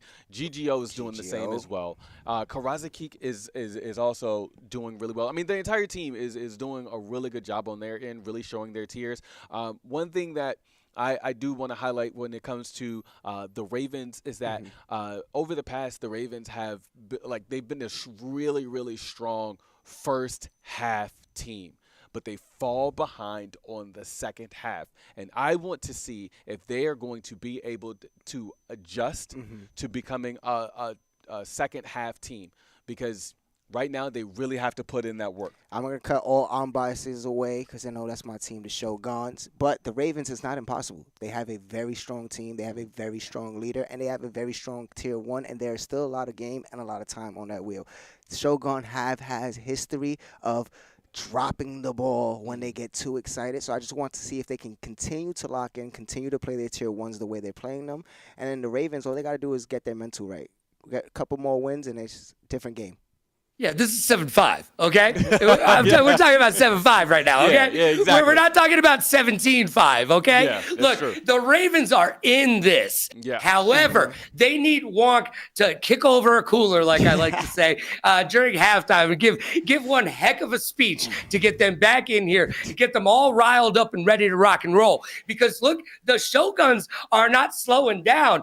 They're in there with their swords doing battle, baby. They came to win battle. Me, that's a sin. It's time for the Ravens to stand up, jump up, throw their hands up, and get involved in this game. I definitely agree with you there. And I am going to say, good luck to the Ravens for the second half. Shoguns, keep doing your thing. Keep riding that momentum. Yes. I am really looking forward to the rest of this half and what this half is going to bring. Yo, before we go to break, because I know that's where you're going, you're our director. Can a brother get a shout out during halftime for the love of everything that is good at the UEL? A shout out. A shout out to Logan? Yeah, on the screen during halftime. I never get a shout out. He's talking about the sponsors, the technical timeout. No.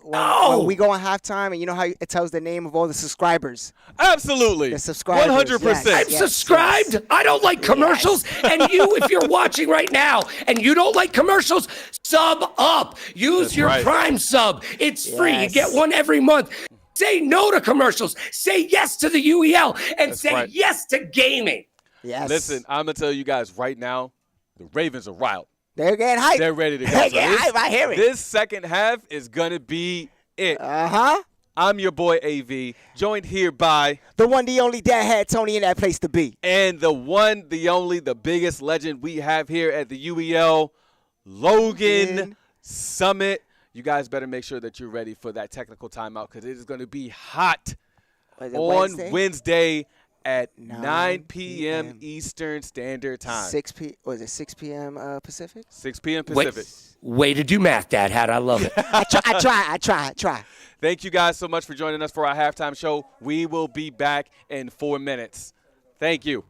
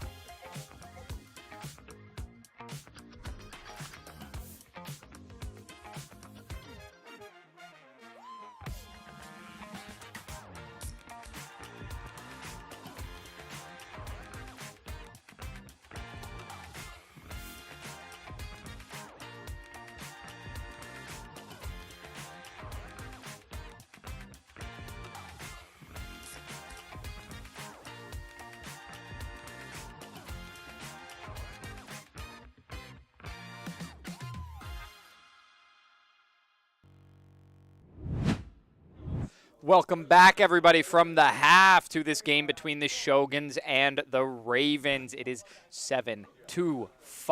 I don't think that this is what everybody thought the scoreline was going to look like heading into this one, Strix. Thought the scoreline was going to look like? I don't think you could have asked for a better game to close out Week 3. It defies. There we go. That's the word. Defying my ability to speak right now, but it defies all expectations that we had coming into this game. And I was talking with some of the Ravens players. They feel like they are happy going into the second half. They're not happy with their performance, but they feel confident going into that second half and are ready to put on a show. But I don't think the Shogun are going to make it easy for them. No, I think both teams are confident that they're going to win the wheel, which is a really interesting thing because oftentimes we'll see one team playing toward their strengths while another thinks that the more games they play, the more they will win. Both of these teams, I think, believe that they will win the majority of games, so we're going to see them maybe not throwing around a whole lot more forfeits anymore. I'm not too sure. The Ravens definitely don't want to use any. They can't get the Shogun. They can't let the Shogun get any more of a lead than they already have. 2 points, I believe, is almost the most of a deficit that we've had, but there was a situation where the Shogun were up 7-4 previously, so luckily the Ravens able to shut down their momentum before halftime, able to come back up a little bit. We're only 2 games apart. Anything could happen in the next 2 hours. 2 games, practically nothing. Yes, and Die by the Blade being the first game that we're going to be going into is a pretty volatile game in and of itself. Players have a lot of prediction, and the Shogun put on a pretty good match up against the LAX odds last week, so I'm interested to see how they perform. This is a game that a lot of players feel confident in, but I don't think has been explored too much, and listening in on some of their practices streamed over on their various Twitch channels, that seems to be the Shogun's MO. Like, they have their games they're strong in, but they also have focused in on some of those games that are less explored, trying to use that time they have now to dive into them a little bit deeper, to find those avenues to get some of those wins, especially in the unexpected games. It looks like teams are going to have a pretty nice selection of rosters. Now, going into the second half, if you were the Ravens, knowing that you need to lock in here and knowing this game isn't going according to plan, what are you talking about? What is your plan if you were in Wonku's spot GMing and leading this team and kind of doing lineups? Yeah, one thing that has to be focused on from Wonku and the rest of the management coaching staff on that team is going to actually come after this game. And it's going to be locking down some of those categories that should be more in your favor, making sure that you have your lineups correct. And that's one of the things that I think I would emphasize to the players if I were them right now is, listen, we got unlucky. So far, things haven't been in our favor, but everything is give and take. There are so many games on the wheel. There are so many opportunities for us to have our ideal lineups ready for these games. So I think that just instilling in them that they can still be confident in their ability, that they are still going to win most of the games like they believe that they can.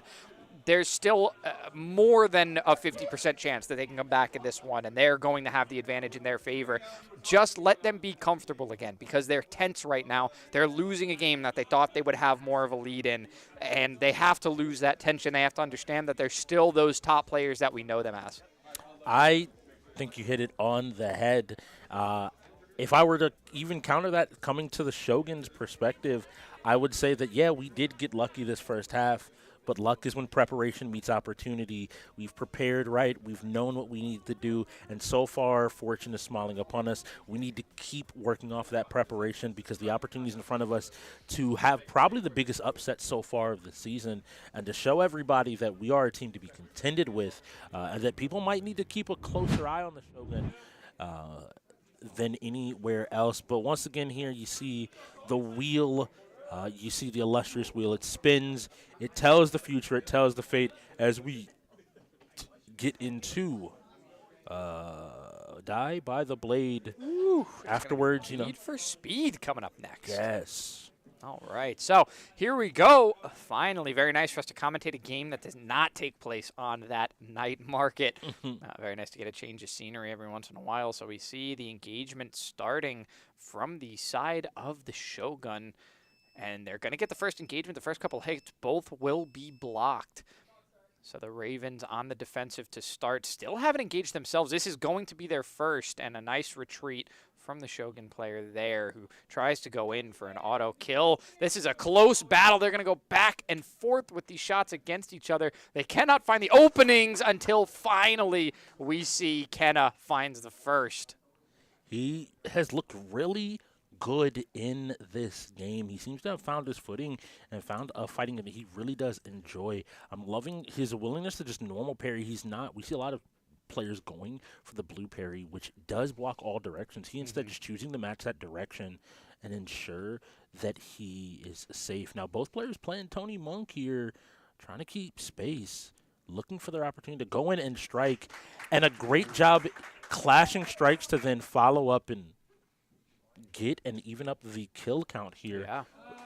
And then immediately coming out for a really quick kill. I love that we had this slow, methodical play up until that very last round, and he realized that that's the moment that he can be like, cool, I've been stepping back, I've been giving you space, let me just check if you're still awake. That's exactly it. You have to be on guard at all times. You can never get comfortable in this game. It is one hit and you lose your life. So a very, very nice play style from Genghis to switch things up in the middle of the match. Now, anyone that he goes up against from this point on is going to have to keep guessing. Now, this is really interesting to me that they sent out essentially Kenna and now NY Chris G up next. Maybe they just feel either less confident or feel like Chris maybe has a read now to be able to take some of these games. Herb's still waiting in the wings there for the Ravens. And we have to see who is going to find their victory. So we see a swap over to Nakamura on Chris G's side. And what weapon will he be coming in with? He's coming in with the pole arm here. Yeah. And immediately whiff punishes. You'd think it's Street Fighter the way he stepped back and said, I'm safe exactly right here. Immediately cleaning up, taking him out. And I love this idea of bringing in KIC next. They're matching him, trying to keep their tier 1 against their tier 1. Yeah, it's tier 1s going head-to-head right now. We will actually, I feel it in the cards. We're going to get a head-to-head matchup look pretty soon. There's only going to be a couple games until we want to take a look at them again. So we're going to have to see how they match up in this one, because this matchup right here could be the decider on how this game ends. Both teams have kind of front-loaded in this game a little bit, trying to get their most, I guess, notable or talented players in this game up front. And that's a hard thing to do because this game is so quick, it's hard to know who's really got the talent so far. Chris G with the aggression going to win that first round. A really good high-low sequence. Managed to catch Cassie a little bit of sleep, not looking at what was possibly coming next. But you notice how both these players are really feeling out this range. Neither one is committing to step in or out too heavily until they're sure they can get away with it. Chris G constantly going to this low stance. Just be ready for a quick check of the legs if there is a dash up. And he tries to whiff punish and ends up catching the recovery of the parry there. That puts him into a great position now. KIC, the one for the Ravens, has gone down. And next up, Vape is sitting down for the game. This is one of the fighting games that I honestly believe that being a fighting game player doesn't inherently help you hugely. It helps you, I think, from a movement and spacing concept. Yes. I think as like someone that's into Overwatch and shooters, especially if you're like into Overwatch, you understand how characters' kits can come together, and that can help you in similar style of games with abilities in it. I think it's similar here of like spacing is really big, but beyond that, it's just learning your sequences and having good reaction times. All of those are skills that you see across the wheel, whether you see racers or shooters. Their reaction times and their ability to follow sequences are really high. Now we have to see Christy once again doing this and using his weapon range perfectly there. Every time they commit to step in here, he's making sure that he is just out of range, and this time choosing to come in. And if you try to challenge him too quickly, he's quick to throw and show you that, hey, I am ready for you to step into this space. I'm not backing up for any other reason that I know you want to take this space. Yeah, I wasn't expecting. I thought Vape had learned his lesson, and it seemed that he did. He engaged really close off the bat. I just think that he and Chris G were making that mental note of what was going to happen at the same time. I think Chris was already ready for that second round, the engagement to come quicker. No distance to be played because Vape knew he couldn't play at a distance against that weapon. He had to close the gap, and so Vape kind of wasn't prepared for what his next step was going to be, and I think Chris G already knew that he was going to take the aggression immediately. He wasn't going to wait to play defensively before he came back with a strike of his own.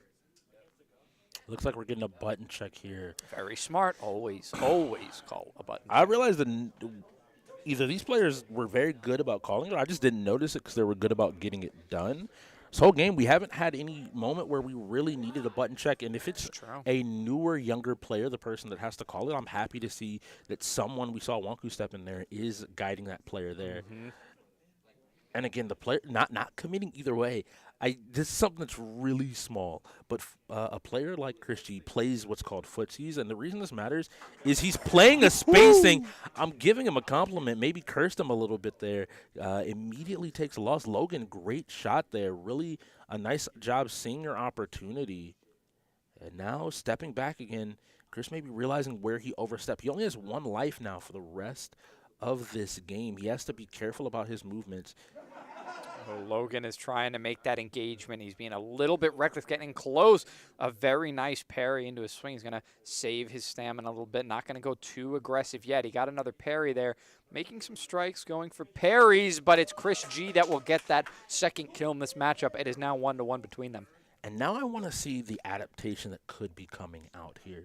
So Logan has been consistently doing this middle attack into parry, and I want to see Chris G punish this if at all possible. The parry does have a recovery animation, so if you can catch somebody using it pretty recklessly, you can immediately get a kill in there. And I think that's what he's fishing for right now. You see him kind of playing in that range where he's just available to be hit, but not ever over committing to it, and catches him getting ready to swing. And last but not least is Flying Kittens. He's sitting down, he's focused, and he's looking to take a win for his team. He knows he has to just get over this hump if they can get one more life. I see Arbiter there speaking to Chris G, letting him know exactly what maybe is going to happen and what's going on. I like this conversation between players and between the teammates. This is what synergy looks like ultimately being built, right? Where you're talking to your teammate, and at a certain point, I've told people you have to both be willing to talk to your teammate, but just trust them. If you don't trust your teammate, it doesn't matter beyond everything else you're doing, because you have to recognize, like, hey, they put in the time, they put in the effort, they can do this. Oh, and Star stepping in, putting in pressure. He almost pays for it, but he is able to get that high parry. Now he's going to step back, regain that stamina. He played an aggressive strategy really intelligently, but he tries to go for it a second time. Chris G was ready that time. And this is the thing about Chris G. I think he's reading just how aggressive he wants to play, but that aggression, him trying to maybe catch him there, if he had been willing to step back one more time, he would have been able to keep playing. But he's done his job. He's taken 3 of the 5 players out. The rest of his team just needs to find one win. On Flying Kitten's side, I want him to keep composure. I want him to keep calm and keep playing the way that his team knows he can play. There's a reason they put him on anchor. There's a reason they trust him in a game like this and in this situation, because he can find those wins. And Chris G actually has taken out 4 players. I believe the first player he took out only had 1 life remaining, but he did take out all 4 of the players. I think he was the finisher for all of them. And so now it's just Flying Kittens with 1 life against 3 players. He rolls in, and a quick swing is going to end that round. So it's 1-1. Flying Kittens and Ash whooping. And this is what I wanted to see. Wow! And Flying Kittens rolls in and starts off defensive. Very nice. He switches it up. And that's what I wanted to see. I wanted to see somebody challenge there, but unfortunately what I saw was Ash picked him too slow of an option. He needed to be prepared for him to just roll forward and immediately hit him. And he saw it. It was just like, that's a reaction thing. That's a really small idea.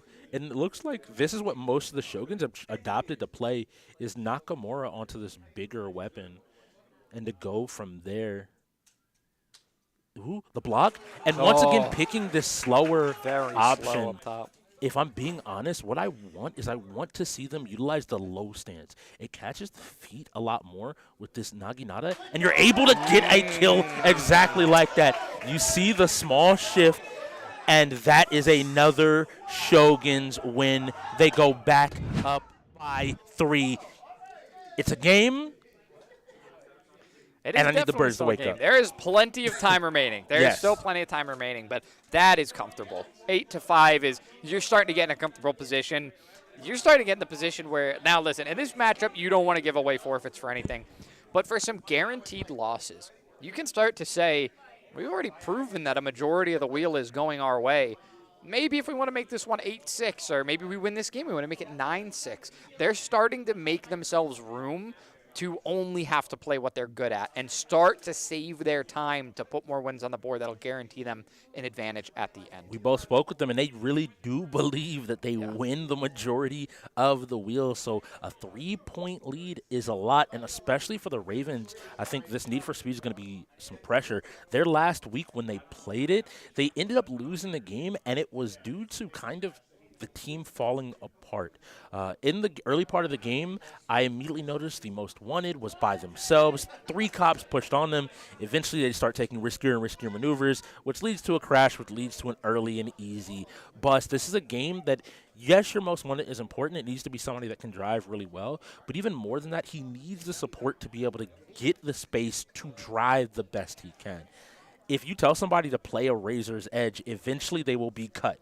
There's no way to avoid it. And so I'm now looking at both of these teams to see where they want to go. Importantly, though, the Shogun have selection of most wanted or cops, the chasers or the people being chased. And I have to see what option they end up selecting here because, I mean, I have an opinion that I think that playing cops is a simpler option. Yeah. Because you just have to find ways to crash people out and trap people. But if you're a coordinated team, then it is easier to play racers. You can just get a ton of space, and you have a lot of communication about where people are, what we're doing, and where we're going. But we're jumping into this game, so we let the people know we are in the sports series. This is what we used to run. What cars are you expecting, or what are you expecting, or is needed, I should say, to take a win? So PC8, that's going to be Flying Kittens, is going to be the most wanted. We have him there on the bottom of our screen. All right, immediately looking to redeem himself after that last game, which honestly no redemption needed. We do have the finals coming up next. Big team game coming up. That'll be a 5v5 shooter coming up next. Back a little bit, get behind them and start fucking them up from behind. Angus, Logan, stick with him. Do not leave behind him. Okay? And here we go. We're jumping in to the game. Flying Kittens maybe just got his driver's license, is now running away at highway speeds. Immediately boosting. You love to see it. Trying to create as much distance as he can before the officers get out of that cutscene. And now he continues to roll down the road. His rear view is clear for the time being. Yeah. We can also see his teammates are lined up right behind him, so he has a really good support system. There's a lot that those cops are going to have to break through on this road before they even reach Flying Kittens, not to mention the fact that he's making easy way right now, drifting these roads. You can see in the bottom left corner where that map is, that red and blue flashing circle, you're going to be looking for Flying Kittens to escape that circle and stay out of it for a certain amount of time.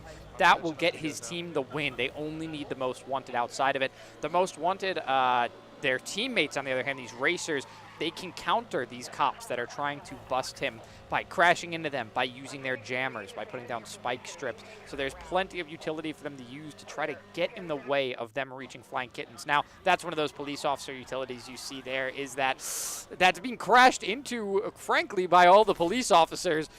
But now we're going to see contact with Flying Kitten by Ash on this police officer. He gets his system jammed right at the end. So Flying Kitten's going to get away for the moment, but they are on his tail.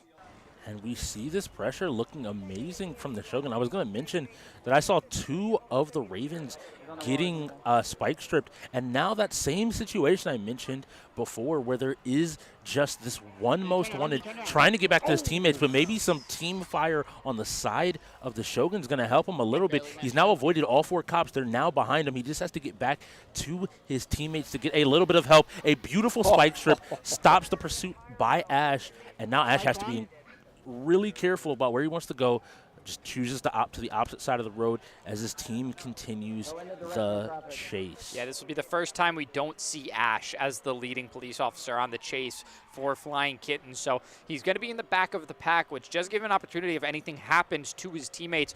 This time he'll be able to engage with a lot of those resources taken away from the racers. So his next engagement may be a very clean engagement where he gets to crash up as much as he wants.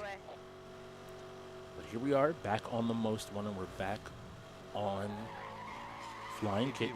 Taking this drift fairly clean, staying in his own lane as well. It's a nice drive so far from Flying Kittens. He's trying to find an opening. He does find it, a little bit of a bump on those police officers on that barricade, but he's going to be okay as long as he doesn't crash into any of these civilians, makes it around cleanly. He's lost quite a bit of his speed. You can see just how much those barricades, those police barricades can do. Now this officer on him is actually the one being bumped around. This EMP locking on. Will it get jammed? It looked like he managed to spike strip out the cop to get him to turn around enough. But once again, he's all trapped now, taking a shortcut, trying to buy himself a little bit of space. These officers need to communicate. One seems to be racing him through the tunnel to meet him on the other side. If they can get a pinch here with the one behind him, this could spell the end of the race for the entire team. Let's see. He manages to hit a beautiful U-turn, but he has to be aware of other possible teammates. And he pops the turbo as he heads the other direction. Teammates are communicating, they avoid him, and now he's just trying to get back up to speed and get out of this circle. This could be the moment they need.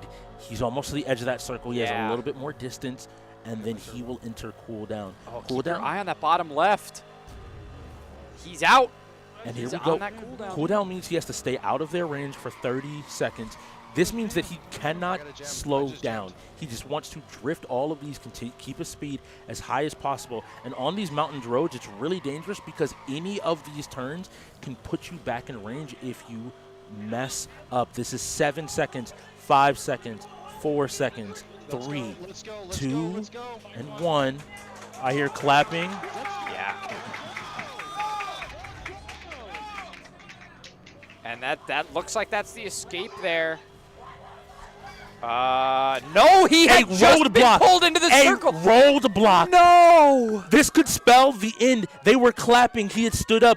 The game looked over, and in this moment, he's still out of range, but he still has to survive. Everybody might have just lost it. He stood up too soon. He luckily was far enough away that it didn't matter. Wow, to have made that much distance is extremely impressive. You have to keep your eye on the prize until that clock hits 0. You never know what's going to be in front of you. I don't think he'll be making that mistake again. Thankfully for the Ravens, he was so far ahead after using that turbo through the tunnels on the straightaway that he was able to escape even after crashing into that barricade, which, to be honest with you, I don't know how he got that much of a lead. That's kind of impressive. One of his teammates got busted, and I think maybe losing sight of the goal on the Shogun side. Yeah. They focused on busting one of the players, not realizing that, hey, I'm busting him. You go chase the most wanted. That's our goal. We saw him hit that U-turn. Somebody, and all of us came by him, so somebody has to be back on his tail immediately. But a good play by the Ravens. They brought it back within 2, and the reason why this all matters, we talked about both teams feeling like they win on the wheel, and everyone at home, if you don't know, if you've just seen UEL for the very first time, the wheel is a wheel made up of 33 games across 5 different genres: sports, racing, shooting, fighting, and strategy games. You have to be able to compete in all of these genres. Whichever team has the most wins after 4 hours wins this match. You play your matches, you go to playoffs, you play in finals, you're hoping to win $1 million.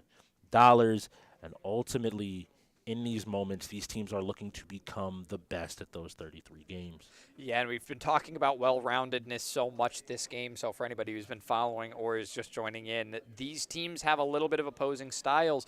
With the strategy of the wheel, you can either jam-pack your whole team into specific categories and try to dominate those, or you can try to get everybody focused around every single game, try to have more team-oriented gameplay. The Shogun, on the other hand, it looks to us like where the Ravens are trying to spread out their team's strengths, their strong suits, and their well-roundedness that we talked about. The Shoguns are kind of relying on these specific games that their players are really, really talented in. Chris G over there in the Tier 1 spot, a very, very renowned fighting player. He has showed us that today. He perfect KO'd multiple opponents in a game of Street Fighter. Go back and watch that one if you missed it. On the side of the Shogun, they have shooting specialists as well. Ash whooping all there in the 7th tier, and then in the 2nd tier as well with Kenna. We have another shooter, so they have a shooting duo, not even just a single player on their team. So we're going to have to see which one works out for them. So far, the Shoguns have benefited from that, but you have to wonder if that's because the wheel has spun their way, or if the Ravens really are outnumbered. Maybe the Shoguns have come further than we understand. Chris G is one of those players who is kind of showing us that the Shogun are more than just a one-trick pony, or more a team comprised of one-trick ponies. They've actually come a lot further. Chris G is living up to his Tier 1 spot right now, and he's put on the spot, forced to play other games. Even CTR, a party racer, he still showed up and caused the Ravens to forfeit a game that we thought they would have in the bag. It's what we expect here in the league. You have to be an end gamer. That term means the master of all games. You have to be able to play any genre, however it's thrown at you. And I think Chris G is very notable to me because when he came into the league, there was a lot of doubt.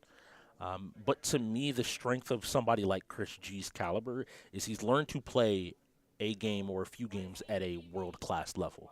Yeah. What that means, he understands what it means to cut away the fat and learn what you have to do to win. And I think as the season goes on, this Shogun team is only going to get better and better, stronger and stronger, and able to accomplish more and more. A lot of credit to Chris G. But we have another wheel spin as we are going to go ahead and get into the final shortly. Next it up, looks like it's going to be Valorant.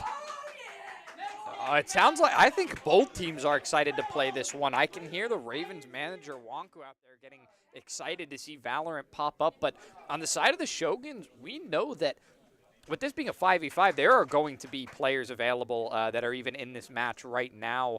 So back-to-back 5v5 shooters.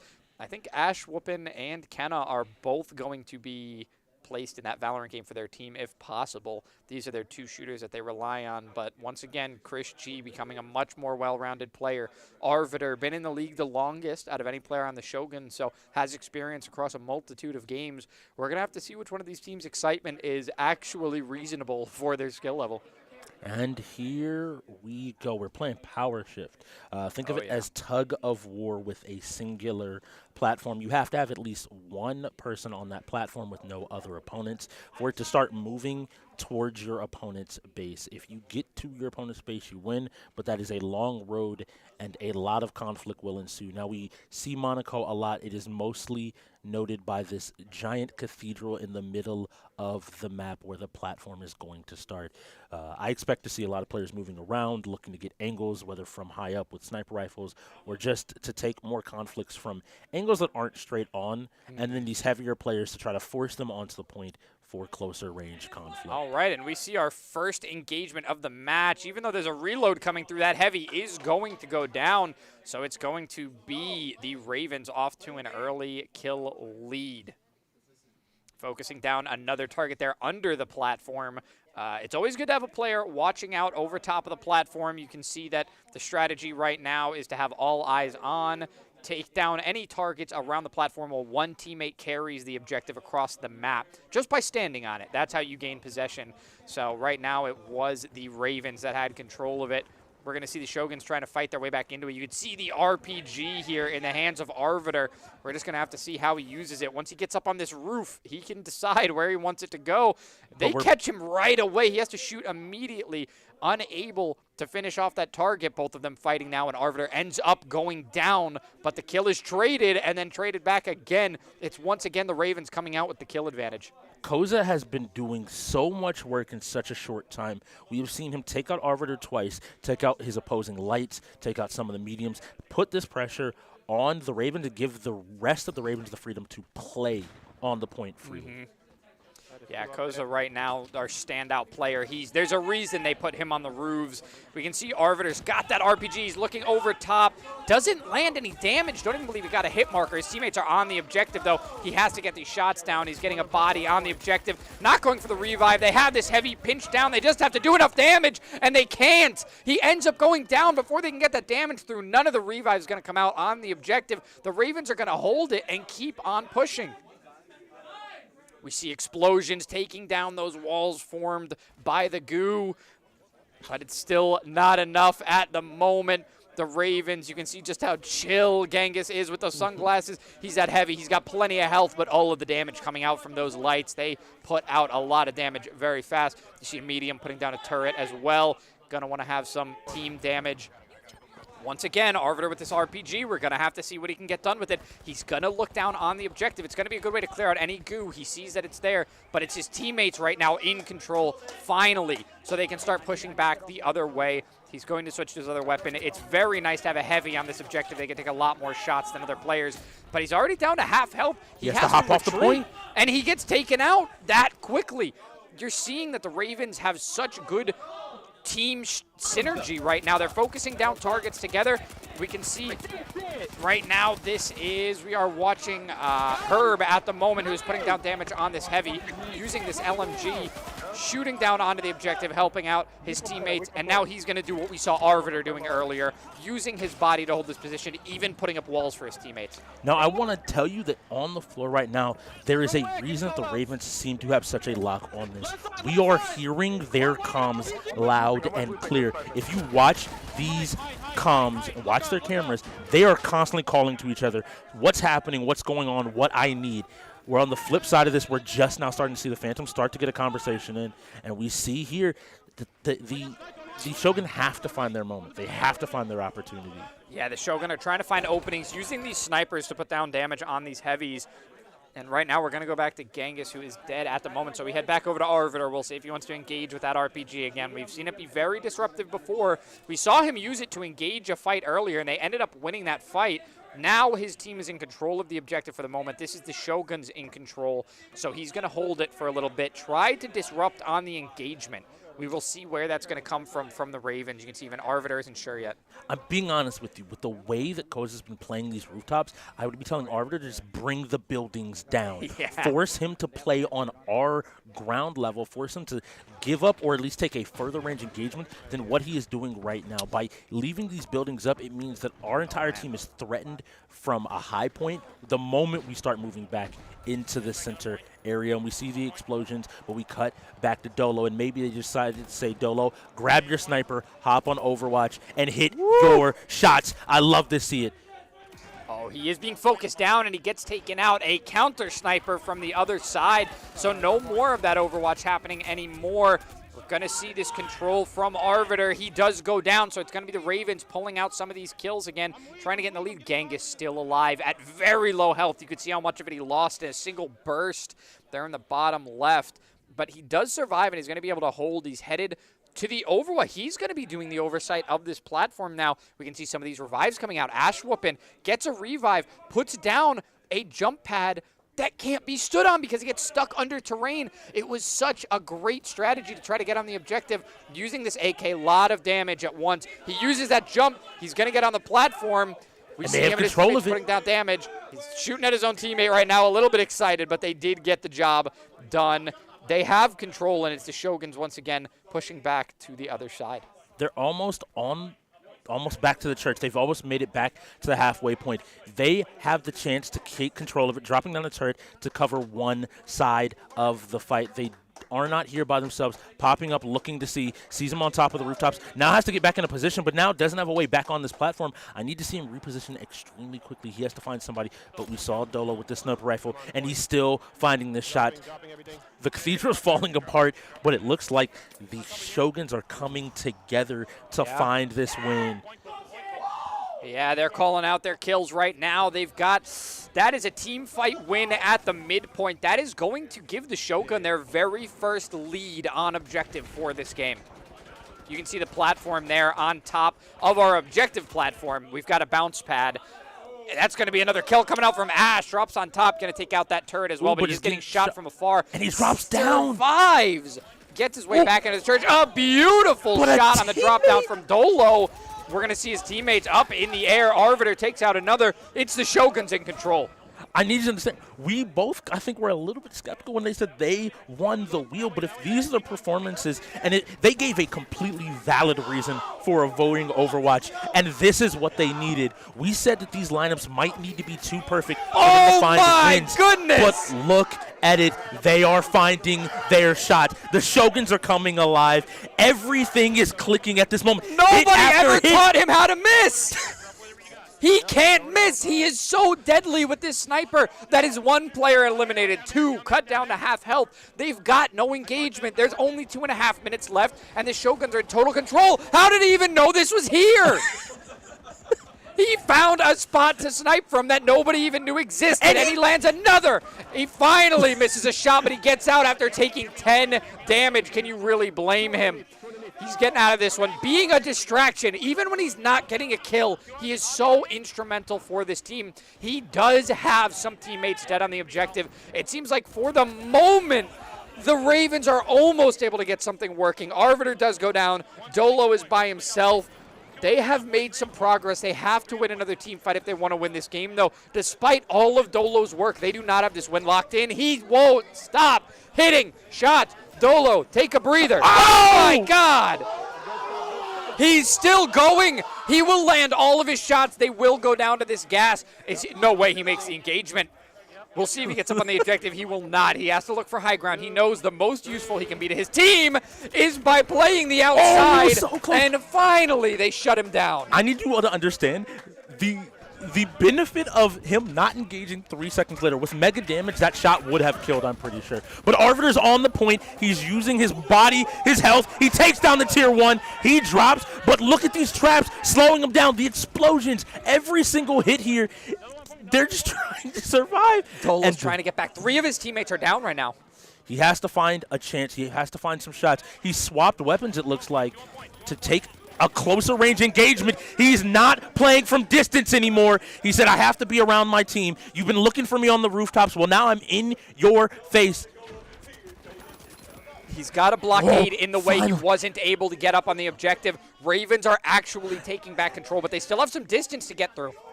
You can call him a commentator, call him what you want, but he's a tier 7 playing for his team. Arbiter back on point. He's using his health for where he needs, stopping the progression. There are 30 seconds left on this clock. They have control of the point.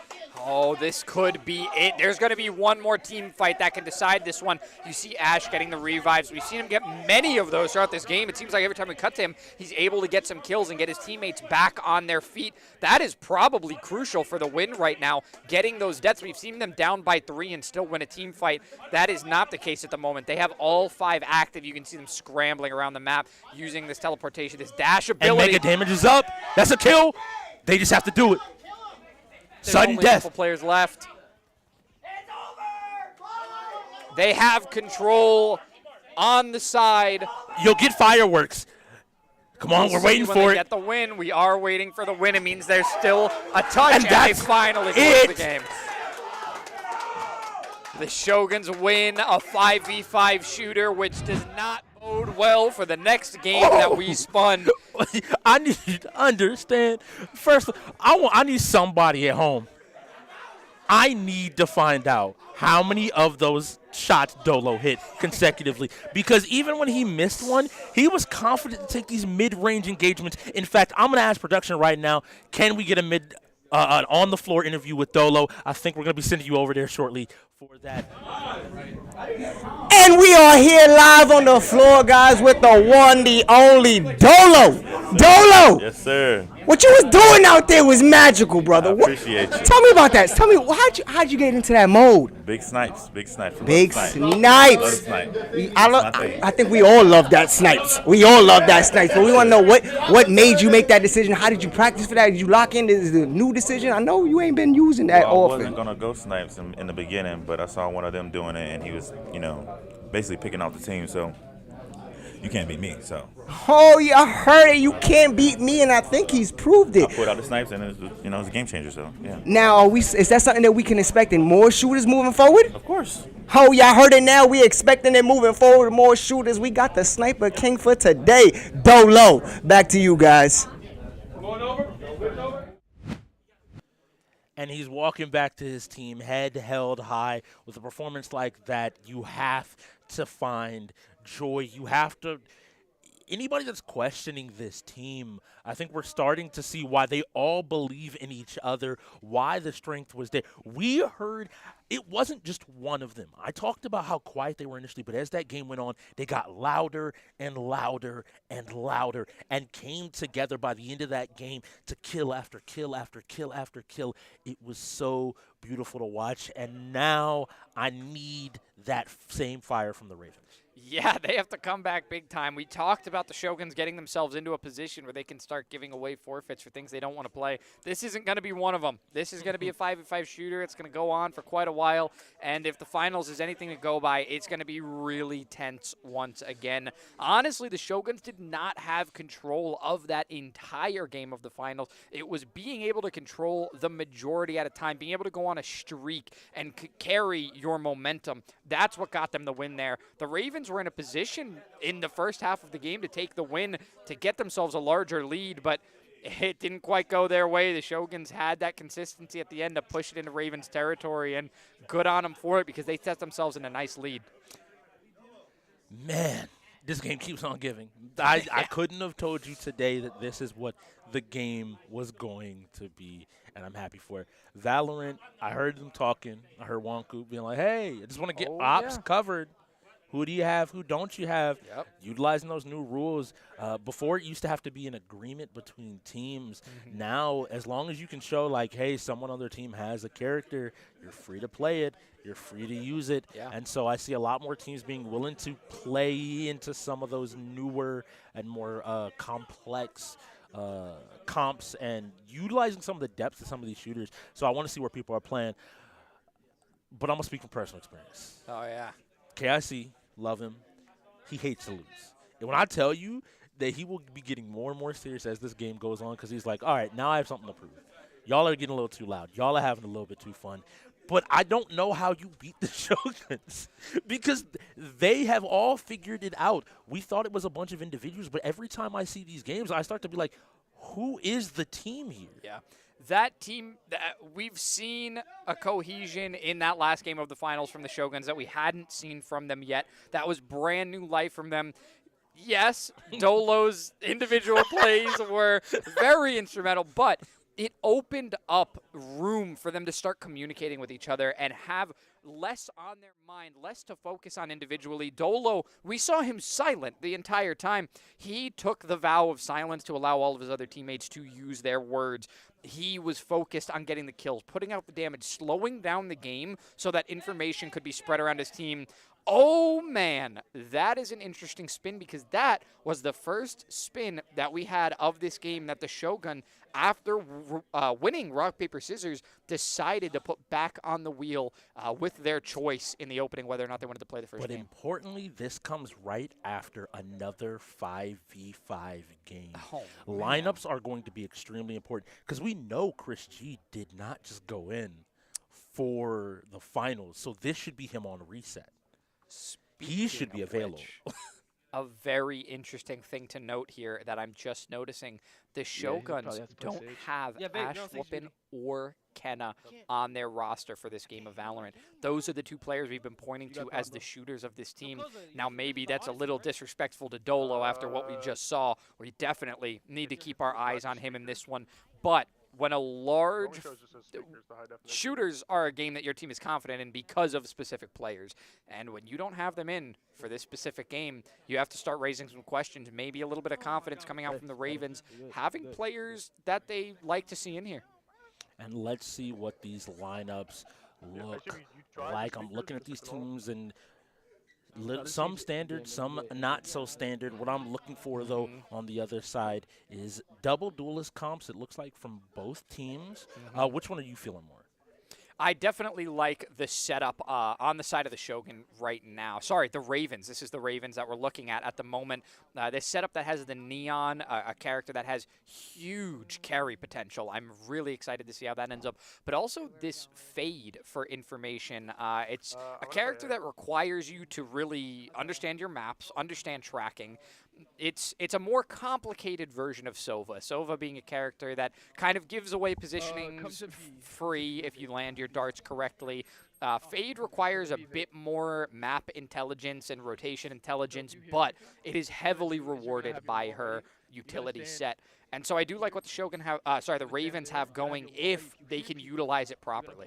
Now, for the people at home that are joining us for the first time, we do play Swift Play here. And so economy is a little bit different. KIC looking to take a big fight, ends up dashing back, just looking to get a kill, and immediately I can tell you that one of the attackers has found a kill on the Ravens and gotten the spike down on A. Another kill up top on the overlook. And the reason why this matters to me is I agree with you that I would see this team doing very well in this game, but on the flip side, the Shogun having a double Sentinel, double Duelist comp means their defense is going to be a much harder to break through. Come down.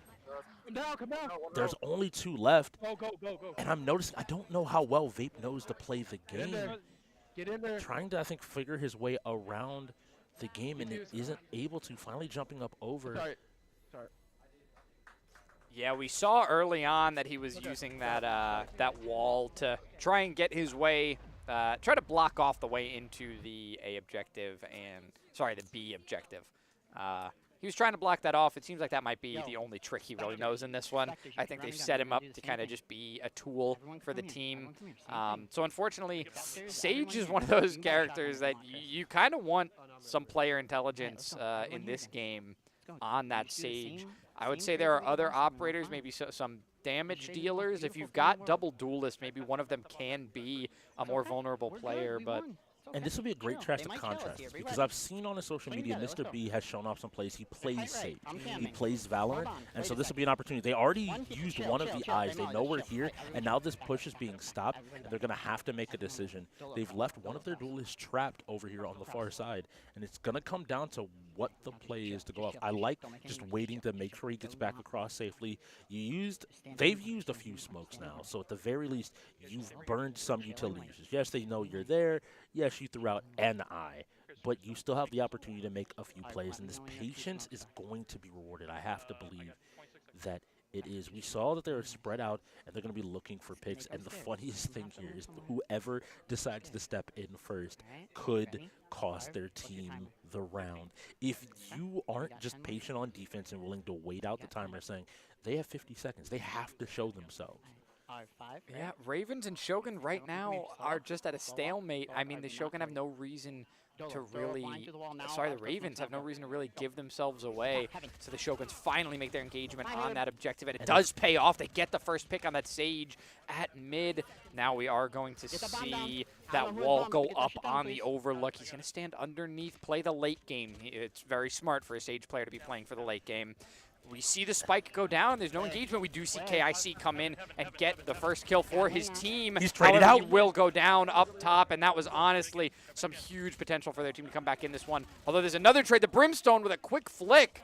He gets traded as well. All that's left is this Neon. They know that she's up top. That'll be it. The Shogun will take Arbiter picks up 2 that round, Yeah. playing together, and this is showing some of that coordination we were asking for. Like, the idea of my entire team is going to sit A main and execute in the last 35 seconds of the round because you're going to feel pressure to do something as the defenders. It feels insane, but it worked so beautifully there. Yeah, we are watching this team grow in real time because I think what's happening here, the doubts that we had about their team coordination, I don't think it comes any longer from the fact that they aren't trying to coordinate. I think it was a matter of confidence. They were unsure what would work and what wouldn't, and now that they're seeing it work in back-to-back games, both the finals and Valorant, at the very least in the shooters, this is going to give them the confidence to start... Whoa! What happened? I think that may have been a mid-game forfeit from the Ravens. They might not feel that they have any chance to take this one. The game ends, and... Hey, chill. I'm going to... Yeah, I have to think it's maybe a technical thing. Yeah, I'm wondering if... Oh, I really hope that game was not set up wrong. I wasn't paying attention to money, but no, because we had pistols and we went into basically not full buys, but standard Swift play buys. Nothing looked out of pocket there. Usually the quick answer if you don't put it on Swift play is that, hey, okay, we have 2 pistol rounds. Why do we have 2 pistol rounds? Yeah. Cool, you set it up wrong. I'm trying to think how else they could have set the game up wrong there. This is one of the PCs, okay. Just a small technical issue with Valorant, the game. Yeah. And we'll be getting back into this game shortly. And so with that game issue, we will pick up where we left off. Trust us on the floor. Everything is working, and I can tell you it'll be done lickety-split due to the SurfThing PCs. They are the official PC sponsor of the UEL, and they make everything buttery smooth. How do I know it's a Riot issue? How do I know it's a Valorant issue? Because it's definitely not those PCs. I've played on them way too much myself to know just how well they work. They can play any game in any genre that you're looking for, 33 games, 5 genres. Here at the UEL, if you are looking to become an end-gamer, become a professional, challenge yourself in all these genres and challenge these players here, head on over to SurfThing.com and show some love. Grab you one and hop in the Discord, ask for some games anybody's ready to play and chill. Maybe show up, and if you're a Shoguns fan, hey, join in the Discord and show them some love. Hey, at the end of the day, all these teams are growing, and you can be on that ground floor, a big benefit to them. I mean, being honest with you, that those first 2 rounds were convincing enough for me to say, especially on offense. It's one when you have double sentinel on offense and you're finding ways to win. Yeah, that's a really strong start. It's amazing because like double duelist and heavier duelist comp started to evolve from teams saying on defense, we can just play for retake like we're playing on offense. Well, their response to that is, we'll just play from defense like we're playing on offense. Yes. We're just going to put walls up and slow you down and create the situation where you have to play into us, play into our strengths. And you can't unless you are perfectly coordinated. I am surprised. Yeah, and we're going to get a restart of the game, but the 2 rounds are still going to be on the side of the Shoguns. So the Shogun are going to keep their 2-round lead, and we're just going to go into this round 3. We're going to get a quick playthrough of those 2 rounds first. We're just making sure that the scores are even, correct, like they're supposed to be. And then we'll be into our 3rd round, and we will cut it right back in where we left off. It'll be like nothing happened at all. So really happy to see that we're just going to get right back into it. The Shoguns are going to get the points that they deserve. And I think the tension is still tight. I'm losing my mind. I'm so happy, actually, at this moment. We have a technical timeout, just as happy as you'll be at home if you head on over to our YouTube channel on Wednesdays at 9 p.m. EST, 6 p.m. PST for technical timeout with Logan Summon. If you were here an hour ago, you joined us. Yeah. His energy is amazing. His insight is even better, and he asked those hard-hitting questions. And we'll find out exactly what happened in today's game. So please join him this Wednesday over on the UEL Esports YouTube channel as we work our way through this technical timeout. Yeah. All right. So we may see it. We might flip over to it. I'm not certain, but they're going to be like, just run it up mid, just giving the kills. So when we hop back into it, we might see that. And just so nobody has any questions, that's what you're looking at.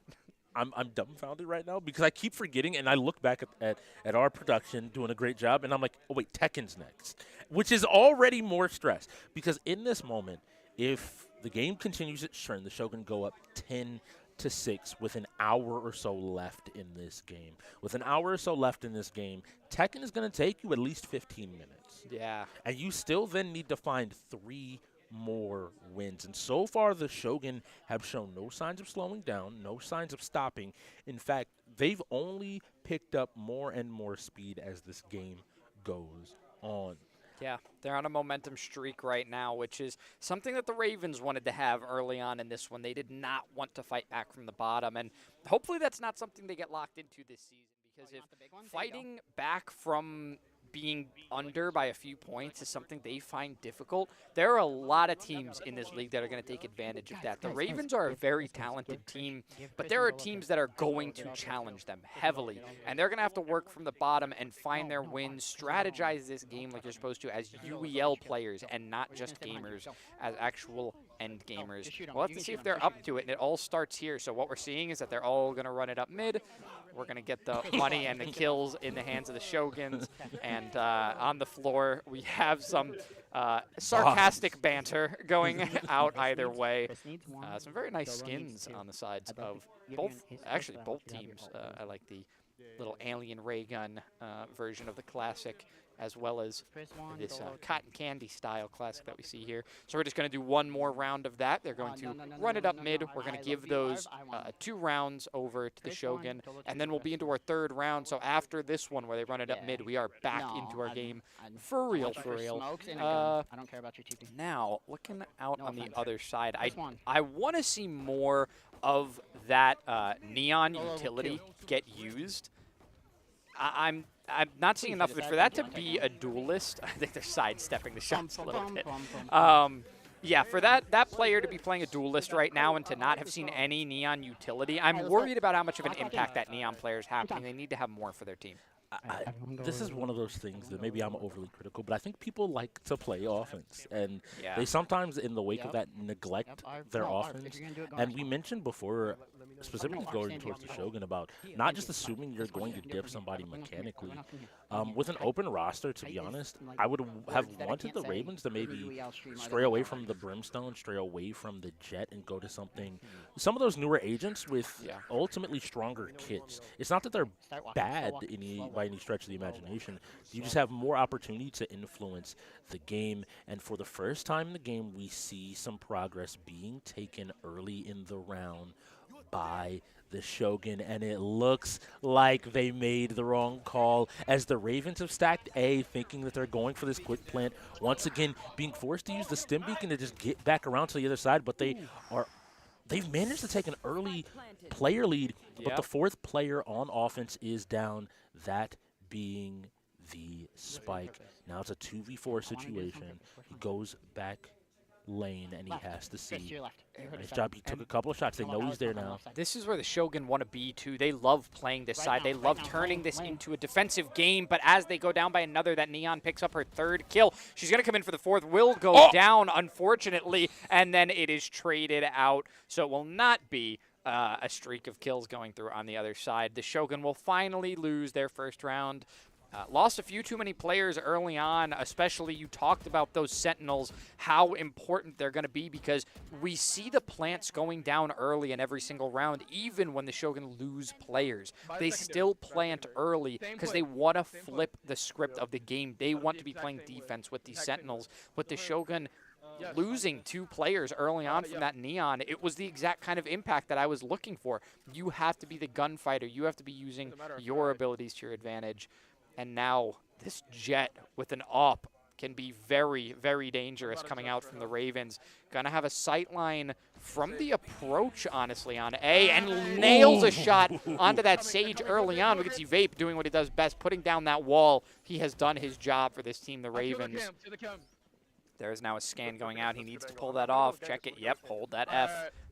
And this is what I was going to say. They stacked this site last round and managed to get 2 kills on the other side, trading it 2 for 1. That was all they needed. And once again, they've got an early round pick.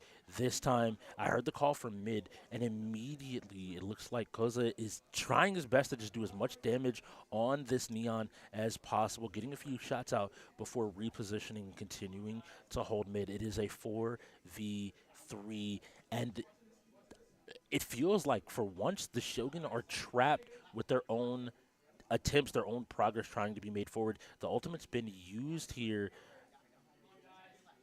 Yeah, this Reyna currently in her ult. We need to see this Neon come back around. They know somewhat where her positioning is, but as he looks away, the ult comes out, takes out that Reyna. We're going to see another engagement, and the Reyna does go down, only gets one for her ult, so it's 2 ults traded out for each other. This is a really low health Arbiter right now, though. He has the spike on him. Nice. Turns to get the kill. It's a 1v2. He doesn't have that much health. He has to get on the objective and plant, but even then, how do you take this fight against a Sage and a Jet? He's got to get there and plant. Only 12 seconds remaining in the round. He better hurry. They're going to know where he is, and I have to believe that a player, especially with this op, if he's looking for it, is looking to play him. He has to be incredibly careful because they're going to be checking Boathouse. This is a normal place for players to spawn. He's holding a good angle, but they should be swinging both lane here as well as stairs to try to find him. If they can see him, then he's in a bad spot. So he's been seen now. They know where he is, Oh my. but he taps. But KIC, that's why you pay the tier 1 what you pay the tier 1. He finds that moment. Man. He made sure his shots landed. The first kill of the round, the last kill of the round were both in his hands, and he ensured that his team tied it up going into the second half. Yeah, really great team play there from the two of them. Nice that they swung both sides like you had mentioned before. That was exactly what they needed to do. They needed to pull his attention away. That first shot from Arbiter was very impressive onto Vape on that Sage, but luckily KIC able to pick up the kill on that Jet, being the duelist that he was always meant to be. I would have been feeling a little bit better for the Shogun if they'd gotten one more round. Just stay right here? I think now that the game is even, it's going to be a bigger momentum swing depending on how this first play on offense for the Ravens go. They've kind of found their footing. They found their shots. They're starting to hit. Maybe realizing they were playing a little bit scared, a little bit nervous. Maybe the pressure was getting to them. But now they're going to have to find the strength to use this double duelist comp as effective as possible, take fights to play from there. So they're peeking their way in. They're trying to move up. We'll see if they can find some conflict. They both take shots. They should know that they're there now. Someone should be calming this. We see the smoke go down. They instead choose to take the ultimate orb and back off. Yeah, and it was somewhat obvious. I'll honestly be surprised if the Shogun don't expect what's happening right now. This rotate around the map to the other objective. It was some shots, some very low-risk shots being put out, and actually faking the rotate. So I'll eat my words there, because they're going to fake the rotate and return back to this position after cutting off those sight They're lines. going to have to execute the moment these smokes go down. Mhm. That's Because going to they give away their whole plan. That's why everybody's moving into position. Yeah, and there we go. Smokes go down, and the Neon is in. The speed boost is in, but they were ready. They did not leave their position. It's a 1-for-1. They're moving out of the objective. A second one goes down now. A third. This is Herb with a triple kill. Doesn't get the fourth. That Sage does go down. There's only one player remaining now for the Shogun. The Ravens are on the objective. They're going to close off the site. There's one on the high ground. They're calling out Heaven. Will this plant? The plant's going to go down. Going to try to force an engagement.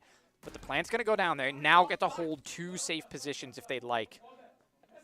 And this is Logan. Logan, your aim's a little bit low.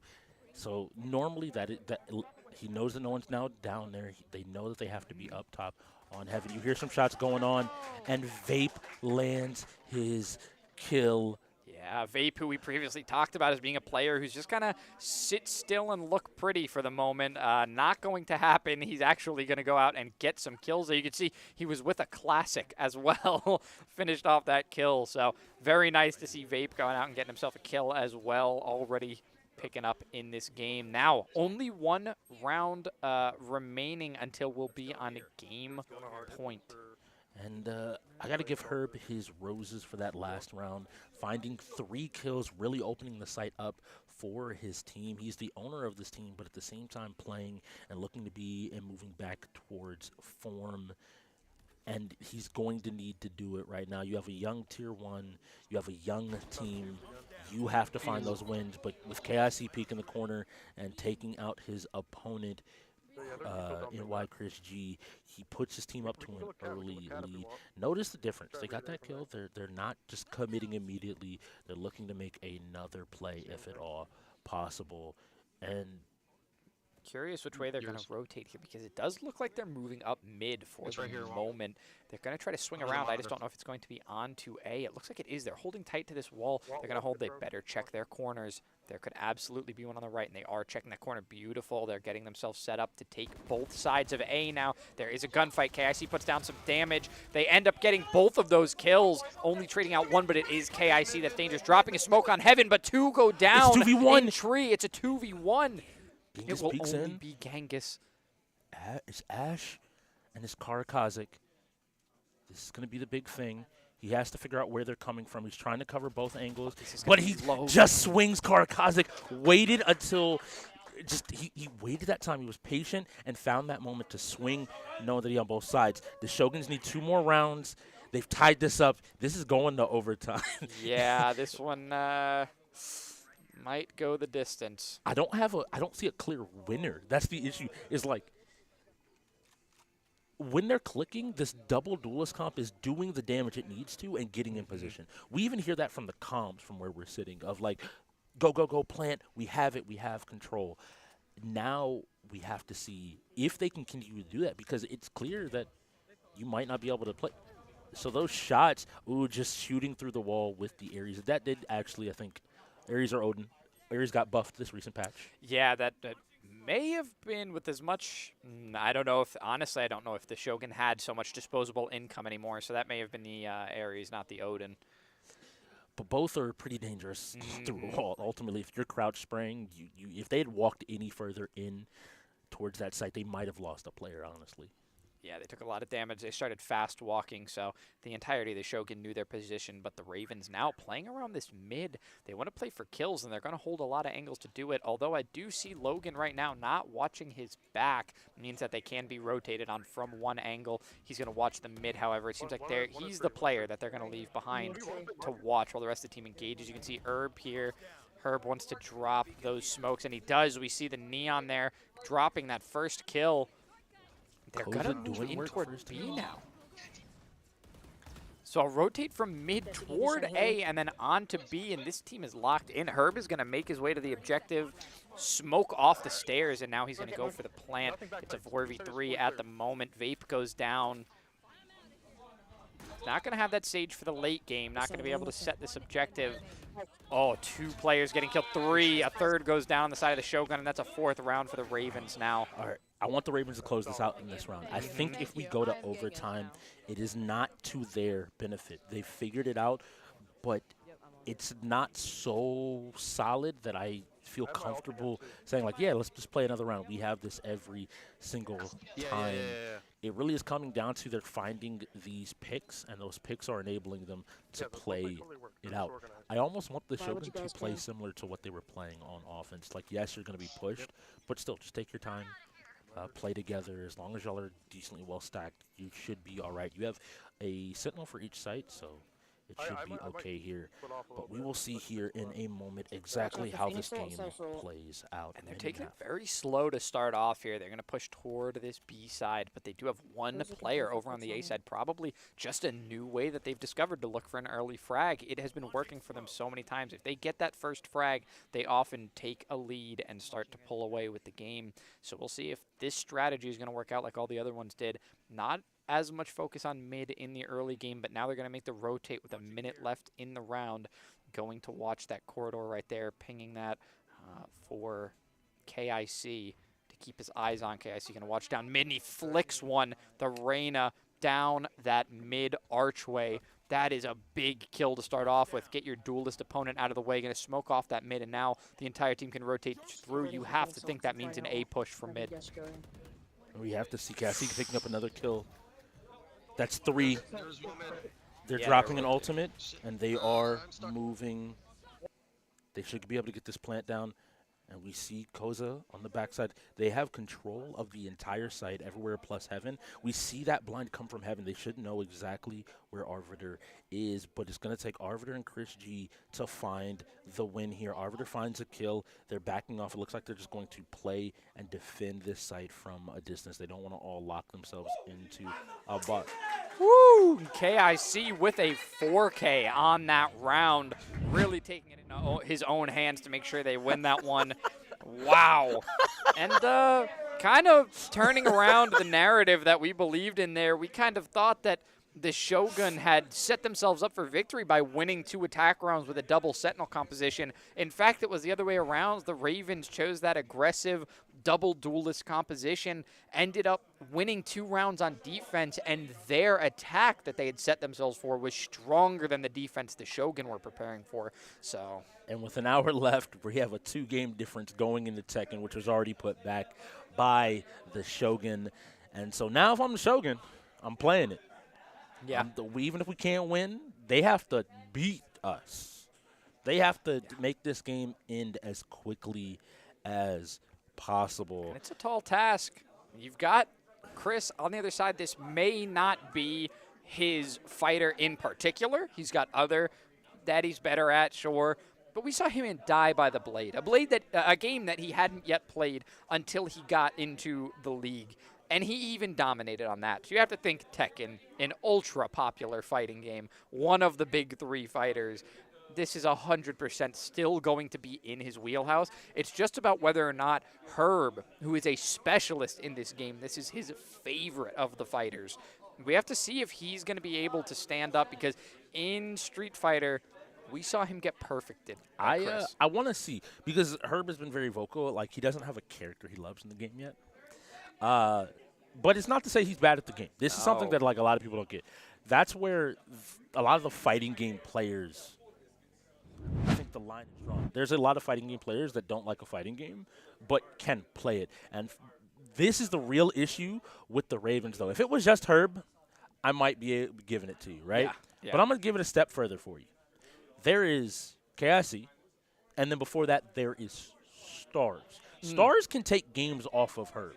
Yeah. He has played and honed his ability in Tekken to probably be I would be willing to go out on a limb and say Stars is the best non-fighting game player at Tekken in the league. There you go. That's one way to categorize it for sure. He is a really quick learner. He picks up games like nobody's business. He is one of honestly the embodiments of being an end gamer in this league. He's very well rounded. He doesn't let you trap him in a box. He tries to improve at every single game because he doesn't come from another esports space. This is his esports space. He holds himself to an expectation of not specializing in everything and having to go in for 33 games. He is eager to play any game on the wheel that spins. So there's a lot of talented players in this league that we got to take a look at, but just for a moment, we're going to get a little bit of an in-depth look for an on-floor interview.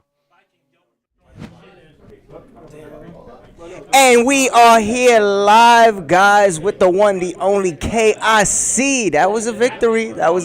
We got a point back on the wall. How are you feeling with that victory and the mindset moving forward in this game? Hey, man, I'm feeling pretty good moving forward. I mean, it was an unfortunate loss in the finals, but, I mean, other than that, stuff's pretty good. It's been going according to plan. We only had one sports game roll. We got the entire sports category in our hands, definitely. So I'm not too worried moving forward. It's going to be easy and Tekken match, whether they play it, whether they forfeit it. It's not really going to change anything. But, yeah, I'm ready for what comes next. Speaking of ready what comes what's next, how did you feel about the fighting games that have already rolled? Y'all performances in those games going against Chris G, how's it been? Okay. I mean, Street Fighter was pretty much as expected. MK, I definitely could have won. It kind of was pretty much was like a testing point, just testing. The main part for Street Fighter was just like clicking in my brain that he's playing on modern. I kind of just didn't come to terms with that because I don't play too many people that play on modern that play at a high level. But other than that, I mean, pretty much going as planned. Yep, you heard it. Other than that, it's going to plan. The plan is to finish out strong. Yeah, we're sending it back to you guys. Take it away. And we hear the chatter from the floor. People is focused up. People are trying to get into this game. I think if you're the Shogun, you play this regardless of how it goes. It doesn't mess with your momentum. Even if you think you lose it, it's a 15-minute time burn. I mean, unless, somebody cleans house from round start. But the hope here is that you've trained up enough to, not lose that fast. Yeah, I think that the Ravens have a pretty good way back into this one. I think they do have I want to say they've got the superior racers. We've seen a need for speed that they've got at least one. Stars killing it in that game. Just yet another category that he can cover. I want to say that Forza coming up for the Ravens is a really good sign. If they can win this one, I think there's a good chance that after Forza we're sitting at 9-9. But there is no guarantee for really any scoreline. I can see this ending up being 11-7 after the next 2 games. I could see it being 10-8. I could see it being 9-9. I'm not really sure where this one is going to go. These are going to be the most tense 2 games I think we have, because I think it's going to decide what happens from here on out. Either the Shoguns are going to set their place in a runaway with this one, finally get themselves in enough of a lead to set this one as being just the end. You know, when you get down to the last hour, you can kind of determine where the game's going to go. I don't think the Ravens are going to let that happen. I just think they're too resilient, truthfully. Even if they were to go down in Tekken here, I really do think that they're still pushing, knowing that they're in this one. So I just happened to take a look at the lineups. There is no Chris G for this game. Yeah. So this is definitely going to be played for time, but if I'm looking at one person to step up here, Mr. B is good, but also GGO Kenna in that second place spot. We may be, 2 separate bits. We'll find out. Yeah, we'll see. Because, up at the top, I do see actually, Christian, you're right. Oh, it's sitting there. He was available. Okay, I don't think there's any way he doesn't play this. What So do you our mean? lineups that we wouldn't got, put my fighting game tier 1 into a fighting game. I put him in a racer, bro. Yeah, well, we've seen that, and he killed that too. So he made the Ravens forfeit in CTR. So you never know. Let's see. The way that F1 game went, I mean, we did see Vape going out of that one, but that was a 1v1 situation. We've seen Genghis and Stars both have really great performances in racing games so far today. So that makes me think that in these 5v5 racers, the Ravens do have an advantage. I think they have more of a roster to take that.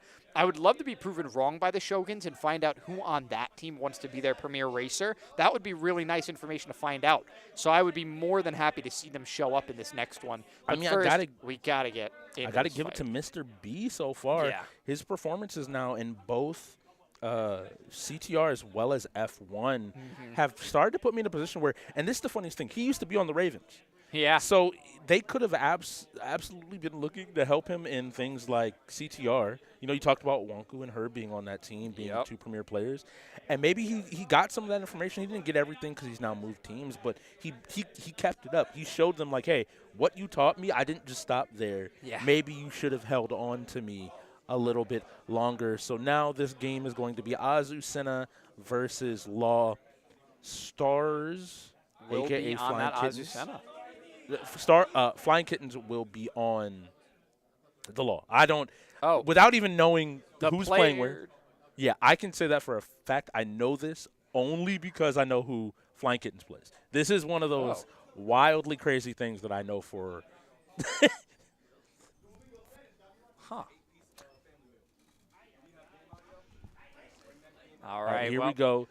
And let's see. Boom. The low hit comes in. A good job. And, yeah, this is Flying Kitten. I can promise you right now. Okay. I can, without having to see too much of it, this is the game plan. Do not lay on the ground. You might just end the game.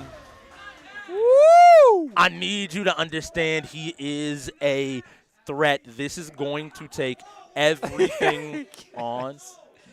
And I can tell you what Ash right there is being like, I don't know this game yet. I just started playing it. I only know this because I ended up in a situation where I had to play against him last season in the, I think it's staff versus pro games. staff versus pro, yeah. Yeah, and we were, he was like, bro, you're going to I don't know how to play. You'll go easy, right? And I'm like, yeah, about that. Listen, it's about time you pick up just about everything. But even so, I'm sure Ash has been practicing every game on this wheel. It's just simply a fact of the matter that Flying Kittens has been working on this one for a while. He really took to Tekken quickly. It was clear that he liked it from the beginning. He's enjoying himself on Street Fighter, but Tekken is the fighter that I first saw him take to seriously. And he's beating 90% of the league. Yeah. I think without a doubt. I'll go as far as to say I wouldn't bet on myself against him. In a situation I know I'm going to need to be playing my A game to consistently be able to take him down. And that's speaking more towards just his work as a player. He's beating most people. He knows Tekken. He's learned Tekken. He's not just playing Law anymore. He's really learned the game from the inside and out. Now, on this, I want to talk about the Shoguns very briefly to say that regardless of the ending in this game, they should be proud of this show. Oh, absolutely. They have immediately proven to everybody that they are a team that has to be acknowledged. You have to plan for them. You have to think about how they're going to play. You cannot just come in and think you have a free win on the day, because if you do, you are asking to set yourself up for a loss. Yeah, a lot of our teams that started 0-1 this season have taken to their second games to prove that they're not to be messed with. They really do still have a lot to say in this league, and they're going to stand their ground. We don't really have any rollover teams in the league now. There is a very, very even playing field. Everyone has to be on watch for everyone else. So we're going to head into this one where Dolo will be coming in on the Hwarong. All right, and let's see. Hwarong, let's see what's going on. Yes, a button check was not called because the hands are swinging, and I need you to understand. You better not. That's what's going to happen, and this is what I am talking about. He uses the heat to keep his turn. You have to block everything, and I think this is going to be another perfect. Oh, he apparently got touched someplace. He did. He just barely. But does it really matter? He played that so beautifully. That's 2 in a row now. You'd see he's really, really feeling himself. Wants to bring his team back in this one. Forget what we said about Herb. Flying Kittens is the one standing as a wall in front of the Shoguns. The Shogun put this back for a reason, and I think they were right to do so. I said the only way this isn't 15 minutes is if they just get run over, and right now that train is named Flying Kittens, and it is full steam ahead. This will be, funnily enough, I think a good spot for Chris G to test himself to see where he is in Tekken. Yeah. You are fighting arguably the strongest set of Tekken players in the league, in specifically Flying Kittens, Herb, and KIC. Right. The three of them together make up a very difficult lineup whenever all three are available.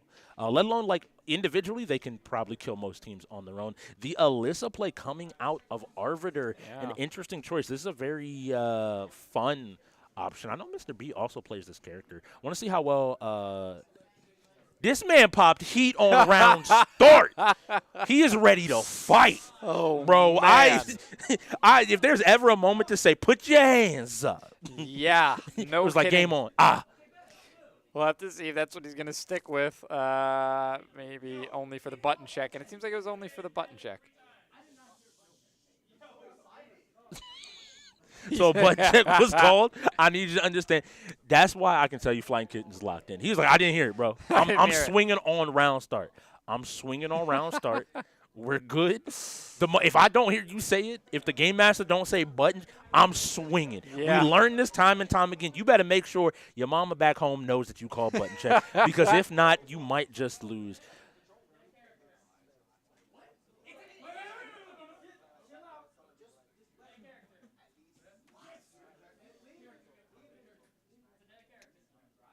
So we have the call from the floor from the game master because he did hit during button check, even though it was not heard. That is the loss of a character. Yes, it's frustrating, but it's one of those things that you should always confirm with the game master going forward. Flying Kittens, an amazing performance. You already know, and you felt pretty dominant. You felt strong in that position, but at the same time, you have to be aware. Yeah, they won't be making that same mistake again. Yeah. There's been a couple. We got some young players in the league that do it sometimes, but yeah, it won't be happening again. They're going to be more conscious of it this time. Luckily, like you mentioned before, the Ravens do have a lineup that are suited to get through any other team in this game in particular. And KIC now going in here on the Lydia. This is another tier 1 opportunity for him to show that it really the gap between him and Chris G isn't maybe as big as it's looked so far today. We heard him mention that he felt like he could win Mortal Kombat. Street Fighter was more of where they expected it to be. But right now, here we go. We're getting back into it. This is the president of Poland versus RoboGirl. We will see what's happening. And, yeah, this is a fun situation where there are a lot of parries and blocks. But Alyssa is Alyssa, and throwing out that high ends up getting them blown up, taking to the wall for a ton of damage, and now you're going to have to deal with the Waco situation. Nice low kick. But KIC is doing a great job of just always checking you and you get a little bit of damage. And this is the issue with Tekken compared to Street Fighter. When they're fighting Chris G, every little bit of health they do is ultimately enough to take him a little bit lower. Yeah. He had to get perfects to always have full health. Right. On the flip side here with Tekken, Cassie's always going to have full health. Yep. He's always going to get back up to that top level of play. And so now I have to go ahead and take a look at it, and the Lee comes out here going up against. Interesting that he picked Lee instead and is swapping characters after winning a matchup with Lydia. I know he felt Lydia was strong for the format, but interested to see him just completely swap his character here. Yeah, that is interesting. Usually if you're going into the same matchup again and you already feel warmed up on that matchup, you would want to play it again against a fresh opponent. But he decides to switch it up, maybe thinking he's been scouted out or maybe knowing in particular that Mr. B plays a different way and he has to be prepared to play And that's separately. exactly what I was going to get to. He feels that it's very strong for the way UEL plays. And for people that if you don't know Tekken, Lydia is incredibly powerful in that respect. But this is the character he was playing before Lydia came out. She's the newest character on the roster. And Mr. B has put some time into Tekken, knows where to block. You see a very different game plan here, finding his shots, and Cassie's low on health. But all this is going to take is one combo, a nice throw, and this should be the start of a combo and the end of Mr. B. Oh, KIC able to hang in there. He plays it cool, and he's ready to engage the right way. That's the difference, honestly, between a lot of these players. KIC can keep that level head. We're going to get Tier 1 versus Tier 1 now. KIC and Chris G going head-to-head once again. And now who does Chris G play is the question. Looked like it was going to be Law for a second there. But oh, please tell me. It's yes. It's going to be the Eddie. And we're keeping the lead. Look, people think I hate Eddie. I just don't want to see 5 of them. If I see 1, we're good. We're chill. I'm happy to see Chris G play some Eddie. We'll see how it goes. And again, my assumption here is that he's talked with somebody. He's gotten some help in this game. That most type fighting game players, I know KIC personally well enough to know, like, he has friends that he will immediately be like, yo, I need to learn this game. Play some games with me. Teach me some stuff. Help me figure my way around so I'm not just completely green behind the ears when the game starts. So if you're rooting for KIC, he's on the player 1 side piloting that Law. And if you are rooting for Chris G and the Shoguns to continue their new dynasty, at the end of the day, that's what Shoguns have. This is the start of it. Then you are rooting for the Eddie. And the game is starting. And let's see, immediately getting the low and now getting the damage. These Hitman combos is coming out, but he whips, and Chris G is going to start trying to put some pressure out. Nice job blocking, recognizing when he's safe and unsafe. And a big hit here. Does he have the combo to follow up? He doesn't have a huge combo, but is now kind of just using fighting game fundamentals to try to navigate through this matchup and ends up getting tagged pretty heavily. Pops the heat to take a turn, but immediately responded to by KIC. And KIC is just putting the pressure on, similar to what happened to him in these other games. He's not giving you room to breathe. This is going to be a lot of plus frames. Good job by Chris G waiting it out just to see if there was a follow-up. Nice duck! Is that the punish? It is not. Unfortunately, that'll be the round. KIC a very good set of reactions. Oh, man. I have to give credit there to KIC. Incredibly good, like just well-played Tekken, well put together. This is why the Ravens are a scary Tekken team and a fighting team in general. You have to deal with this laundry list. And even there, Chris G for a second caught me. With that duck, when he ducked it, I was like, oh. Yeah. And I think that every team in the league should be paying attention, because if that's him after a little bit of practice on Tekken, if he dives into it, you know he's going to be a threat. The Eddie feels like, yeah, okay, I know I can win and I can beat some people, but again, running into some of the more seasoned fighting game players, you're going to need a little bit more than that in a best-of-1 format. Before, you were speaking about it before we got into Tekken. Yeah, well, going back to Tekken just for a second, honestly, I can see that KIC showing the same respect that Chris G showed him in Mortal Kombat, which was that from both sides, several combos. That was notably the longest game that we had out of Tekken was the 2 of them. Yes. That's because they were dropping combos, blocking each other, taking turns, because they were giving each other the respect of saying, I know that you're A, good at this game, or A, good at fighters. I am not going to engage you fully knowing that you can punish me worse than anyone else on your lineup. To add on to that, that is a respect between fighting game players. The understanding of what's good and what's bad. It's the only time I try to avoid frame data ever talking about it because it's not super useful. Yeah. But the idea of when it's your turn and when it's not. It's like dancing. And when you are negative when it's not your turn, you have to follow the lead. You can't try to continue to lead the dance unless you know somebody doesn't know how to dance. Yes. And then you can kind of force the flow in your situation. Right there, the two of them respecting each other kind of meant that you saw there were a couple times where both of them just went, Cassie hit him with a move and Christy just went, I'm not going to press a button here because I know it's your turn still. Yeah. We're not going to do this. It's super important. But now looking at it, they get to bring in, is that one person? No? Okay, this is the lineup I believe. I believe. We're getting most of our lineup in at this point, yeah. Should be the same for both sides. I think we'll get it all sorted out here in a second. I see Yes. Mr. B. I see Genghis going in here. And so it'll be Vape, Genghis, Logan,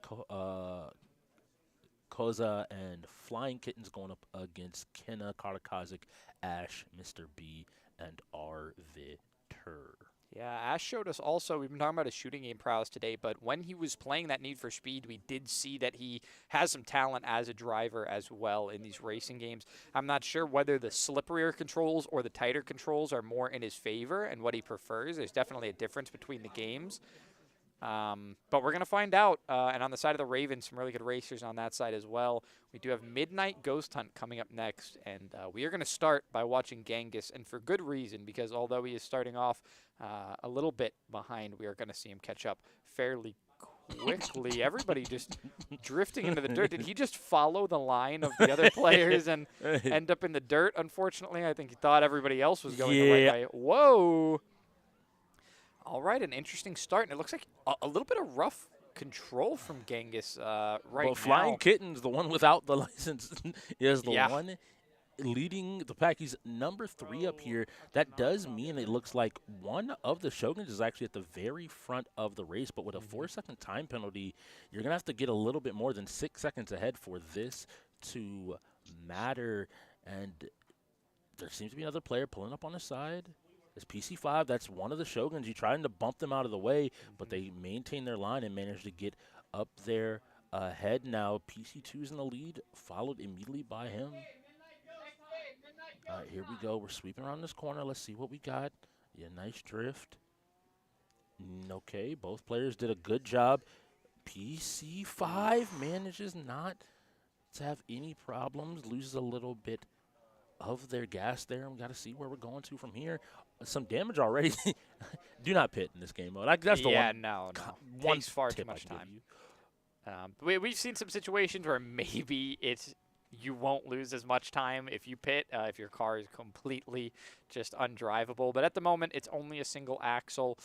I took a little bit of a bump from the back, but that player's going to pay for it big time by spinning out. So Flying Kitten's not worried about that at all. He's just going to hold his position. He knows that he's steady right now.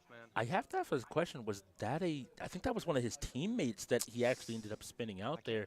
I think I also heard from the floor, like I told you I was breaking. Like this is where those moments of communication have to remain solid. These red players, if he was going to break check somebody, you have to do it there. That's now 2 or 3 players that have passed him.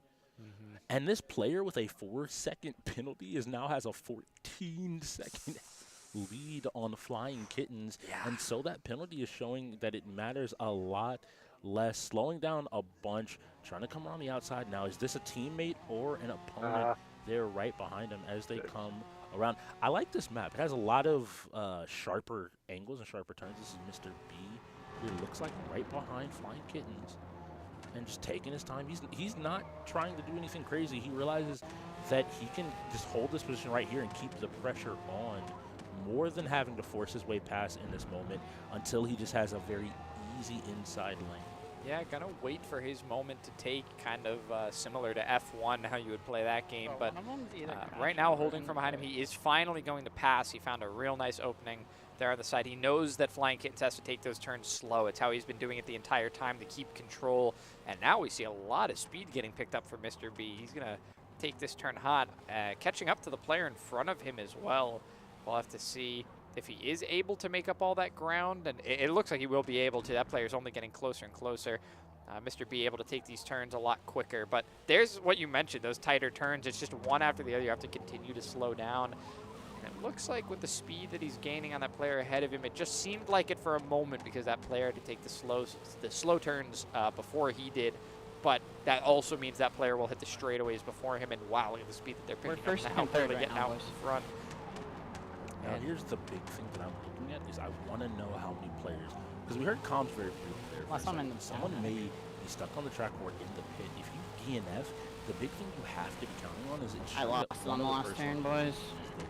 With you. If they have the two things equivalent, it should be fine. So here we go, Mr. B, swinging around the corner. 1, 9, and we have to see. Yeah, this is the final lap, so every player coming up toward the end now. Only about 20 seconds left in this lap for Mr. B. The race does end in 55 seconds now.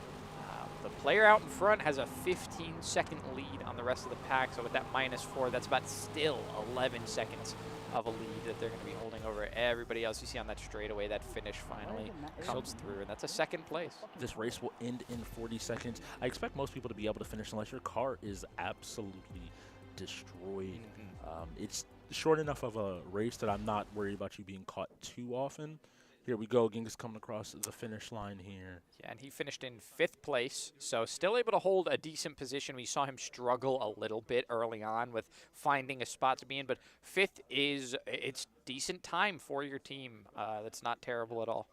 Does look like the teams might have been a little mixed up, so we're going to be doing some calculations there behind the scenes, and we will let you know when we have a confirmation on whether this is a tied game or they've jumped back in. I think that we might be getting some of that information right now from AV. AV, what do you got us from the floor? PC2 and PC5 were on the wrong teams. So what that means is those that did finish, PC2 being GGO, PC5 being, I believe, Mr. B, neither one of those will count. Oh, man. So they count as DNFs? They are DNFs. They are on the wrong team. Well, I mean, those do even out, so counting as DNFs is pretty much like eliminating them completely. They contribute the exact same amount to their teams. So Mr. B was pretty far ahead. That was a 2nd place finish we saw from him, so that is a huge hit. Okay. All right, so Karakaze, we're not sure where exactly he finished, but if they lost their 2nd place finisher, that would have been a lot worse. Let's just hope Karakaze wasn't that one in first. Yeah, and this is going to be the big frustration, I think, as I look at this, because that looked like a win. You had 2 or 3 people up there in that front place spot. We will give you an update as soon as we know, but in the meantime, Midnight Ghost Hunt is coming up next, and I'm going to need the players to start shifting the mentality just as much as we have to shift. You have to be getting into that strategy space and be ready to play. Got to wait on a little bit of math. Me and Speedy would do it, but trust me, you don't want the results of that. No, you guys wouldn't understand. We're just too far ahead. I'm bad. I'm not going to even but no, in all seriousness, we have very talented people here on the floor to handle that stuff, so we can just yap back and forth. We're good at words, not numbers. Exactly. Midnight Ghost Hunt, for those at home, it is how it prop hunt meets tag. Yeah, that's a pretty good prop hunt's a little bit of tag, but the fact that you get to go back and forth is kind of the iconic feature of this game. At first, there will be ghosts that are disguising themselves as props, trying to hide from the hunters. It's 4v4, so even teams, just as many hunters as there are prop hiders. I think that's pretty about standard for prop hunt. But the reason why it has to be even, why it's so important for this game, is because when we hit midnight, when the timer ticks down, not midnight in real life, don't worry, it's not going to be that long.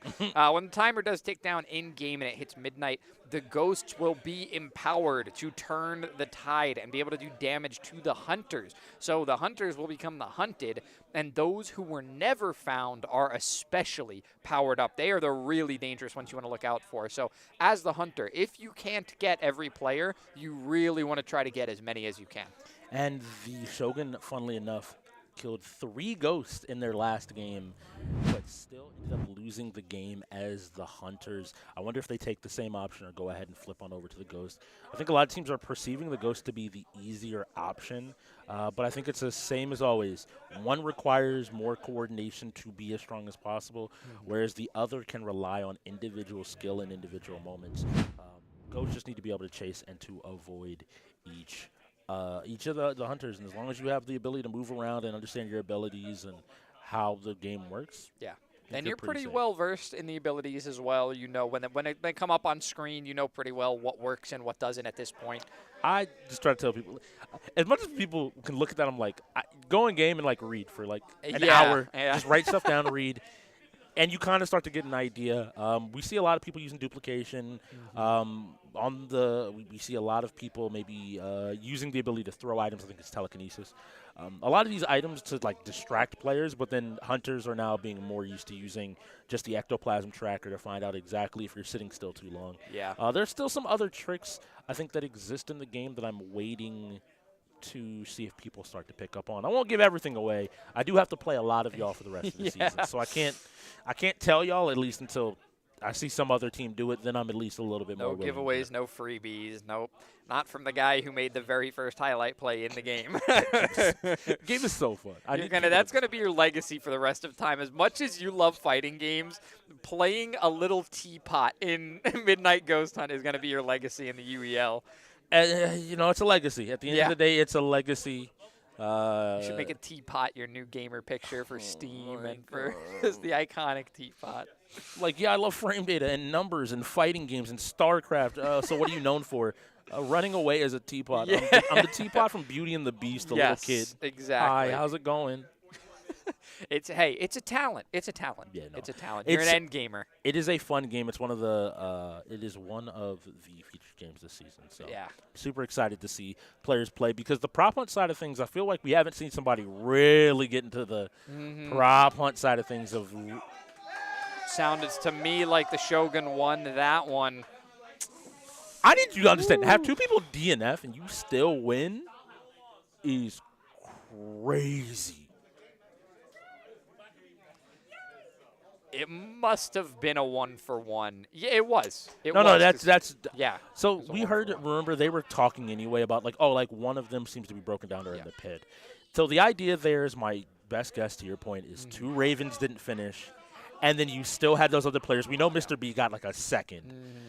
We know that I think he had one person on his team in front of him. As long as that wasn't one of those other players, he's still going to have the fastest time. When you start averaging out times, that means that his time is going to be better than the rest of the teams, as long as his team was relatively close, which they were. So, again, good on the Shogun. Don't do that ever again. Yeah.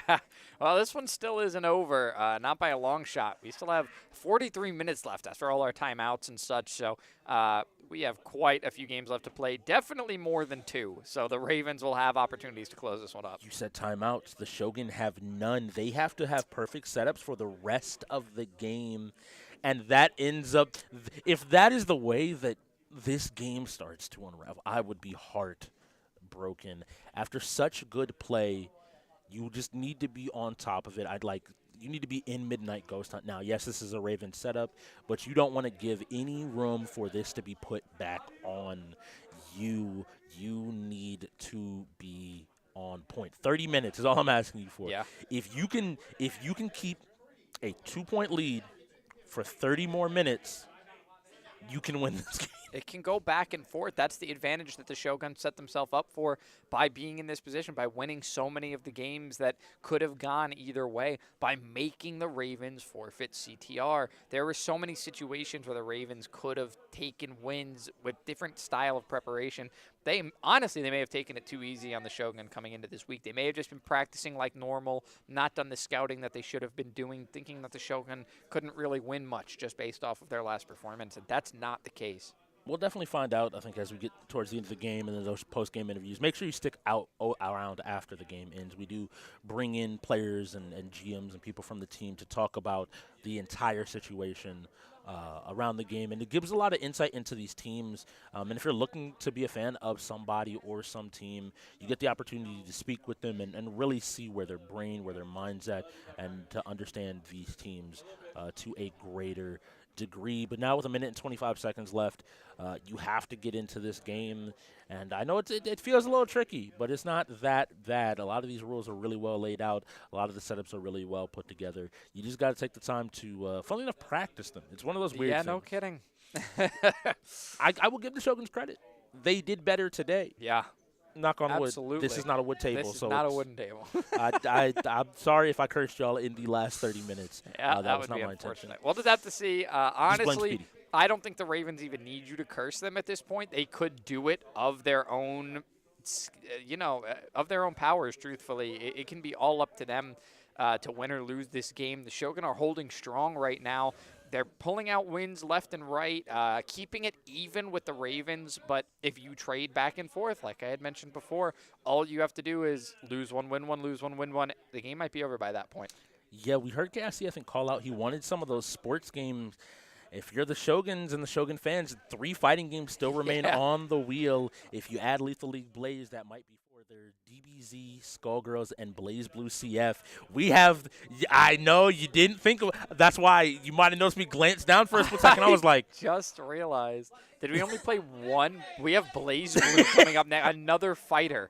That's why I had goodness. to. I was like, how many are left? Just to be sure. There are now 2 left, not counting Blaze Blue. We have only played one sports game all day. Yes. Wow. Today has been a majority of shooters and fighters, the 2 biggest categories, with the occasional strategy and racer sprinkled in there. And that one sports game was FIFA, FC. Yeah. It was I FC, couldn't which even was a remember. Ravens Yes. win, which goes along with what you're saying. That's what KIC wants. That's what the Ravens want. It's a category that the Shogun they're fine, but maybe not as prepared as a team like the Ravens. So I was a little bit cheeky earlier when I was talking about them and Midnight Ghost Hunt. I was actually streaming earlier this morning, and Karakazik came in and literally said, "Yeah, we were dumb to go hunters," literally to me. Yeah. And I'm like, "Oh, okay. Well, does that mean they're not going to do?" Yeah, they're not going to do it. They're absolutely going to hide and be the people hiding. There's already a call out by the Ravens of where somebody is, and they're trying to look for a kill, and that is Karakazik going down. You have to survive now for another 3 minutes. Yeah, only as 3 the other players remaining. Oh, the 2 of them are? Oh, that makes me scared. Oh, that is, this level is a little creepy, but thankfully we are getting a little bit of map differences now. The players that end up choosing maps, they seem to have been practicing maps that you might not be as familiar with, which is great if you are the props, because it means the hunters may not be as familiar with what you're doing. We see this pile of items here. I can say what they are, but I'm worried that it'll be heard. They do find another ghost. Been harpooned and destroyed. That's a 2nd player already down. This is quick work coming out from the Ravens. And this is big, though, because in the meantime, the other ghosts are getting the opportunity to lower their ectoplasm, making those trackers a lot less good, meaning they're able to hide better in plain sight. And nothing quite as good as hiding in plain sight than, hiding in plain sight. Yeah, unless. Oh, and he's a been nice found. slip. Oh, my. I think if he had committed to not moving, he might have been okay. And he turns into a car. That's too big of an object. You're going to want to go to something smaller. He's got to go. go. He's going.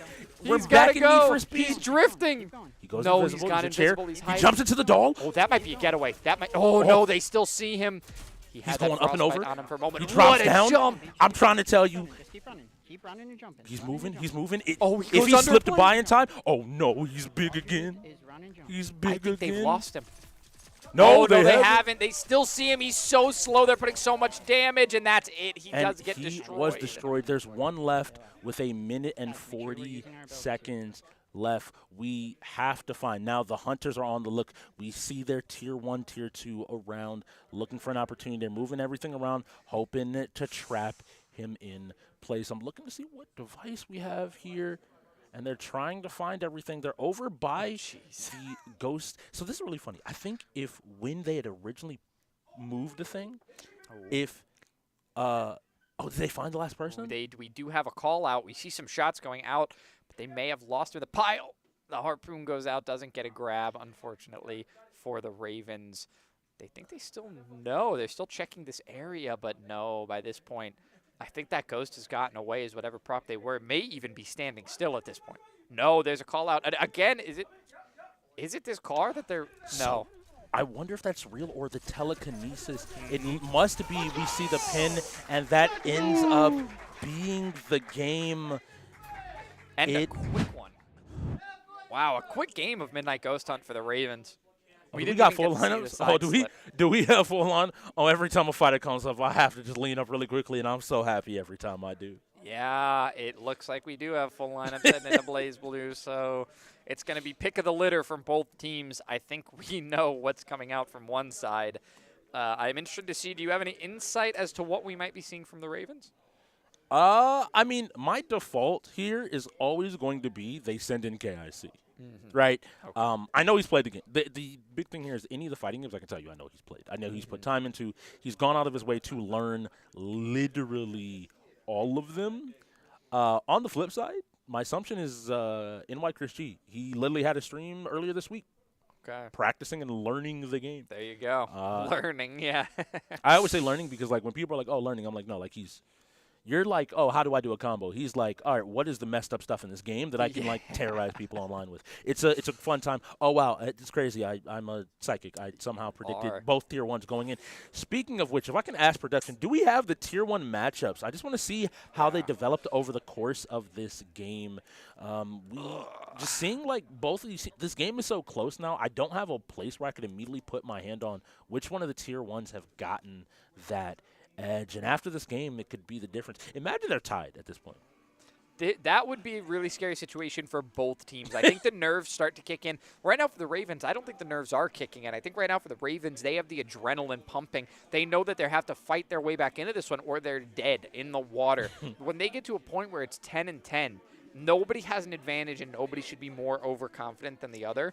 I think that's when both teams are going to start to get nervous, and the Shoguns have less experience on their side than the Ravens do. It could be an opportunity for the Ravens to crack the Shogun. However, if Chris G can simply lock in a 1v1 fighter, I know, crazy idea, this could be a time for the Shogun to jump out ahead again and have a confidence level, not have to worry about the Ravens being one game on their tail anymore. I say that, but this game could quickly turn into Chris G's demon. Last time he played it, he was playing up against Havoc to Your Face, who even went out to say, like, hey, I don't know who he is. I don't know what he's done. What? We have the setup. Oh, my goodness. The setup timer ran out on a Shogun setup. The Shoguns forfeit by default. It was not their choice. And that lack of experience that I just mentioned gives away a point to the Ravens. With half an hour remaining, we're tied at 10-10. Neither player could move, and it ended up, because they don't have timeouts left.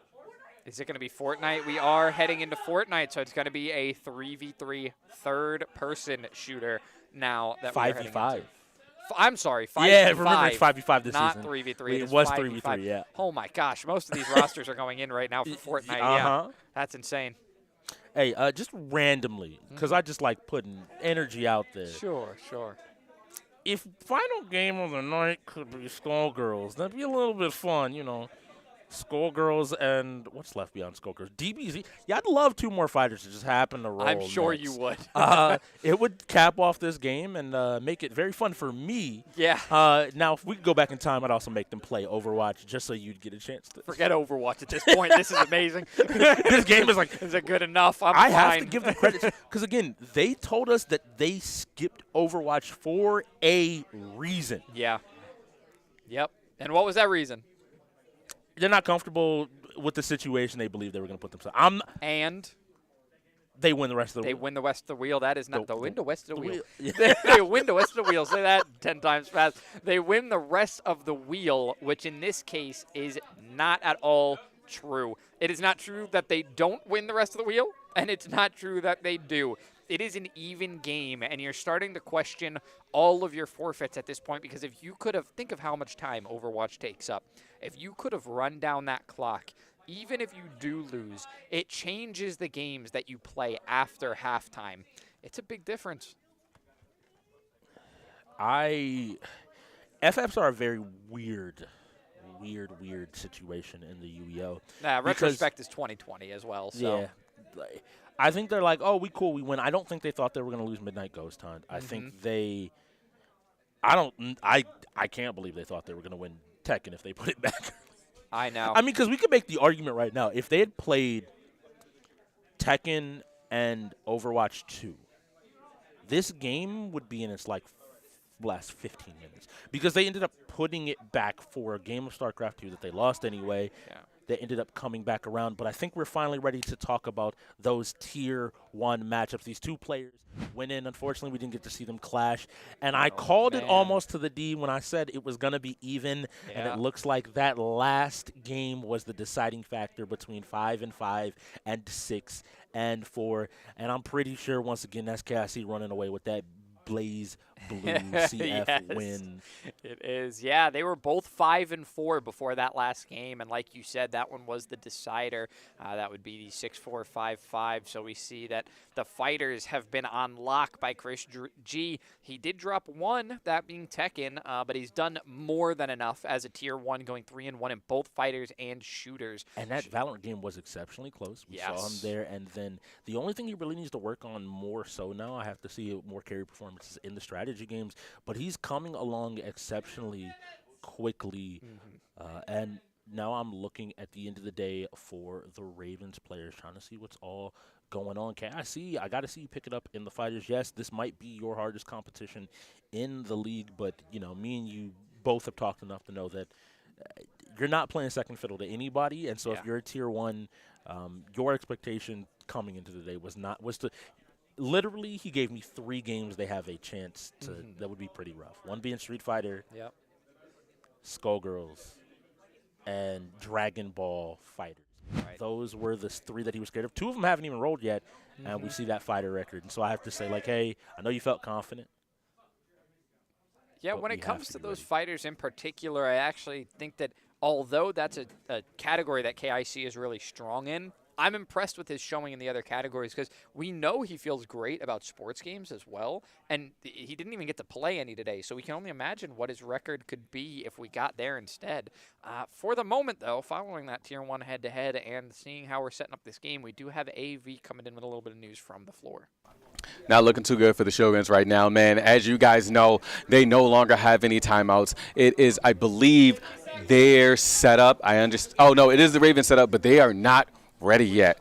After that last call, I think it has shot their momentum down. Unfortunately, they are falling apart as we speak. Upset with each other, upset with the match, upset with everything. So with 30 seconds left, we only know what's about to happen soon.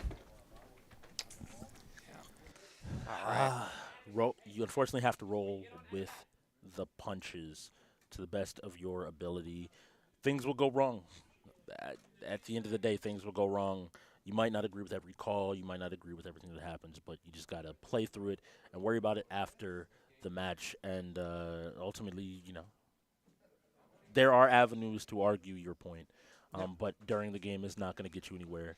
And as the setup timer finishes, we'll see if we get another forfeit or if we're going to get into this game of Fortnite. I would love to see the game. I'm hearing started up calls from the floor, so it does sound like got there just in time. So now I'm looking in to say this right now. GGO, Kara Kazakhs, Arbiter, Mr. B, Ash. I know Dolo was there for finals, but we need some of that magic once again. It's Fortnite. It's building.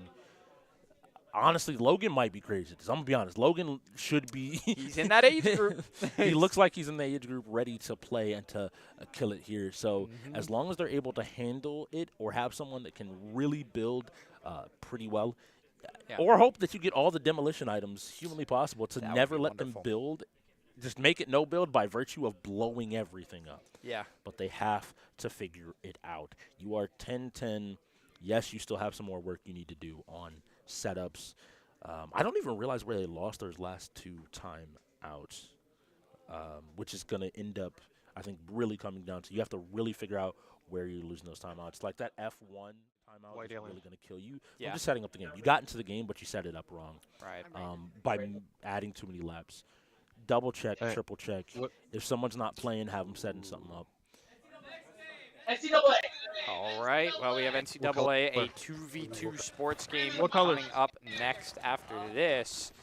We see all those players in lobby. It is so, for just a moment, my brain forgot that this was going to be 10 players in a lobby. Dolo being available is a good thing, so let's see what people are doing. We are watching Flying Kittens, not realizing I didn't even think about Flying Kittens being available. For a very long time, he was the best Fortnite player in the league. He's focused on other games and is still able to compete with those top players and still able to threaten anybody in terms of his skill in this game. And so you can't just be kind of good. You need to be able to beat him. It looks like he's rotating, possibly looking for we're on the a same new team. play. It's the numbers. We're in by numbers. Yeah. There's going to be 3 on one team and 2 on the other. Yeah. Yeah, we're good. It looks like this might be the first time some of these teams are playing Fortnite. I hear calls explaining like, hey, they're going to be people 3 on one team, 2 on the other. To be honest, I needed teams to kind of figure this out ahead of time. Have your colors, have your call-outs, make sure that it's very clear who as who, know who you're pushing. It looks like almost Flying Kitten was possibly pushing his teammates there for a second, and now realizing he needs to be positioning here for these other 2 bases ends up being huge. Now he's moving out, trying to get some space, trying to get an opportunity, doing a nice job skating across the ground. This movement looks like he's still been keeping up his Fortnite skills, and there's a player in front of him. You're kind of alone right now. I'm coming. A teammate, an opponent. He looks to just take height and to continue to put pressure down. He saw a couple of players there in the spawn. Are they friendly or are they foe? It looks like they have to be friendly. Him having to move around towards the base using the walls tells me that it has to be a teammate. To be honest, there might be a point where you need coordinated what the fuck? costumes, honestly, in the he was just to keep track of who you're supposed to be shooting at a little bit quicker. Trying to challenge on this build, but still being prepared. He falls, takes a bunch of damage, but manages to get a kill here, but is still fighting against another player. He's climbing up higher and higher. He hasn't taken too much damage. There's some more fall damage, but I think he's between 2 or 3, continuing to build the best he can to continue to maintain some height and to look for a play. He's looking for an opportunity. He ends up getting behind a player and dealing some damage, is now pushing in to try to get this kill. This is a reason why people did not want to play Flying Kittens. I think that is 3 or 4 people he's killed by himself at this point. Assisting. I mean, he has gone crazy so far, put out a lot of damage. He's building all around these entire teams right now. He did start off a little bit slow. I think we actually saw a little bit of the rust get shaken off that you were talking about, but now look at him. He's landing these shots that earlier he was trying to land were a little bit tricky for him. He's warmed up. He's right back in it, trying not to hit the side of his ramp there. He connects those beautiful shots and almost downing an opponent. He should almost have that one. Xbox. Just barely unable to finish. He'll drop back down. He's taking shots once again already, building up a simple ramp build. Now going for a few different structures. He tries to make his way back in. You're never going to know where he is anymore. Some throwables go out.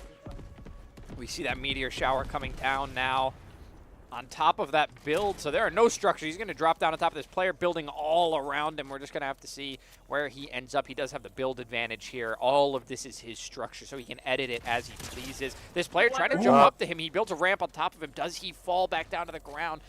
Not quite. He sees him, though, connects the headshots, and wins the round for his team. Most of those were of his doing. Wow, and let's see, that was 4 eliminations for him. This is his original comfort zone. He's starting to get a little hyped up. I think the coaching staff on his team just keeping him locked into the best he can be, and he's just trying to keep him focused in here. Runs in, goes ahead and jumps on this orange color, is looking through different items for what he can possibly. You want the DMR? Go for it. I trust you with the better guns. 2 on the other. Yeah, at this point, if I'm his team, I am just waiting for him to pick up the items that he wants, and I'm going to take whatever's left. A huge jump. He's going to make his way over to purple here with his teammates and take some of those. That was a really fast rotate. You don't always get an opportunity to make it there for free, but he does. Makes it over to the other spawn where his teammates are going to be. And he just wants these items to be able to get into the fight, wants as many as possible, tossing down a couple of turrets. Is now setting back up. He does have the riot shield. on green or sniping. To push out. I really like that, dropping them in the open so that he could pick up another item before he leaves the spawn. Yes. So immediately moving out here is playing this edge. We saw him play the Surf go masterfully last time. He's completely locked in. He's focused up. This is his moment to shine. They brought him onto this lineup. They brought him into this team. They knew his skills in Fortnite. They knew his skills in gaming in general, and he's only continued to improve. A nice job coning his opponent to stop them from progressing up, and is now just moving up to take as many shots and damage. Even the game seems to want to congratulate him with all of these sound effects going off. He is over top of this team now. He can take as many shots as he wants. He has to make sure what he's finding is enemies. Takes a little bit of shield damage, but he's already put out more than that. He heals it right back up, finds an enemy. He's going to get that one down quickly. Going to go for a second, and he gets it. But builds on himself. He has to be careful. He has to get these kills without taking any more damage. He can't even play towards the storm. He's trying to move out, trying to get height, trying to reset and just give himself the health he needs to take another fight, if at all possible. He sees them taking another fight and now looking to maybe play for another position himself. Moving over again. Every time he starts to eat this, he doesn't seem to... He might res. Looking to make a play, but he's healed up. He's ready to go. And these shots are landing shot after shot after shot. They don't realize he's above them. Yeah, they do not know where they're taking the shots from right now. It's very hard to tell when you're getting shot from above. Two down there, Sarge. He's putting down damage slowly, but surely. One's on the other side of the wall on you. On the outside. I like that he puts down this damage and starts to build. He knows that he's got too many eyes on him right now for him to be able to take a straightforward fight. So he's building his way back up, making them waste their resources, playing the circle very well. He dropped down. Almost finds a shot on that player, but he does. He puts that one down. He's going to finish them off as well. Doesn't bother to pick anything up. He finds that last player. Oh, he's got his eyes locked on. He's in for the hunt. Teammate putting down shots to assist. He's in there. That's all his damage all day long, and he will wrap up another round to put the Ravens in the lead. Wow. He got 8 of the 10 eliminations needed for the win for his team. Both rounds, he took out 4 out of 5 players. That is the type of pressure in the space you need to make for your team, especially when they need to win here. And both teams, I have to believe, are in a slightly ideal position. I have to guess that Mr. B is going to go in with Dolo, and Herb is going to get his choice of teammate, probably Vape here. And this is where the Shoguns are going to have to show up. They're going to have to find a win to stay in this game. I mean, it was blink and you miss it. We are down to about our final quarter of an hour. We have 16.5 minutes remaining. Last time we talked about the time, there were 43 minutes remaining. I don't know where the time went, but we are down to about 16.5 minutes, or maybe there will be a clock adjustment. We aren't sure yet. College football is quicker than the NFL games, the way that we play them, so it's very possible that we could have another game after this, even if it's not overtime. But if the Ravens win this one, I mean, this one's over. Even if the Shoguns take a win in whatever the next game is, there will not be enough time to play through a second game. This game came down to setup. Yeah. That Blaze Blue game and not having a timeout just to get into the game. That may really bite the Shogun in the butt. They're going to be really upset here. If they can't win this college football and they go out because their setup timers stole so many timeouts. Well, they have 30 seconds to get into this. I hope that they were setting it up during Fortnite. Yeah, no kidding. This one is console. But with so Dolo available, I'm hoping Dolo has at least something of a handle on it, knows how to get in the game. Mm-hmm. We have 25 seconds left. Hilariously enough, I mean, if you want the answer, you technically forfeiting this game might not be the worst thing. Now you're now betting it up completely to the right. wall. Yeah. You need Skullgirls and Dragon Ball Fighters to be the next 2 roles. There is no world in between the two. That you need them to be the next 2 roles. All right, But it looks like they've got going in. Somebody's playing Texas. Yeah. All right. Longhorns are out here, and now we're going to go. Roller Champions will be the follow-up, so into another sport game, but a very variety sport kind of game. Really exciting to watch. So I do hope we get there. It's going to be Alabama versus Texas. This is, oh man. There are some people that would love to watch this game in person today. Well, what would seem to you for? Which team are you normally rooting for? Oh, man. Between Texas and Alabama, I got to tell you, I'm tired of watching Alabama win stuff, so I would go Texas here, I think. Then you are a fan of the Florida Shogun in this moment, not the DC Ravens. As the DC Ravens receive the kickoff and bring it back almost to the 50-yard line. Pretty good return there. So Alabama's offense takes now, the big question here comes down to can you stop? We saw Vape before running, I like to say, the 100-meter hurdles while playing this game last year. Oh, yeah. So I have to hope and believe that he is going to be able to find a way. But they should have two different players that both play Madden and football. So Mr. B and Dola are going to have to find their opportunity. They do have home field advantage, so we will see where they go. The pulse of the stadium is there. A nice run play to start off the game. Ends up being a solid gain of 4 yards. Yeah, that steady yardage is going to do you a lot with our limited time. The further that you can move your way down the field, control the clock while making your way towards touchdowns, toward any sort of points, truthfully. Yeah, it's the control of the clock that really matters in this one. We've already talked about the UEL clock and how important it is. This plays into that. That will not be a first down. That one will go short by about 2 yards, maybe made it to the a yard before the first down. So, all right, we have to see here.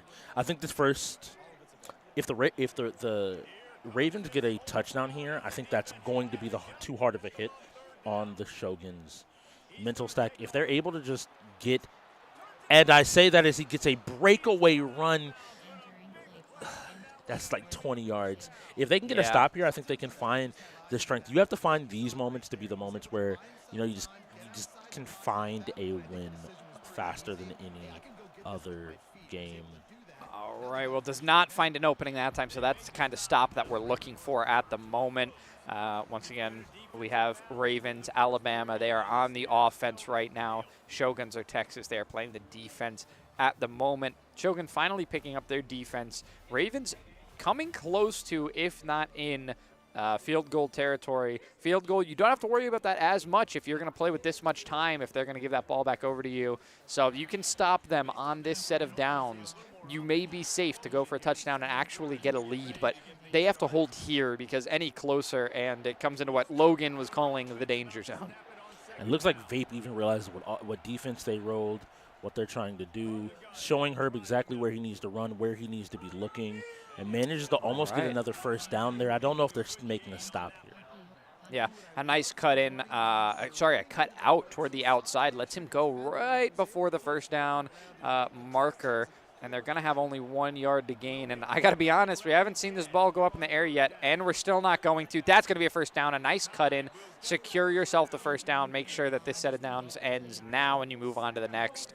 It's solid. You talked about it at the beginning. Solid, steady. They're just gaining yards, moving their way up the field, and that's all they need.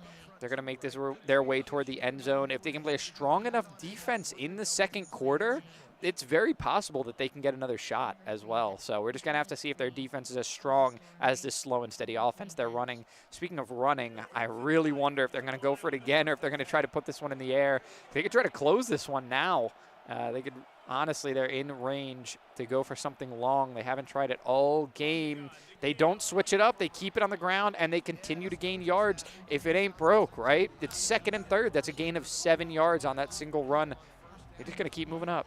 Vape plays a very traditional game of Madden, college football, however you want to look at it. These sports games, he understands and learns the technical aspects of the game, but also understands the sport itself, the physical sport. And so he brings that to the ground and into the game to put the pressure on you, not just literally from playing the game, but from the situations he's able to set up here. Vape is super confident. He was happy and wanted this game to roll. And while this might, I was going to say might not be a touchdown, but it is. Oh, my goodness.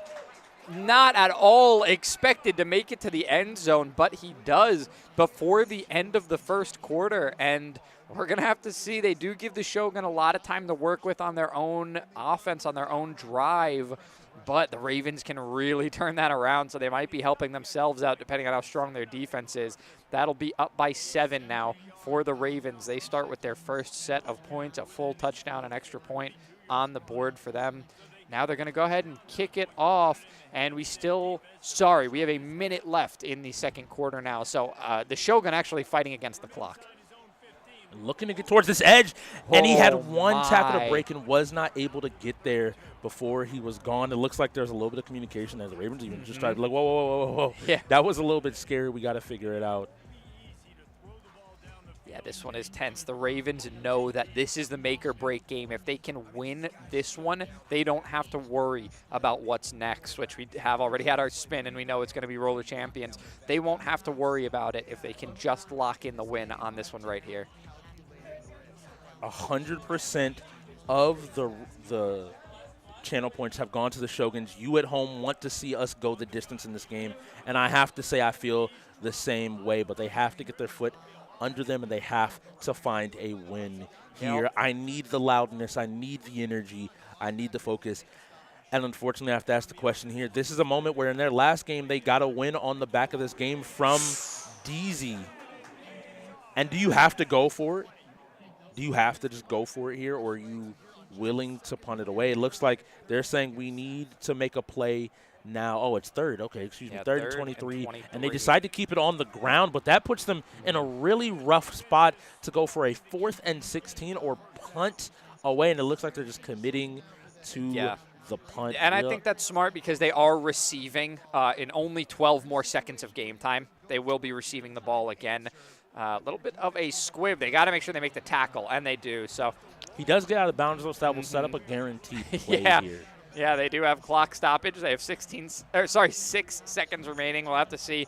If anybody could make something big happen, honestly, Vape right now in that QB position, Herb as a receiver, could go big. Vape is doing an amazing job. Like, he hasn't shown me anything that I can immediately be like, I don't like that decision that you made. Like, it's funny.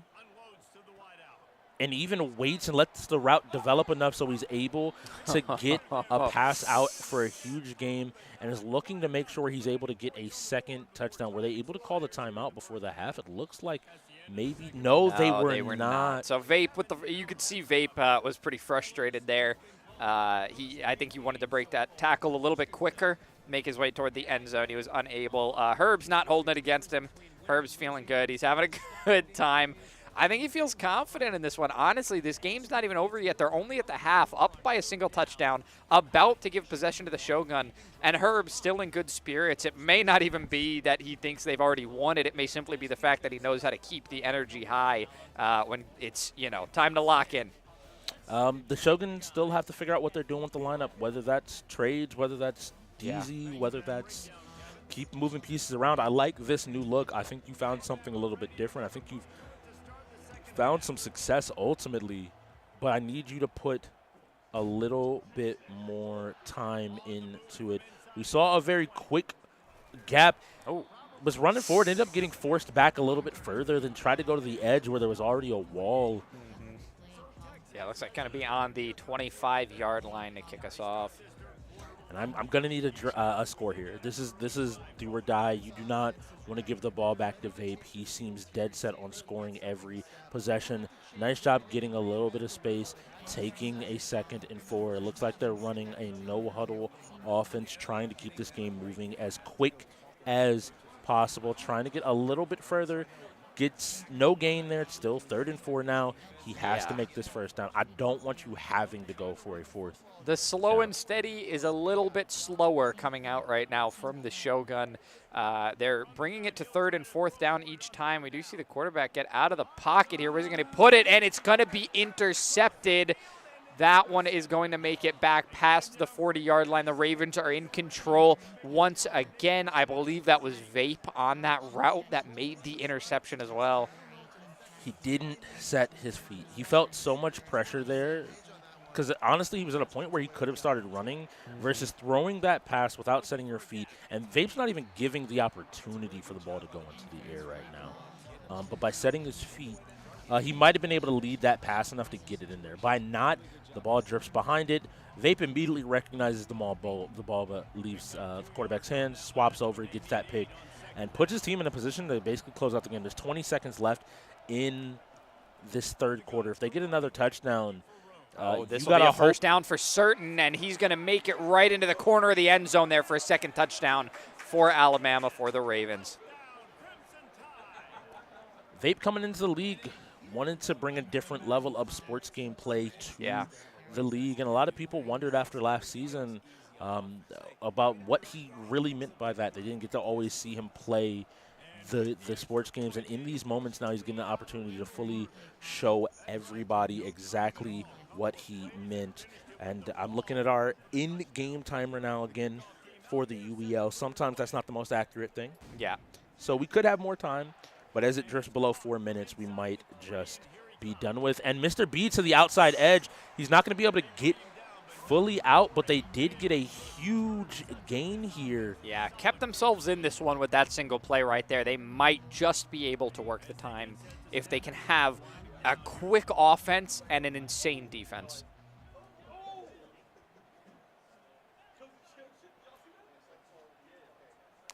Yeah.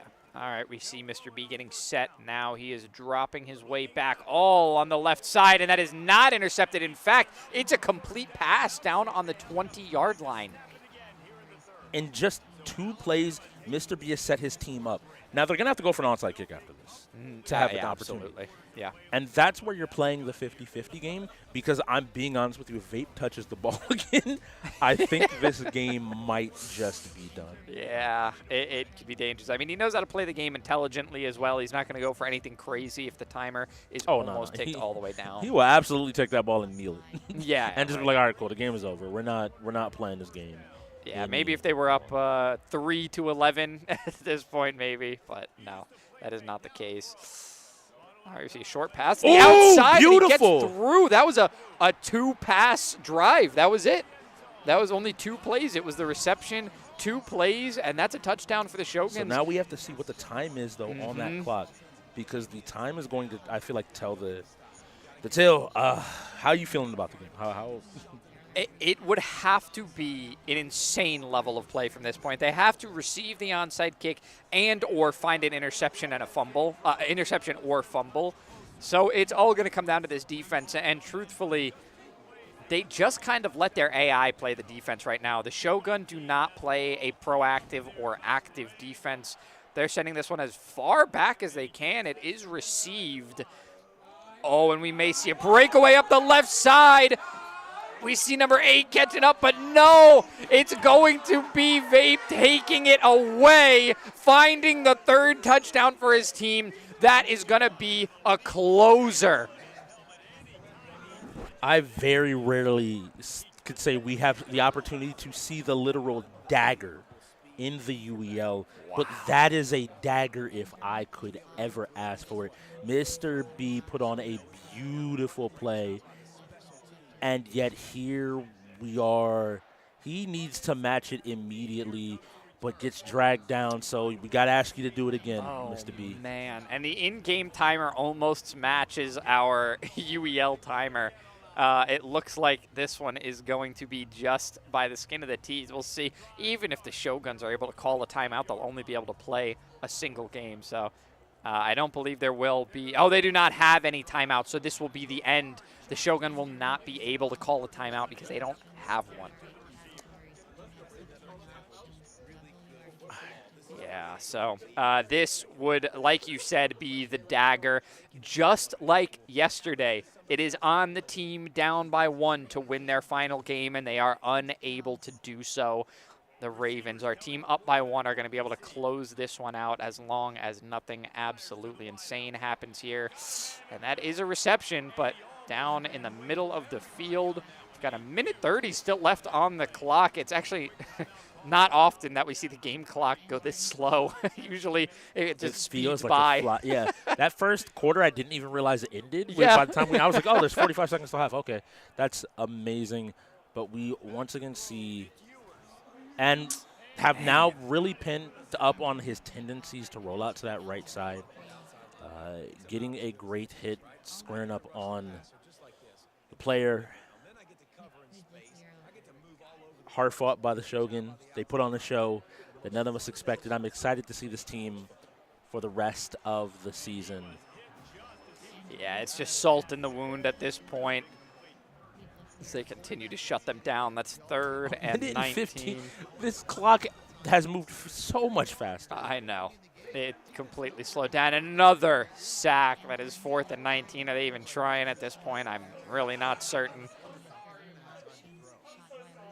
They're calling a timeout. Somebody on the floor saying, I'm so sorry. They know they're just dragging this one out. I don't know if that was actually intentional or not. We do have 1:13 left on the game I mean, you clock. might want to go for that 78-yard field goal at this point. I mean, yeah. Oh, what? All right, they're just going to punt the ball away. Give the Ravens a chance to put on another nice performance here. See if they could just take it away and find an opening. It'll be Vape receiving, I believe, here. And calls the fair catch so his player does not get blown up. As someone that's played on defense and special teams, that is my favorite thing. Don't call a fair catch, please. Let me run full speed at you and just get a square. Yeah, maybe the easiest way to fumble in football is to not call a fair catch when you haven't seen how close. But I have to believe that we take a knee here. We even see the pulse of the stadium. Much like our arena here has fallen down, it's gotten quiet. Never mind, Vape is looking to put on the show. It's dead. Yeah, I believe they're going to take this one a little bit further.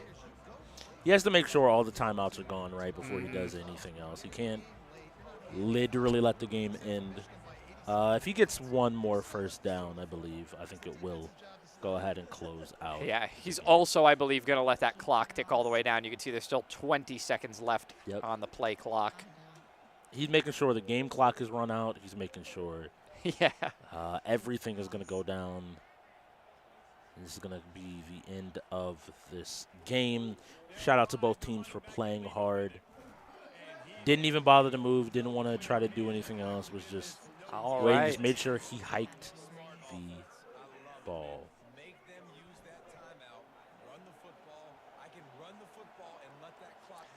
Let's see, we're going to wrap this one up. Still, I don't think going for the kneel. Still going to push this one. Yeah, even 7 calls the play seconds. before the play clock ticks down. So if he had done that, please don't. No, that'll let the timer tick down. So that's going to be game. That is going to be both game for college football and for our game here in the UEL. That is the Ravens finishing with 12 points, 12 games to their name. The Shogun with 10. A much closer game than I think many people thought this one was going to end by. Very impressive showing from the Shogun, but even more resilient showing for the Ravens, who are down by 1 or 2 for most of this game and able to pull it back in the end.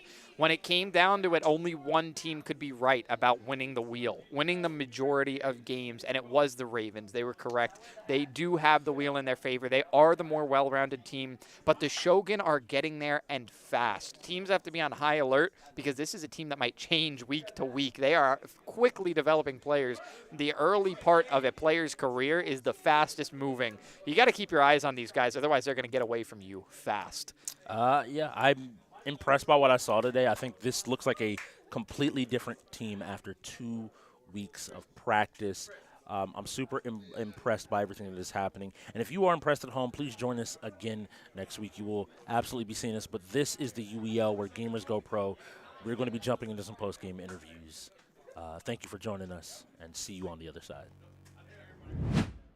Maxed out already, so yeah, I think it depends on what kind of loadout you're gonna be. Who is this Baraka? This is Herb. Herb plays Baraka. Herb plays Baraka.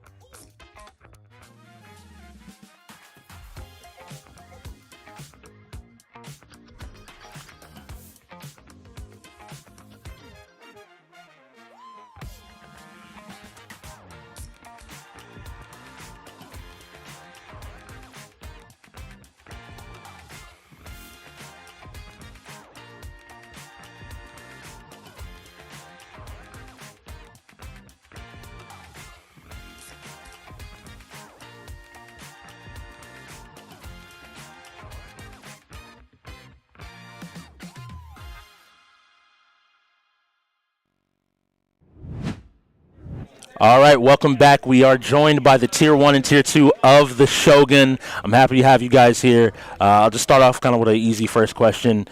What has happened in these last 2 weeks? Y'all look like a completely different team today.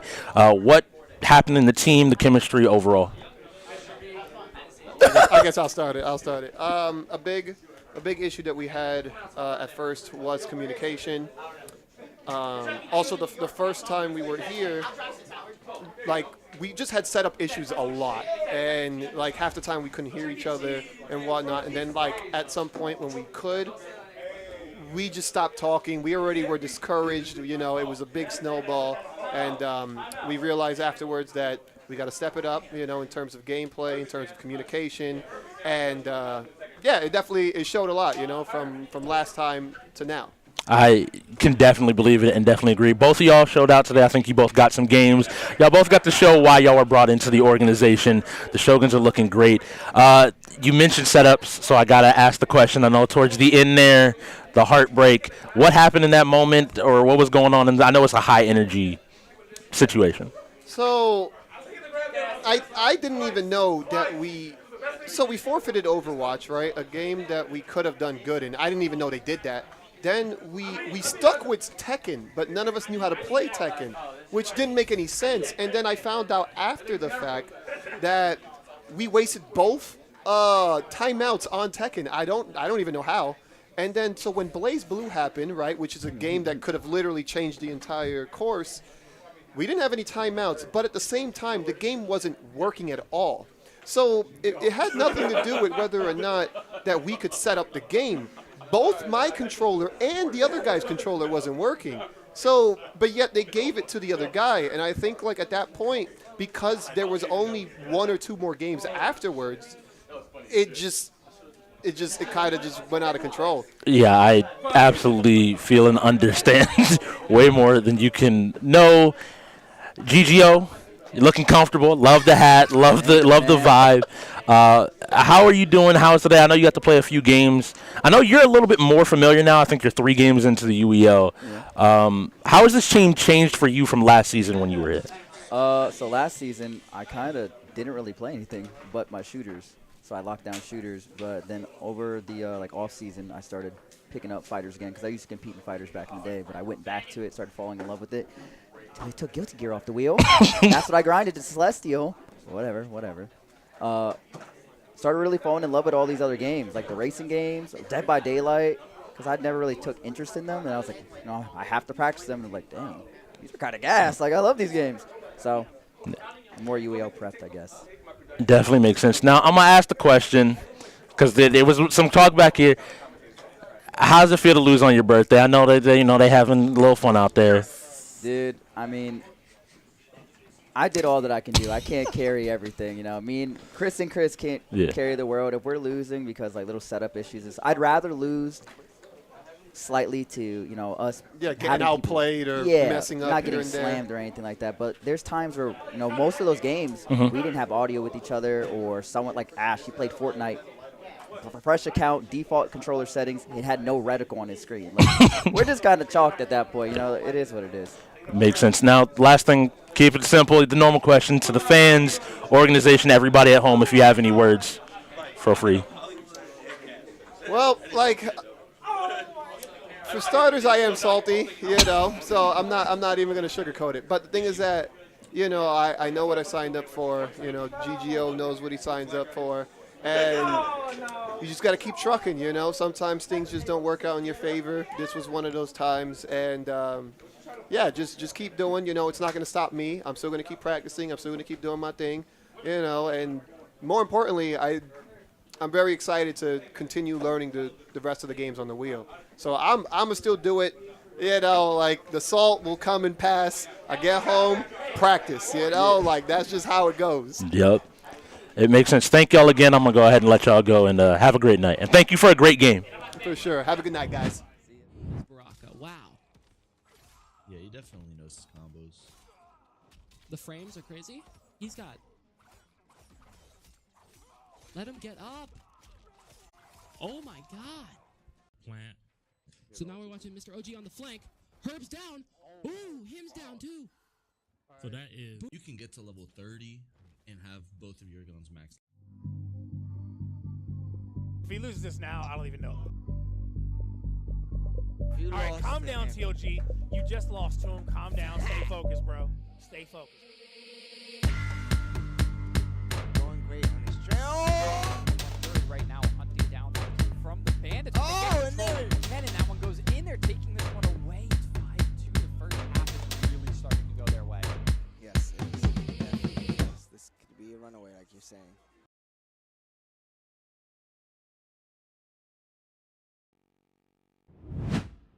All right, welcome back, everybody, for this post-game interview with the Tier 1 and Tier 2 of the Ravens. Pass to Herb. It's Herb. And Mr. KIC himself. We got all the Ravens out there as well, trying to get Herb in between all of those Ravens. Very proud of his team. You guys had a really tight match today, and honestly, you spent most of it down by 1 or 2 points and managed to come back in the end with a streak of wins. How did you guys keep cool at game time to come back from that deficit? I mean, I think the big thing comes from just like keeping a cool head, definitely having somebody to kind of rally everybody. I mean, I always try to keep my spirits up at all times, and it's nice to have a lot of people that have been here for at least 1 or 2 seasons, like me, her, Vid, Genghis, that have been in the situation to where we'll be able to, kind of push the team forward and keep them under wraps. Yeah, that's great. It's always good to keep a good head on your shoulders, obviously, and you do have some newer players out there as well with less experience. How do you guys walk them through these situations when you're down in a situation you don't expect to be in? How do you keep their heads on as well? We just talk to them about like camaraderie and just how there's always a chance to win. Like if there's time left on that clock, there's a chance to win. And we've been in this situation before, like KIC said, we've been in a situation where we had to make a comeback and just play efficiently. Like obviously people are gonna have their emotions, they're gonna be a little nervous here and there, but we as coaches, KIC, myself and Wanku, we just kind of keep everybody sane and we just say, hey, how can we win this game? Win this game, move on to the next one. If we can't win it, we just forfeit, keep it pushing, maintain our timeouts and everything, we're good to go. Now, speaking of those new players as well, it was Logan's debut game. You guys were able to pull out that win for him, and he was a big factor in it as well. So how has he been developing as a player, and what was it that brought him into the lineup for this match? Today, we really felt strong in him. We felt strong in his training. He's been playing a lot of the racers. He's been keeping up with us in practice in terms of communication, in terms of not being afraid to play any of the new games. So we just saw that, and we were like, hey, we got to give him a chance. It's game 2. Unfortunately, there's no preseason games for us to really kind of test out the players, but we considered it a test. We felt really strong going into this game today, and we just said, hey, we got to give the guy a shot. He performed great. You guys have a lot to be proud of in him for sure. When it comes to this matchup in particular, I think a lot of people, maybe your guys' team included, I'm kind of curious, thought that the Shogun wouldn't be able to put on a performance like this. They came really close to you guys. Did they catch you off guard, or were you expecting this to be a close one? I mean, I don't think they really caught us off guard. A lot of it, in my opinion, came from the coaching aspect. We definitely got caught off rotation in a lot of our really strong games that kind of cost us. Like Halo, we kind of didn't have the best. Like Apex, I wasn't enough for Apex. And it definitely hurt us in the long run. Even CTR as well. We didn't have anybody that, any of our main CTR players in for CTR, which definitely hurt us in the long run and kind of snowballed out of control. Definitely will come from just building everybody up and making sure that, some people have a little more coverage so we don't full send a lot of times, so we can have those times where the rules are always in our favor. Some of the games went pretty much as planned. Some of the games definitely could have went either way, in my opinion, even the ones that get lost. But it is what it is. It's too early, baby. All right. Well, I want to end this one off on a high note for sure. You guys took the win in this, so we should definitely end this with positivity. What are you guys looking forward to the rest of this season? You still have a lot of the season ahead of you. Oh, just growing as a team, growing as an organization. Getting our social media out there more and just making sure that people know that we're the Ravens, man, and we're here to stay, and we do this. All right. Well, you guys are 2-0. Congratulations. A great start to the season. We wish you luck in your future games and can't wait to see you again. All right. Thanks for having us. Can't wait to see you. Let him get up. Oh, my God. Plant. So now we're watching Mr. OG on the flank. Herb's down. Ooh, him's down too. So that is, you can get to level 30 and have both of your guns maxed out already. So yeah, I think it depends on what kind of loadout you're gonna be. Who is this Baraka? This is Herb. Herb plays Baraka. Herb plays Baraka. Wow. Yeah, he definitely knows his combos. The frames are crazy. He's got. Let him get up. Oh my God. Plant. So now we're watching Mr. OG on the flank. Herb's down. Ooh, him's down too. So that is. All right, some very insightful interviews there at the end of our game here in our post game. The Ravens just barely able to eke that one out. The Shoguns really brought it to them, but Ravens kept their heads on straight. I know the Shoguns are a little broken up about it, but they know they can come back from it, yeah? Yeah, I think that they are. They felt confident. They like, hey, things happen. They even admitted, like, hey, we'll be a little bit salty, but at the end of the day, they're here for the long haul, here to grind and ready to go. But unfortunately for right now, we have to flutter off. This is the end of week 3 here at the Ultimate in Gamers League. You can join us again next weekend, starting Thursday, for another set of amazing games, another set of amazing teams every single day, 6 p.m. But before that, make sure you come through on Wednesdays, the technical timeout, 6 p.m. PST, 9 p.m. EST, and show us some love. And if you don't know, this is the Ultimate in Gamers League, a.k.a. the UEL, where gamers go pro.